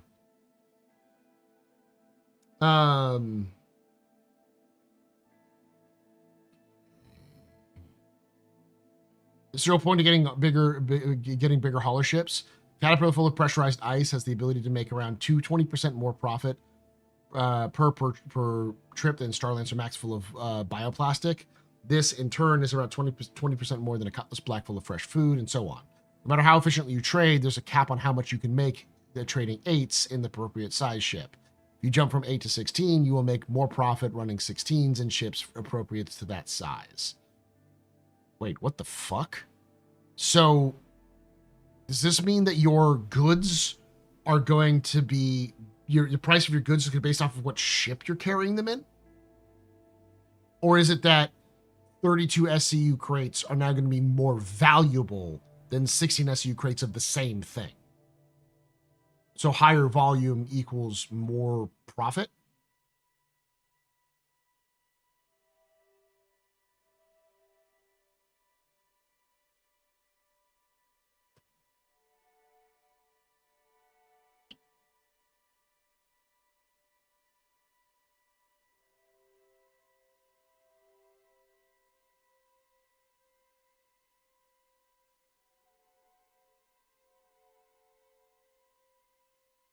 Brackets help represent scarcity, value, stock, and more. Outside of just prices, smaller brackets will be restocked more slowly and have a lower limits than the stocks. Many locations simply won't keep any. It could be keeping an Olympic swimming pool worth of Atlesium, as it's a rare material. Let's rip the Band-Aid off. If you're a solo trader, it's intended you have more challenges while trading smaller bracket goods in larger ships. Mostly, it's just not optimal to use of your space and time. It's extra work, especially dangerous areas, to move large quantity of smaller crates into your ship than it would be with fewer large crates. It's not even considering that you are fighting as much smaller stock than other traders. In short, it's more efficient for a ship like a Starlancer Max to be loading 16 SU crates than attempting to fill its grid with 8s or 2s. Considering the prices of the game are consistently dynamically changing based off of demand, this makes the difference between commodities in the ends of different brackets cleaner. This means that players who know what bracket they want to focus on will have more actionable information.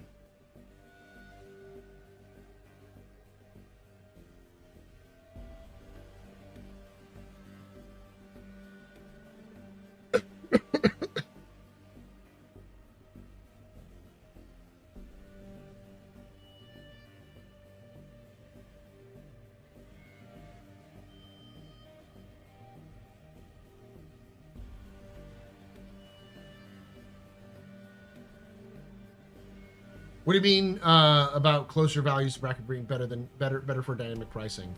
Prices for most shops are currently semi-dynamic. You should definitely read the trade tutorial in the journal game. For instance, a location offers requested gold at a discount of 10% at a premium of 10%. Those premiums and discounts tends towards 0 the more players buy or sell it there. Server hopping will not change that.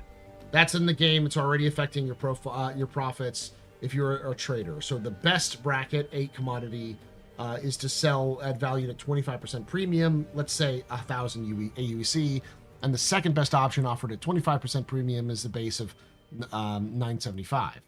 As soon as enough players have reduced the premium to 10%, it's actually no longer the best option. This means that whenever the most players are buying or selling will usually not be the best thing to trade and sell. This creates a meta in the trading loop of trying to outplay the other traders.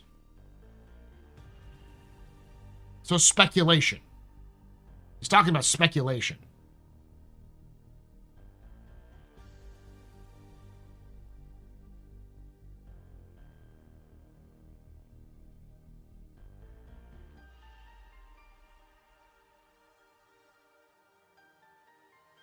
Yeah, he's talking about speculation.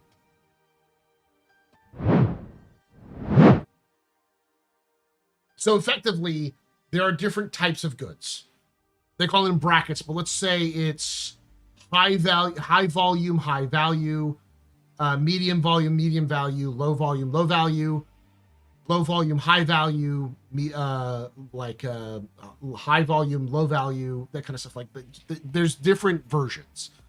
So some ships, which are smaller, will be able to carry high value, smaller goods, but it will cost them more. And yeah, you'll make more money, but you risk more. And the refresh rate is slow. So you'll only be able to purchase, one cargo full, and then you're done. And it's going to have a long time to refresh. Or you can purchase the next value up that can still fit in your ship. You won't make as much profit, but you'll be able to turn around much faster. So your profit per minute is much higher than it is before.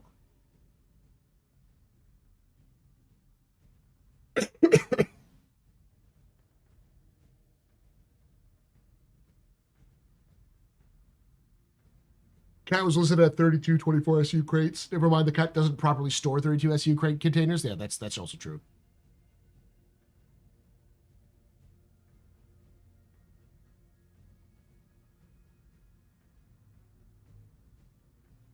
I don't see where this is an issue. Because basically what they're trying to say is that there's going to be a dynamically shifting value where certain places are going to have a higher premium. They're going to have, it's supply and demand. I don't know why they're fucking okay. Teacher Paul, economics teacher Paul. The higher amount of stuff you have, the more likely the price is going to be low. Those of you who've known this for a while, this is common sense. If you have a lot of stuff and it's not selling, you don't have the right price. So you have to lower the price until you can sell that product at a price. And hopefully that product is still being sold above the thing you purchased for in the first place.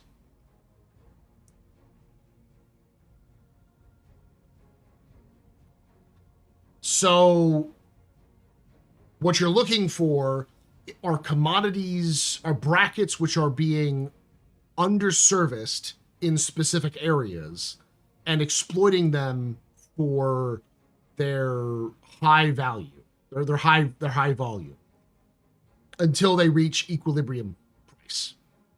So you want to purchase it at above the value of the equilibrium value or below the equilibrium value effectively. So they're going to be the prices are going to drop so that they're at a value that they think they can sell it at, which is actually below the value it actually is, and then they'll slowly increase the price until they can make more money off of it in game. So your job is to make sure that you don't go above that or like this is like 10%. Yeah, we're living through supply and demand pricing right now with brand prices. Yeah. So effectively, it pays for you to find locations which players are not already using. So using player guides is a bad idea because anytime you see this is a guaranteed, it's like anything in a stock market. Buy this stock, it's guaranteed to go up. Fucking if they're already telling you that ship's already sailed. Once that becomes common knowledge, that means that the gold has already been mined. You're just buying the dream.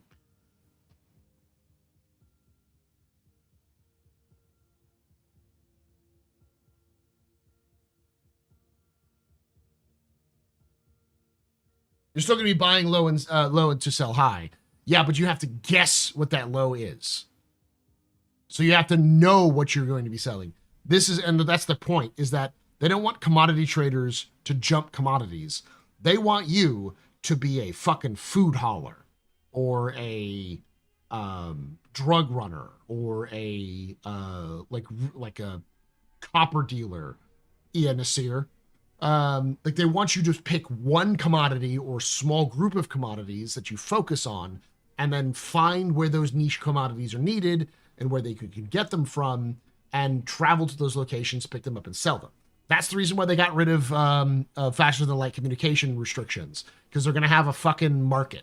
They're going to have a public market that's going to be displayed somewhere in your Mobiglass where you can find the commodities for all of the brackets all over the verse, and then you have to sort through it through your own mental will.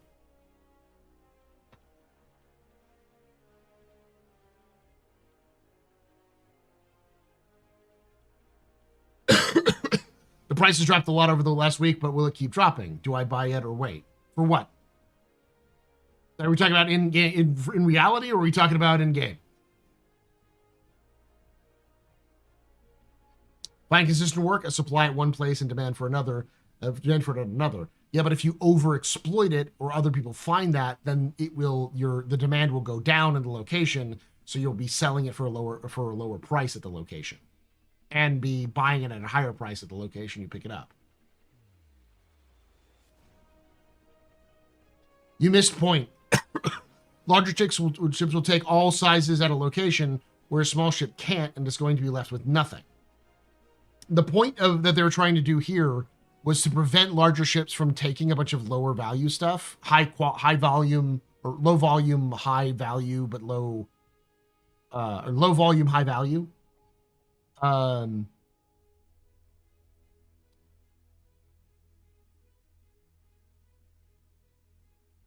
they even said this here.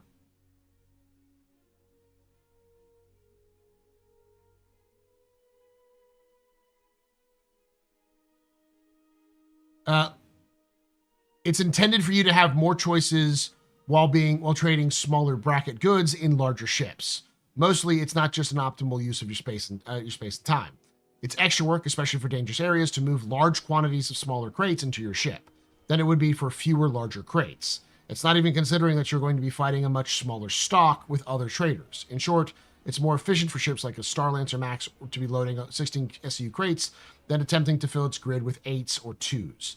Considering prices in game are constantly dynamically changing based on the demand, this makes the difference between commodities and the ends of different brackets cleaner. This means that players who know what bracket they want to focus on will have more actionable information. So, yeah, you could get low volume, high value products and clean them out.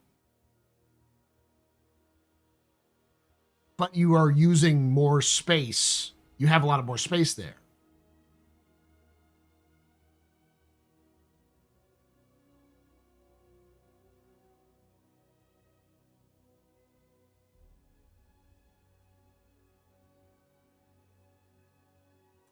The real issue is that we all know that small ships aren't going to get the high profit commodities.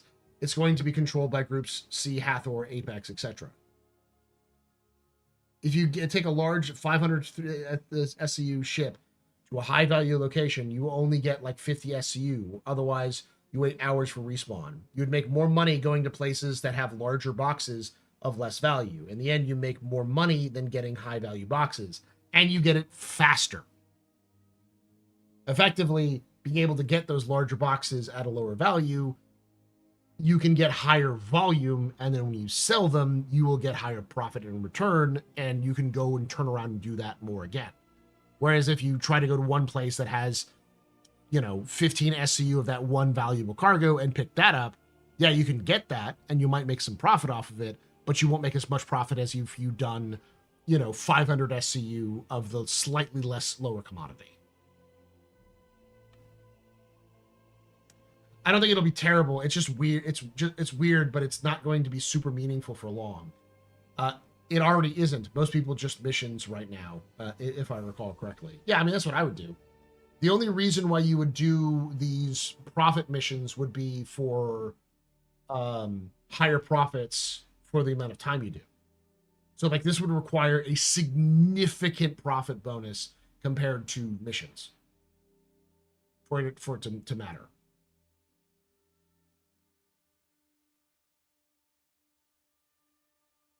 People that say the C2 will get all my valuable cargoes because I'm a small guy, aren't understanding the concept of the new system. You'll still be able to get, as a small guy, you'll be able to get cargo that's not as valuable, but is available in only one SCU crates. So, for instance, there might be, let me look at their brackets. SLAM, or let's say casual good is SLAM, or AV equipment, right? There might be 6,000 SCU of AV equipment, but it's only available in 2 SCU crates. Yeah, the diamond laminate. There might be, 3,000 units of diamond laminate, but it's only available in 2 SCU crates. So you're only going to get, if you get 3,000, you have to get it in 2 SCU crates and hand load all of those 2 SCU crates. How many of you are just had flashbacks from the resource rush when I said, you can only get it in 2 SCU crates?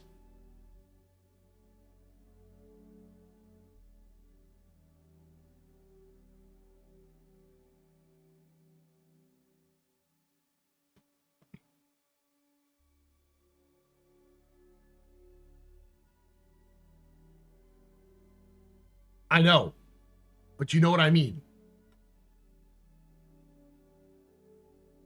Do you remember how many fucking 4 SCU crates you had to use?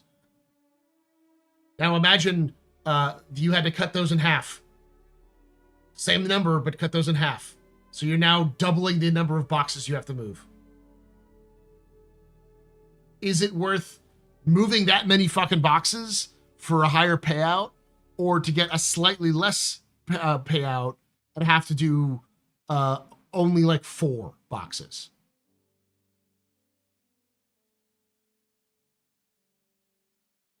Remember that month or two, I refuse.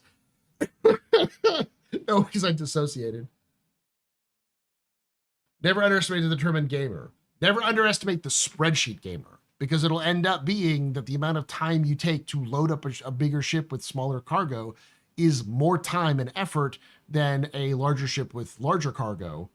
And that larger ship with larger cargo is going to end up having a higher amount of profit, because for the same amount of time it takes for a larger ship to load up smaller cargo, a larger ship can load up larger volume of cargo, like 32 SCUs, and then to make that turnaround in the same time. Like, you could do basically 2 trade runs for the same time someone's doing one, loading up their one super mega trade run, and you still make more money in that process by doing those smaller trade runs.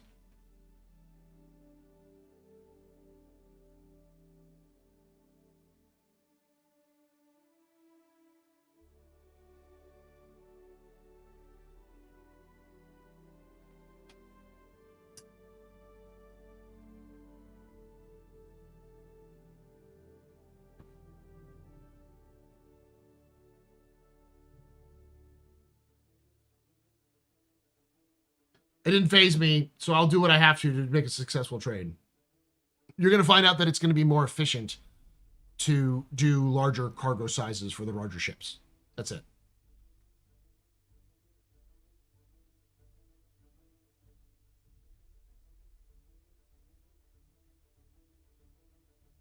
On the subject of never underestimating players, Virgil got a Wicklow Idris already, so he already farmed all of the resources he needed for Wicklow Idris. So all he needed to do was to get reputation, and I'm sure there's ways you can choose reputation pretty quickly.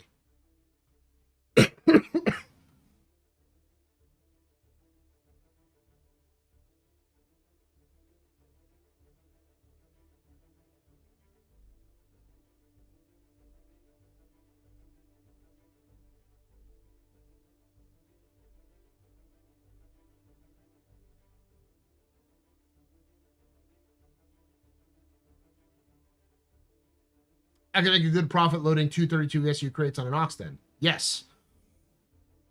But that also means that you're going to, your range is going to be limited because it's the Ox, but also your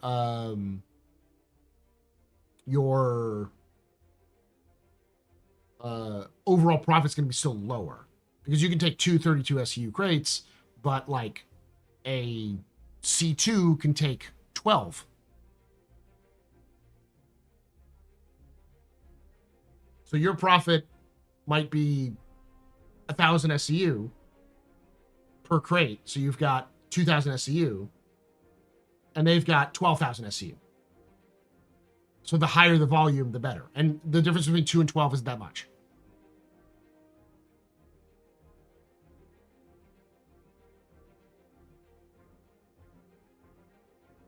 Yeah, Virgil got a nat 20 in his LTP roll, yeah.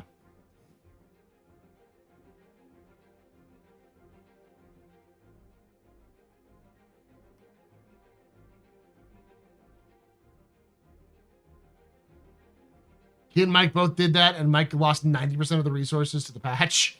He got Star Citizen. Yep. This is why Wicklow sucks.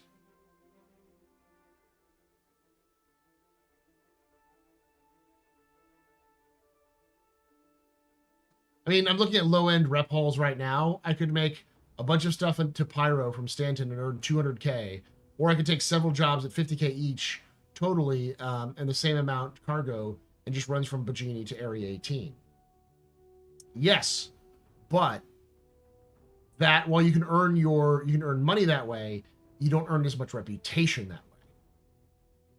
And yes, I know, well, what does that matter?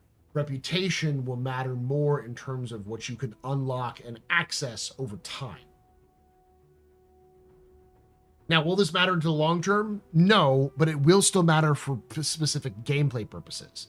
I know, Dell, I know what you're talking about. You're basically talking about how some people will just, why bother doing this when you can just craft? Mine and craft. You're just making money, and money isn't that valuable. Money will always have value. It's just will not have as much value as crafted materials, but people will still take money for your crafted materials.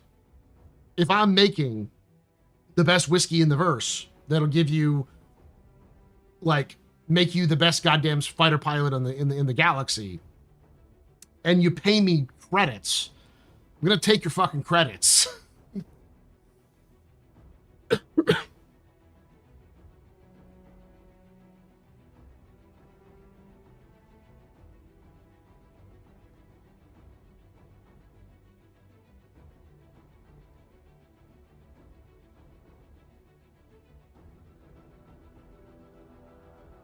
So will they be taking out auto loading then?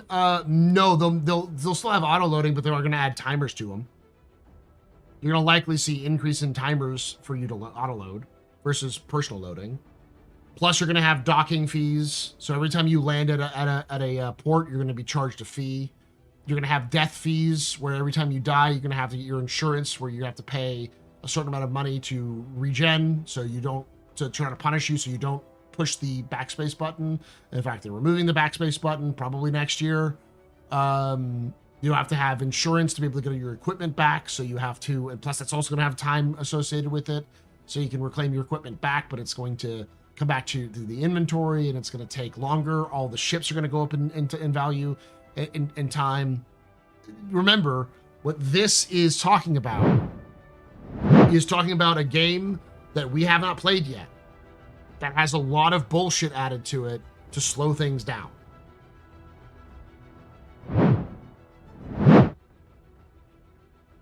Yeah, also fees. You'll have to pay money to autoload, and it'll take time to autoload.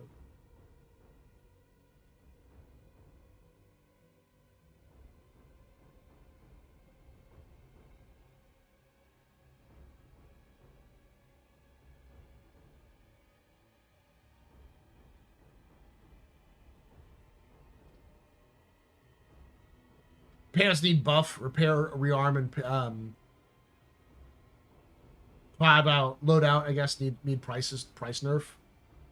Or and loadout need price nerf.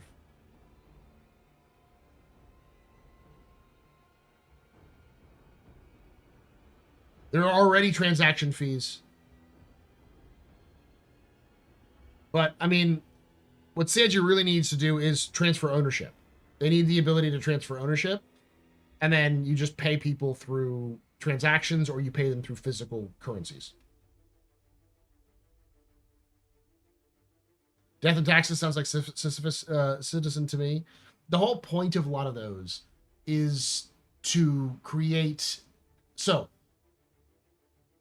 in the real world, you accumulate money so that you can spend it on things that you need to survive or want. Money is valueless. It has no value. Currency never has value. Its only value is in its exchange value, the amount of things you can get for that money. Adam Smith, Paradox of Value. Diamonds are very, very valuable, but if I offered you diamonds or water on a game show, which would you choose?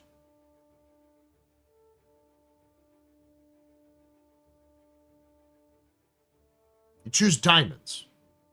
Because a bottle of water is fucking worthless compared to diamonds on a game show. Because you can see the exchange value. But if you're in the middle of the Mojave Desert, dying of thirst, diamonds doesn't fucking help you. You need the water to survive. Use value. We unify these ideas in economics under the idea of utility. So utility is going to change from thing to things. The problem is the utility of items in video games is basically nothing. You can render down utility of items in video games down to what is its value for you as a player in the game. And that utility is so meaningless in comparison. And there's not a lot of like variances like you can in real world. There is a hard reality that money, that the price for that item will go up because there's nothing else for you to spend money on. To get the +6 shotgun of smiting, you might save up to buy it on the market. But if everyone's saving up to get the +6 shotgun of smiting, then the price of that +6 shotgun of smiting is going to go up because everyone is hoarding wealth. And if everyone knows they're hoarding wealth, then inflation's going to happen. So you need some relief valve, something to pull the money out of people who are hoarding money to force them to not have as much money in order to reduce the demand pressure on those items. And to do that, you need to have money sinks that represent the same sort of thing you would have in the real world. Food, lodging, the stuff you have to pay for on a regular basis, which you don't have to do in a video game. So that's what all of these money sinks are. I know people are like, well, this is stupid and boring. It's like, it's an inflationary thing. It's designed to stop inflation. That's the point of them.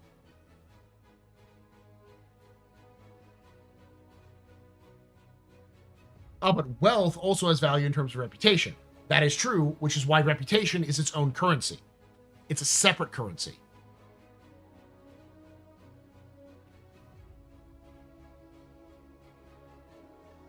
Yeah, and UEX is inflated because there is no fucking thing to pay for money.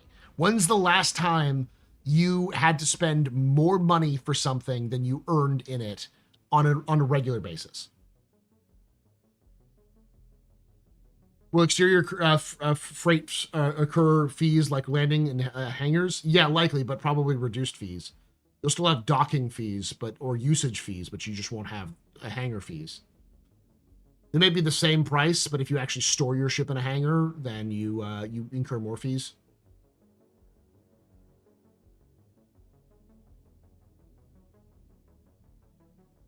I don't mind money sinks. They're just out of touch and with income. How can my MRT pay 56K and cost 156K in repairs? The answer for that, and you're not going to like this, Saint, is that it's balance A, but it's also skill. What they're trying to tell you is don't do MRTs. Do LRTs. Until you've got skill or the equipment that you don't have to worry about getting hit as much, so you can do those MRTs for 56K and only incur little to no damage.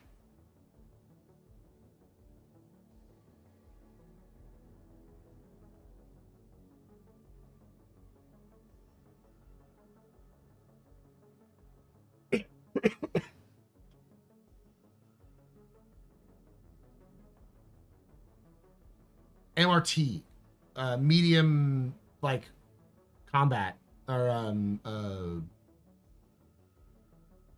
medium. What are they fucking called? It's basically like the middle of the road bounty hunting fights. Medium risk target. Thank you.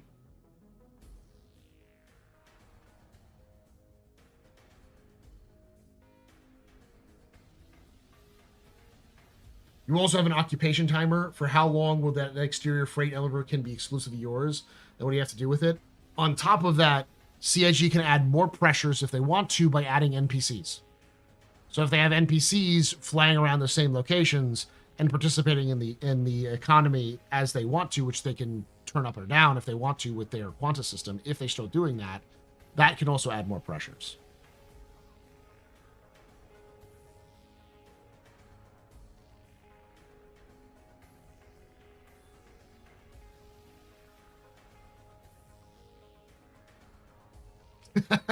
I am the Unk. Oh. I've heard the term Unk so long, and apparently it's a bad thing. I'm like, but Unks are good. What the fuck is he talking about? Was there a crafting update? Yes, Axel. They talked about how the current run for crafting is the current sprint for crafting ends in March of next year. So we're likely going to get at least an update, if not a planned tech preview by March, or a release. One of those three. I'm erring more towards tech preview than I am release, but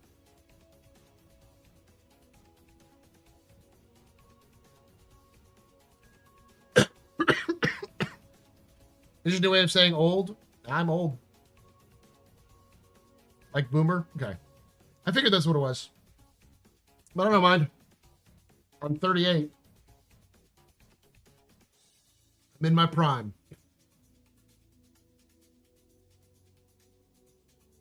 I'm guessing release because CIG's in yeet mode. Never underestimate CIG's overestimation of their own abilities.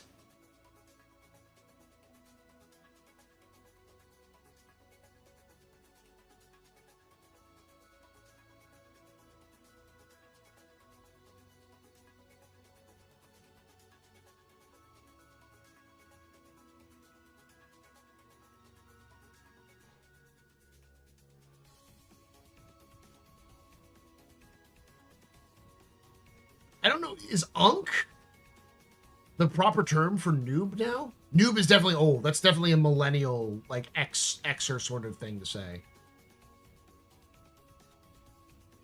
They still doing a thing for medical gameplay? I'm curious to know if prosthetics will feature. They still plan on doing it. They have the models in, literally in Levski.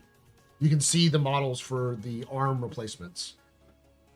And they've been working on them for a past. It's a matter of they need to insurance it. Once they have medical insurance in, that will start mattering in terms of like Death of a Spaceman. Once you have Death of a Spaceman and the medical insurance, that's when prosthetics will matter.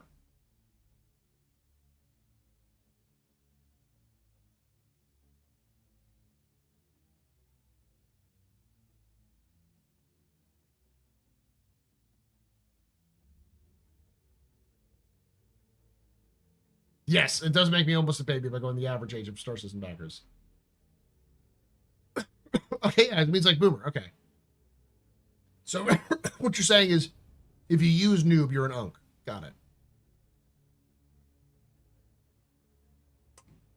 6'7"? 6'7" doesn't mean anything.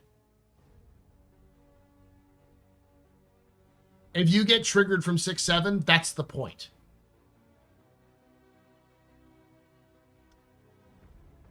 The thing you got to understand about the Generation Alpha and the younger Zoomers is that they are not nihilistic. That's not the wrong term for it. They have less. They feel less valuable, so they invent bullshit to say. Like they invent made up shit to say that has no meaning, because meaning is stupid and cringe.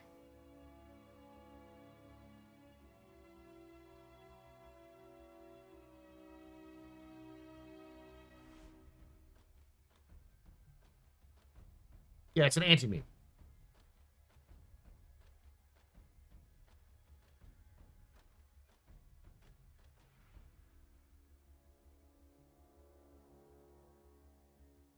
Now, I will tell all of you, I actually know the meaning, the original meaning of 6-7 that the kids picked it up from, which is a police code for body found. And it's in a rap song. I can't remember where exactly it was a rap song, but it's popularized because the original meme that became popular where the kid said 6-7, he's actually singing a song, a rap song that had it in the first place.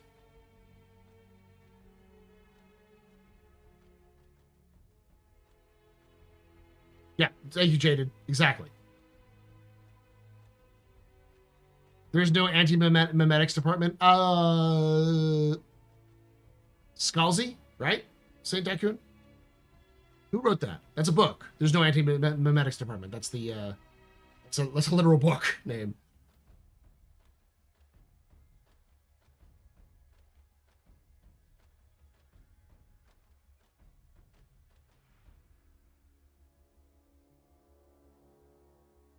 Well, I know SCP. Is that just literally an SCP? There is no anti-memetics department. I thought there was an actual book. Because SCP is not a book. Can't sell anything there.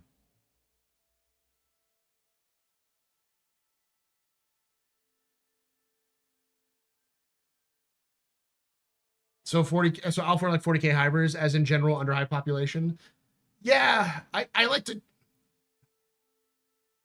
I've been teaching Zoomers for a while, Gen Z for a while, and I always like to describe them as they're like millennials but with suicide vests.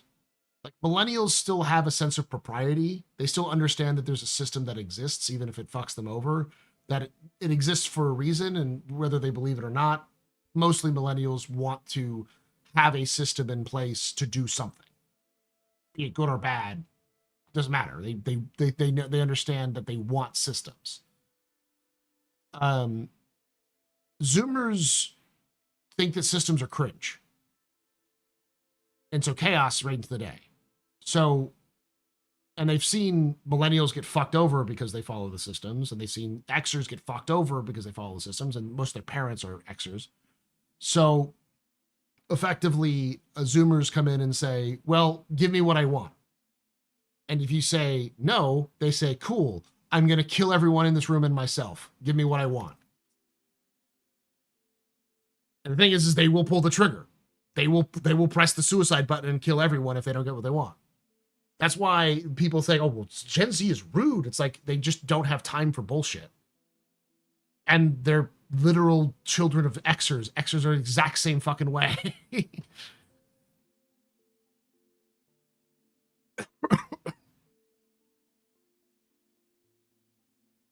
Yeah, they don't believe there's a future.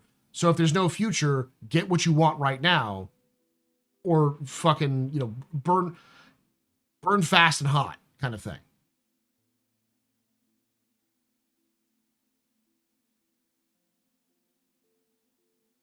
Here's the thing, it's kind of weird though. This is going to sound weird, but they're also incredibly, and I mean insanely, sympathetic.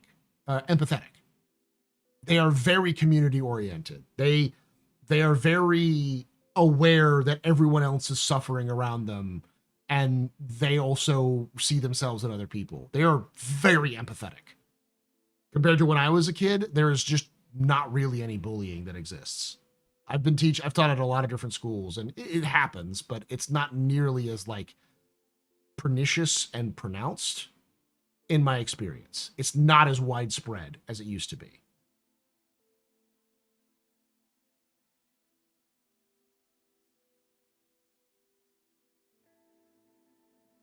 Maybe it's all online these days, but it just doesn't really happen. I'm just really surprised. Like it's changed a lot. since you were young, chat. They would fit it well in Levski? I think, yeah, kind of, pretty well.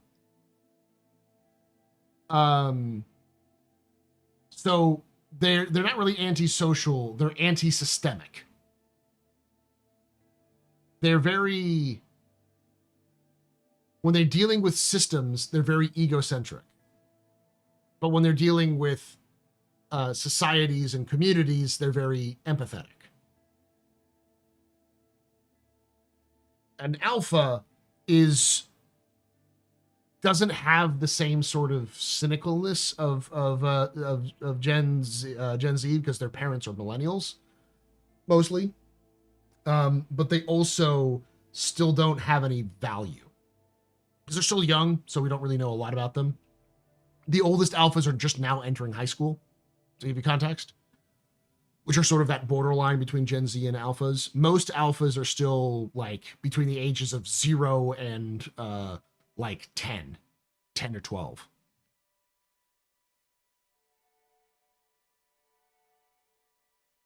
Hang on, you're basically saying Gen Z will sympathize with you as they push the button? Yes.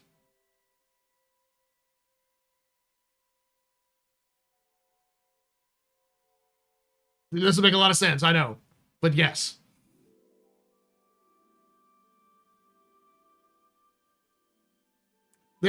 From my experience of teaching in multiple places, they very much do not trust systems. They don't trust socialism, communism. They don't trust capitalism. They don't trust the isms.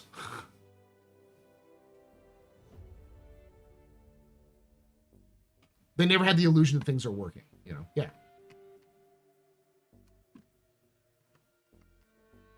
More like anarchists? Sort of. But not in the fuck everything nihilistic sort of anarchism or even the ANCAP style. It's more like an actual anarchist. But they still believe in some local systems. They're not a fan of that ism either.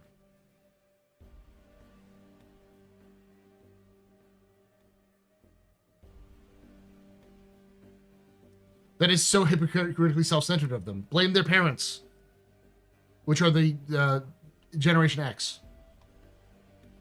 And I know a lot of you are Generation X, so blame yourselves. You knew what you wrought upon this world when you had children.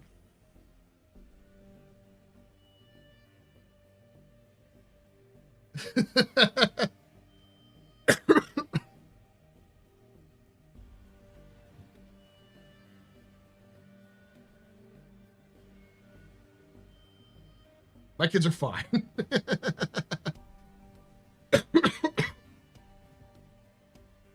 They believe the systems abuse them, so they're going to abuse it back. Yeah. But they don't have any care about... I'll put it this way. They want to get what they want, or they'll kill everyone. They understand that by killing everyone and themselves, they'll hurt other people. But they also understand that if they don't do it, the system will still kill them anyways. So what's the point? So, like, no matter what, they'll rationalize themselves into getting what they want. And no matter what, bad stuff's going to happen anyways. So as long as they get something, they're fine. Yeah, basically, they've got nothing to lose. And this is why it's dangerous, is because if they don't believe in systems, they don't trust politicians, they don't trust the systems themselves, even if those systems are well regarded and, you know, maintain order. So they prefer to tear down systems, which creates more chaos, which is good in terms of bad systems that are, you know, hurting people or just generally suck and need reform. But they don't believe in reform. They believe in destruction. So it's less of a, you know, we'll tear down the old and build the new. It's more of a, fuck this. But what do we do afterwards? I don't know. Fuck it.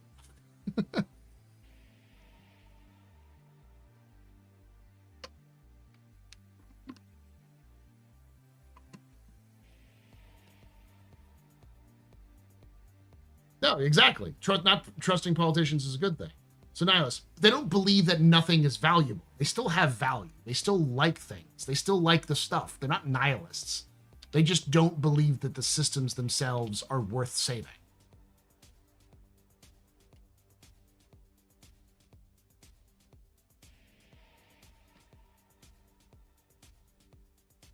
So someone said, would they fit well in Levski? Yeah, that's kind of like, Levski's a great sort of, the People's Alliance is a very sort of Gen Z output. You know, we're all going to respect each other. We're going to keep this system running because it's a system that we built ourselves, that we trust. And if you bring that statist shit in here, I'm going to start fucking killing people, kind of thing.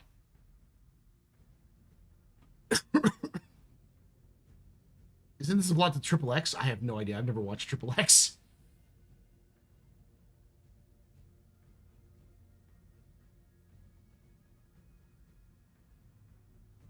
I mean, to be fair, Zor, the Greatest Generation had to also suffer through absolute fucking insane poverty. People really don't understand what life in the 1930s was like. It was hell. It was awful. Some of the worst times in the worst time in modern history, leading into the literal worst time in modern history with World War II. So, like, they all had PTSD. And none of them wanted to, well, most of them didn't want to give that PTSD onto their children.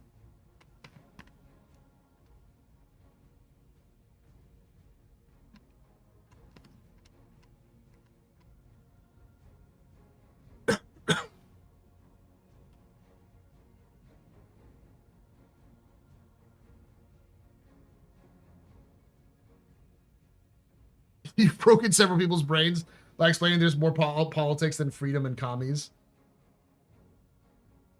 Most people understand this on a distinctive level.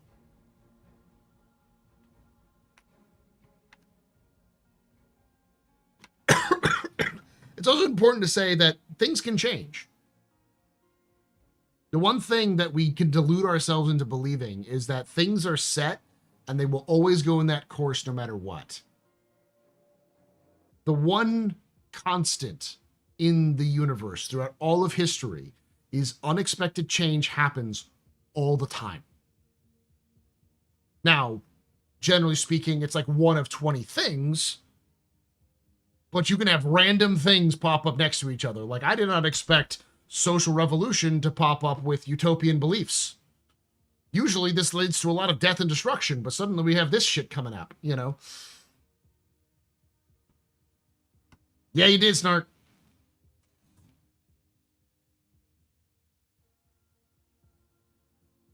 I gotta go to bed. It's like 12:30, and it's been streaming for 5 hours. I've been playing a bunch of VR the last couple days, and holy, when the stream frames drop, Star Citizen's gonna be must play for walk around for major cities. Yeah, it's great.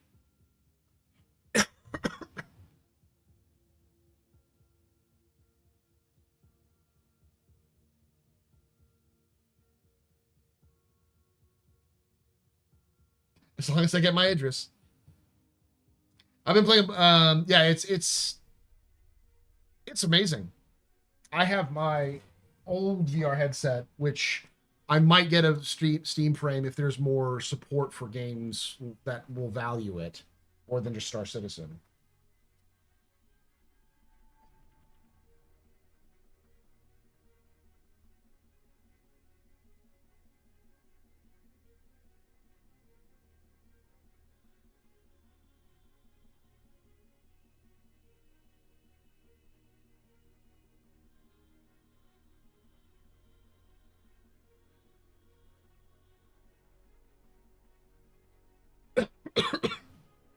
Major cities, lol. For context, yeah, I mean, there are major cities in video game contexts. There are large cities that are just only accessible in certain areas.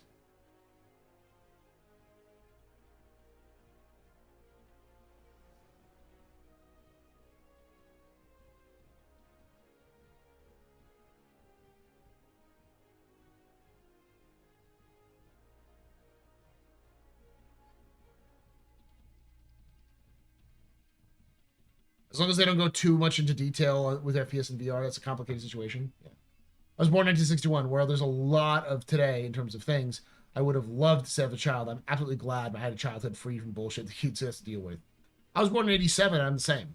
I'm glad to have been born in around the era when the internet became a thing that was easily accessible. Because I learned what the internet was and how to act on the internet before the internet was so permanent that I'd be fucked no matter what. But I still had to grow up in a time when if you didn't watch TV or movies, you read books. That's the one thing that's been the major problem, is that we just don't read books anymore.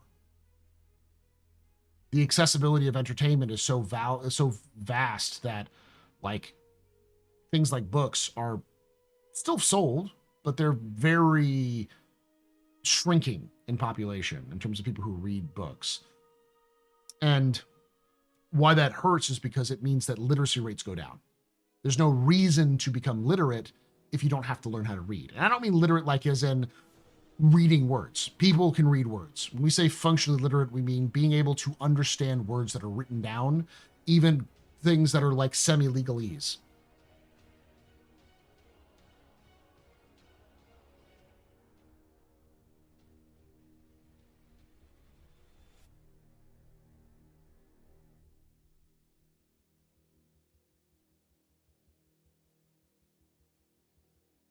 Why would I read when I have you and Tree 0311?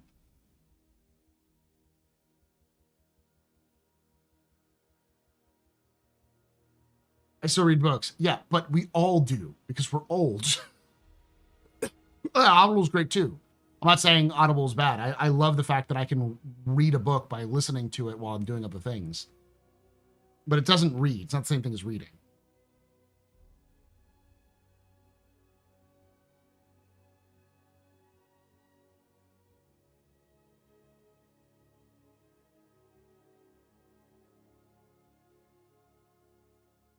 The early 80s were a trip. You guys missed out.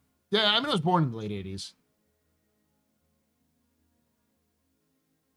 Studying history, I'm glad I wasn't born any earlier. It would have been bad shit.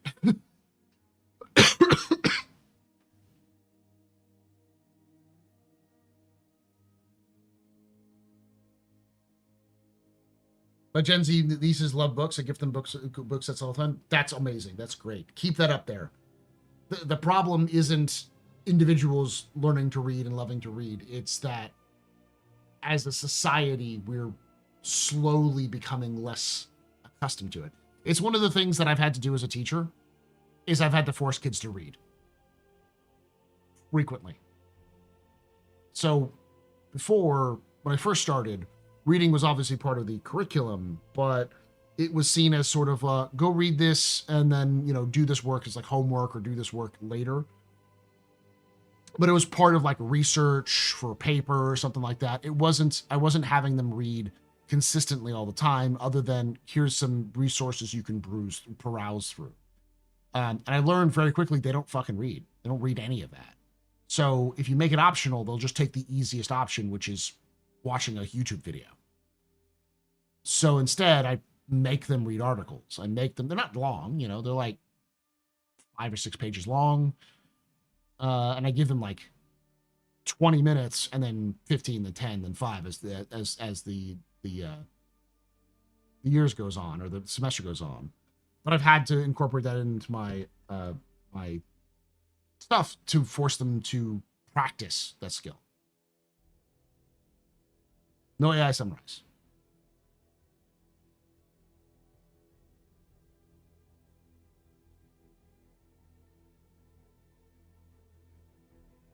I make them write it down on paper in their notes. No digital.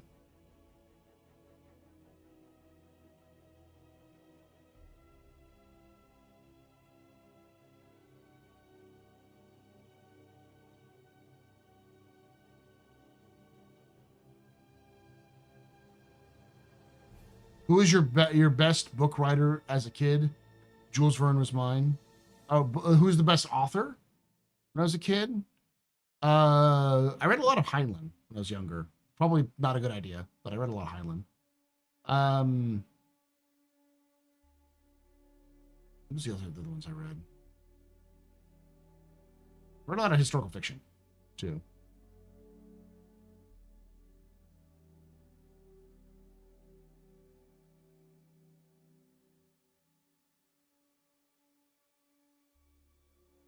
Why are you still awake? I'm gonna go to bed here shortly. It's almost 1. You're right. I was lucky to go to school in a brief period of extreme freedom in my country where you could get different perspectives on a lot of matters, including history. Now it's all single agenda. Yep.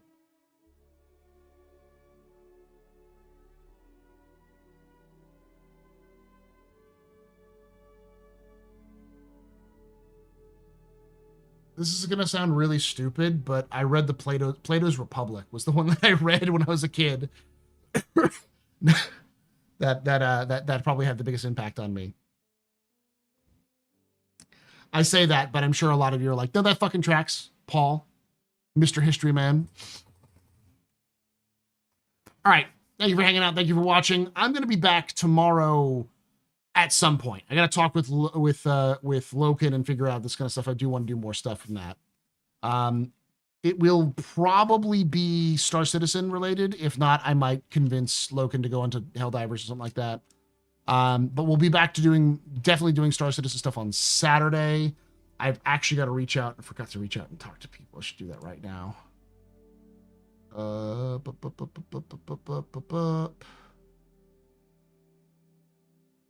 2 seconds before I go to bed.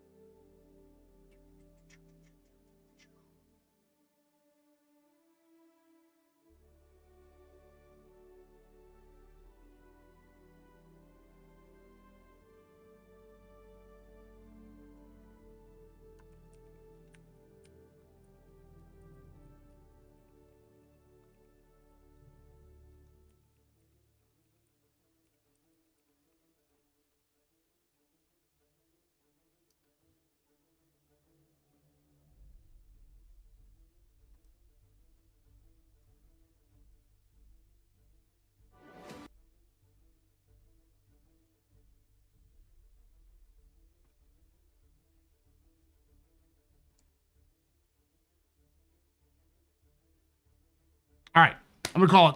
Thank you so much for hanging out. Thank you for watching. And like I say every time, hope to see you someday. The Black.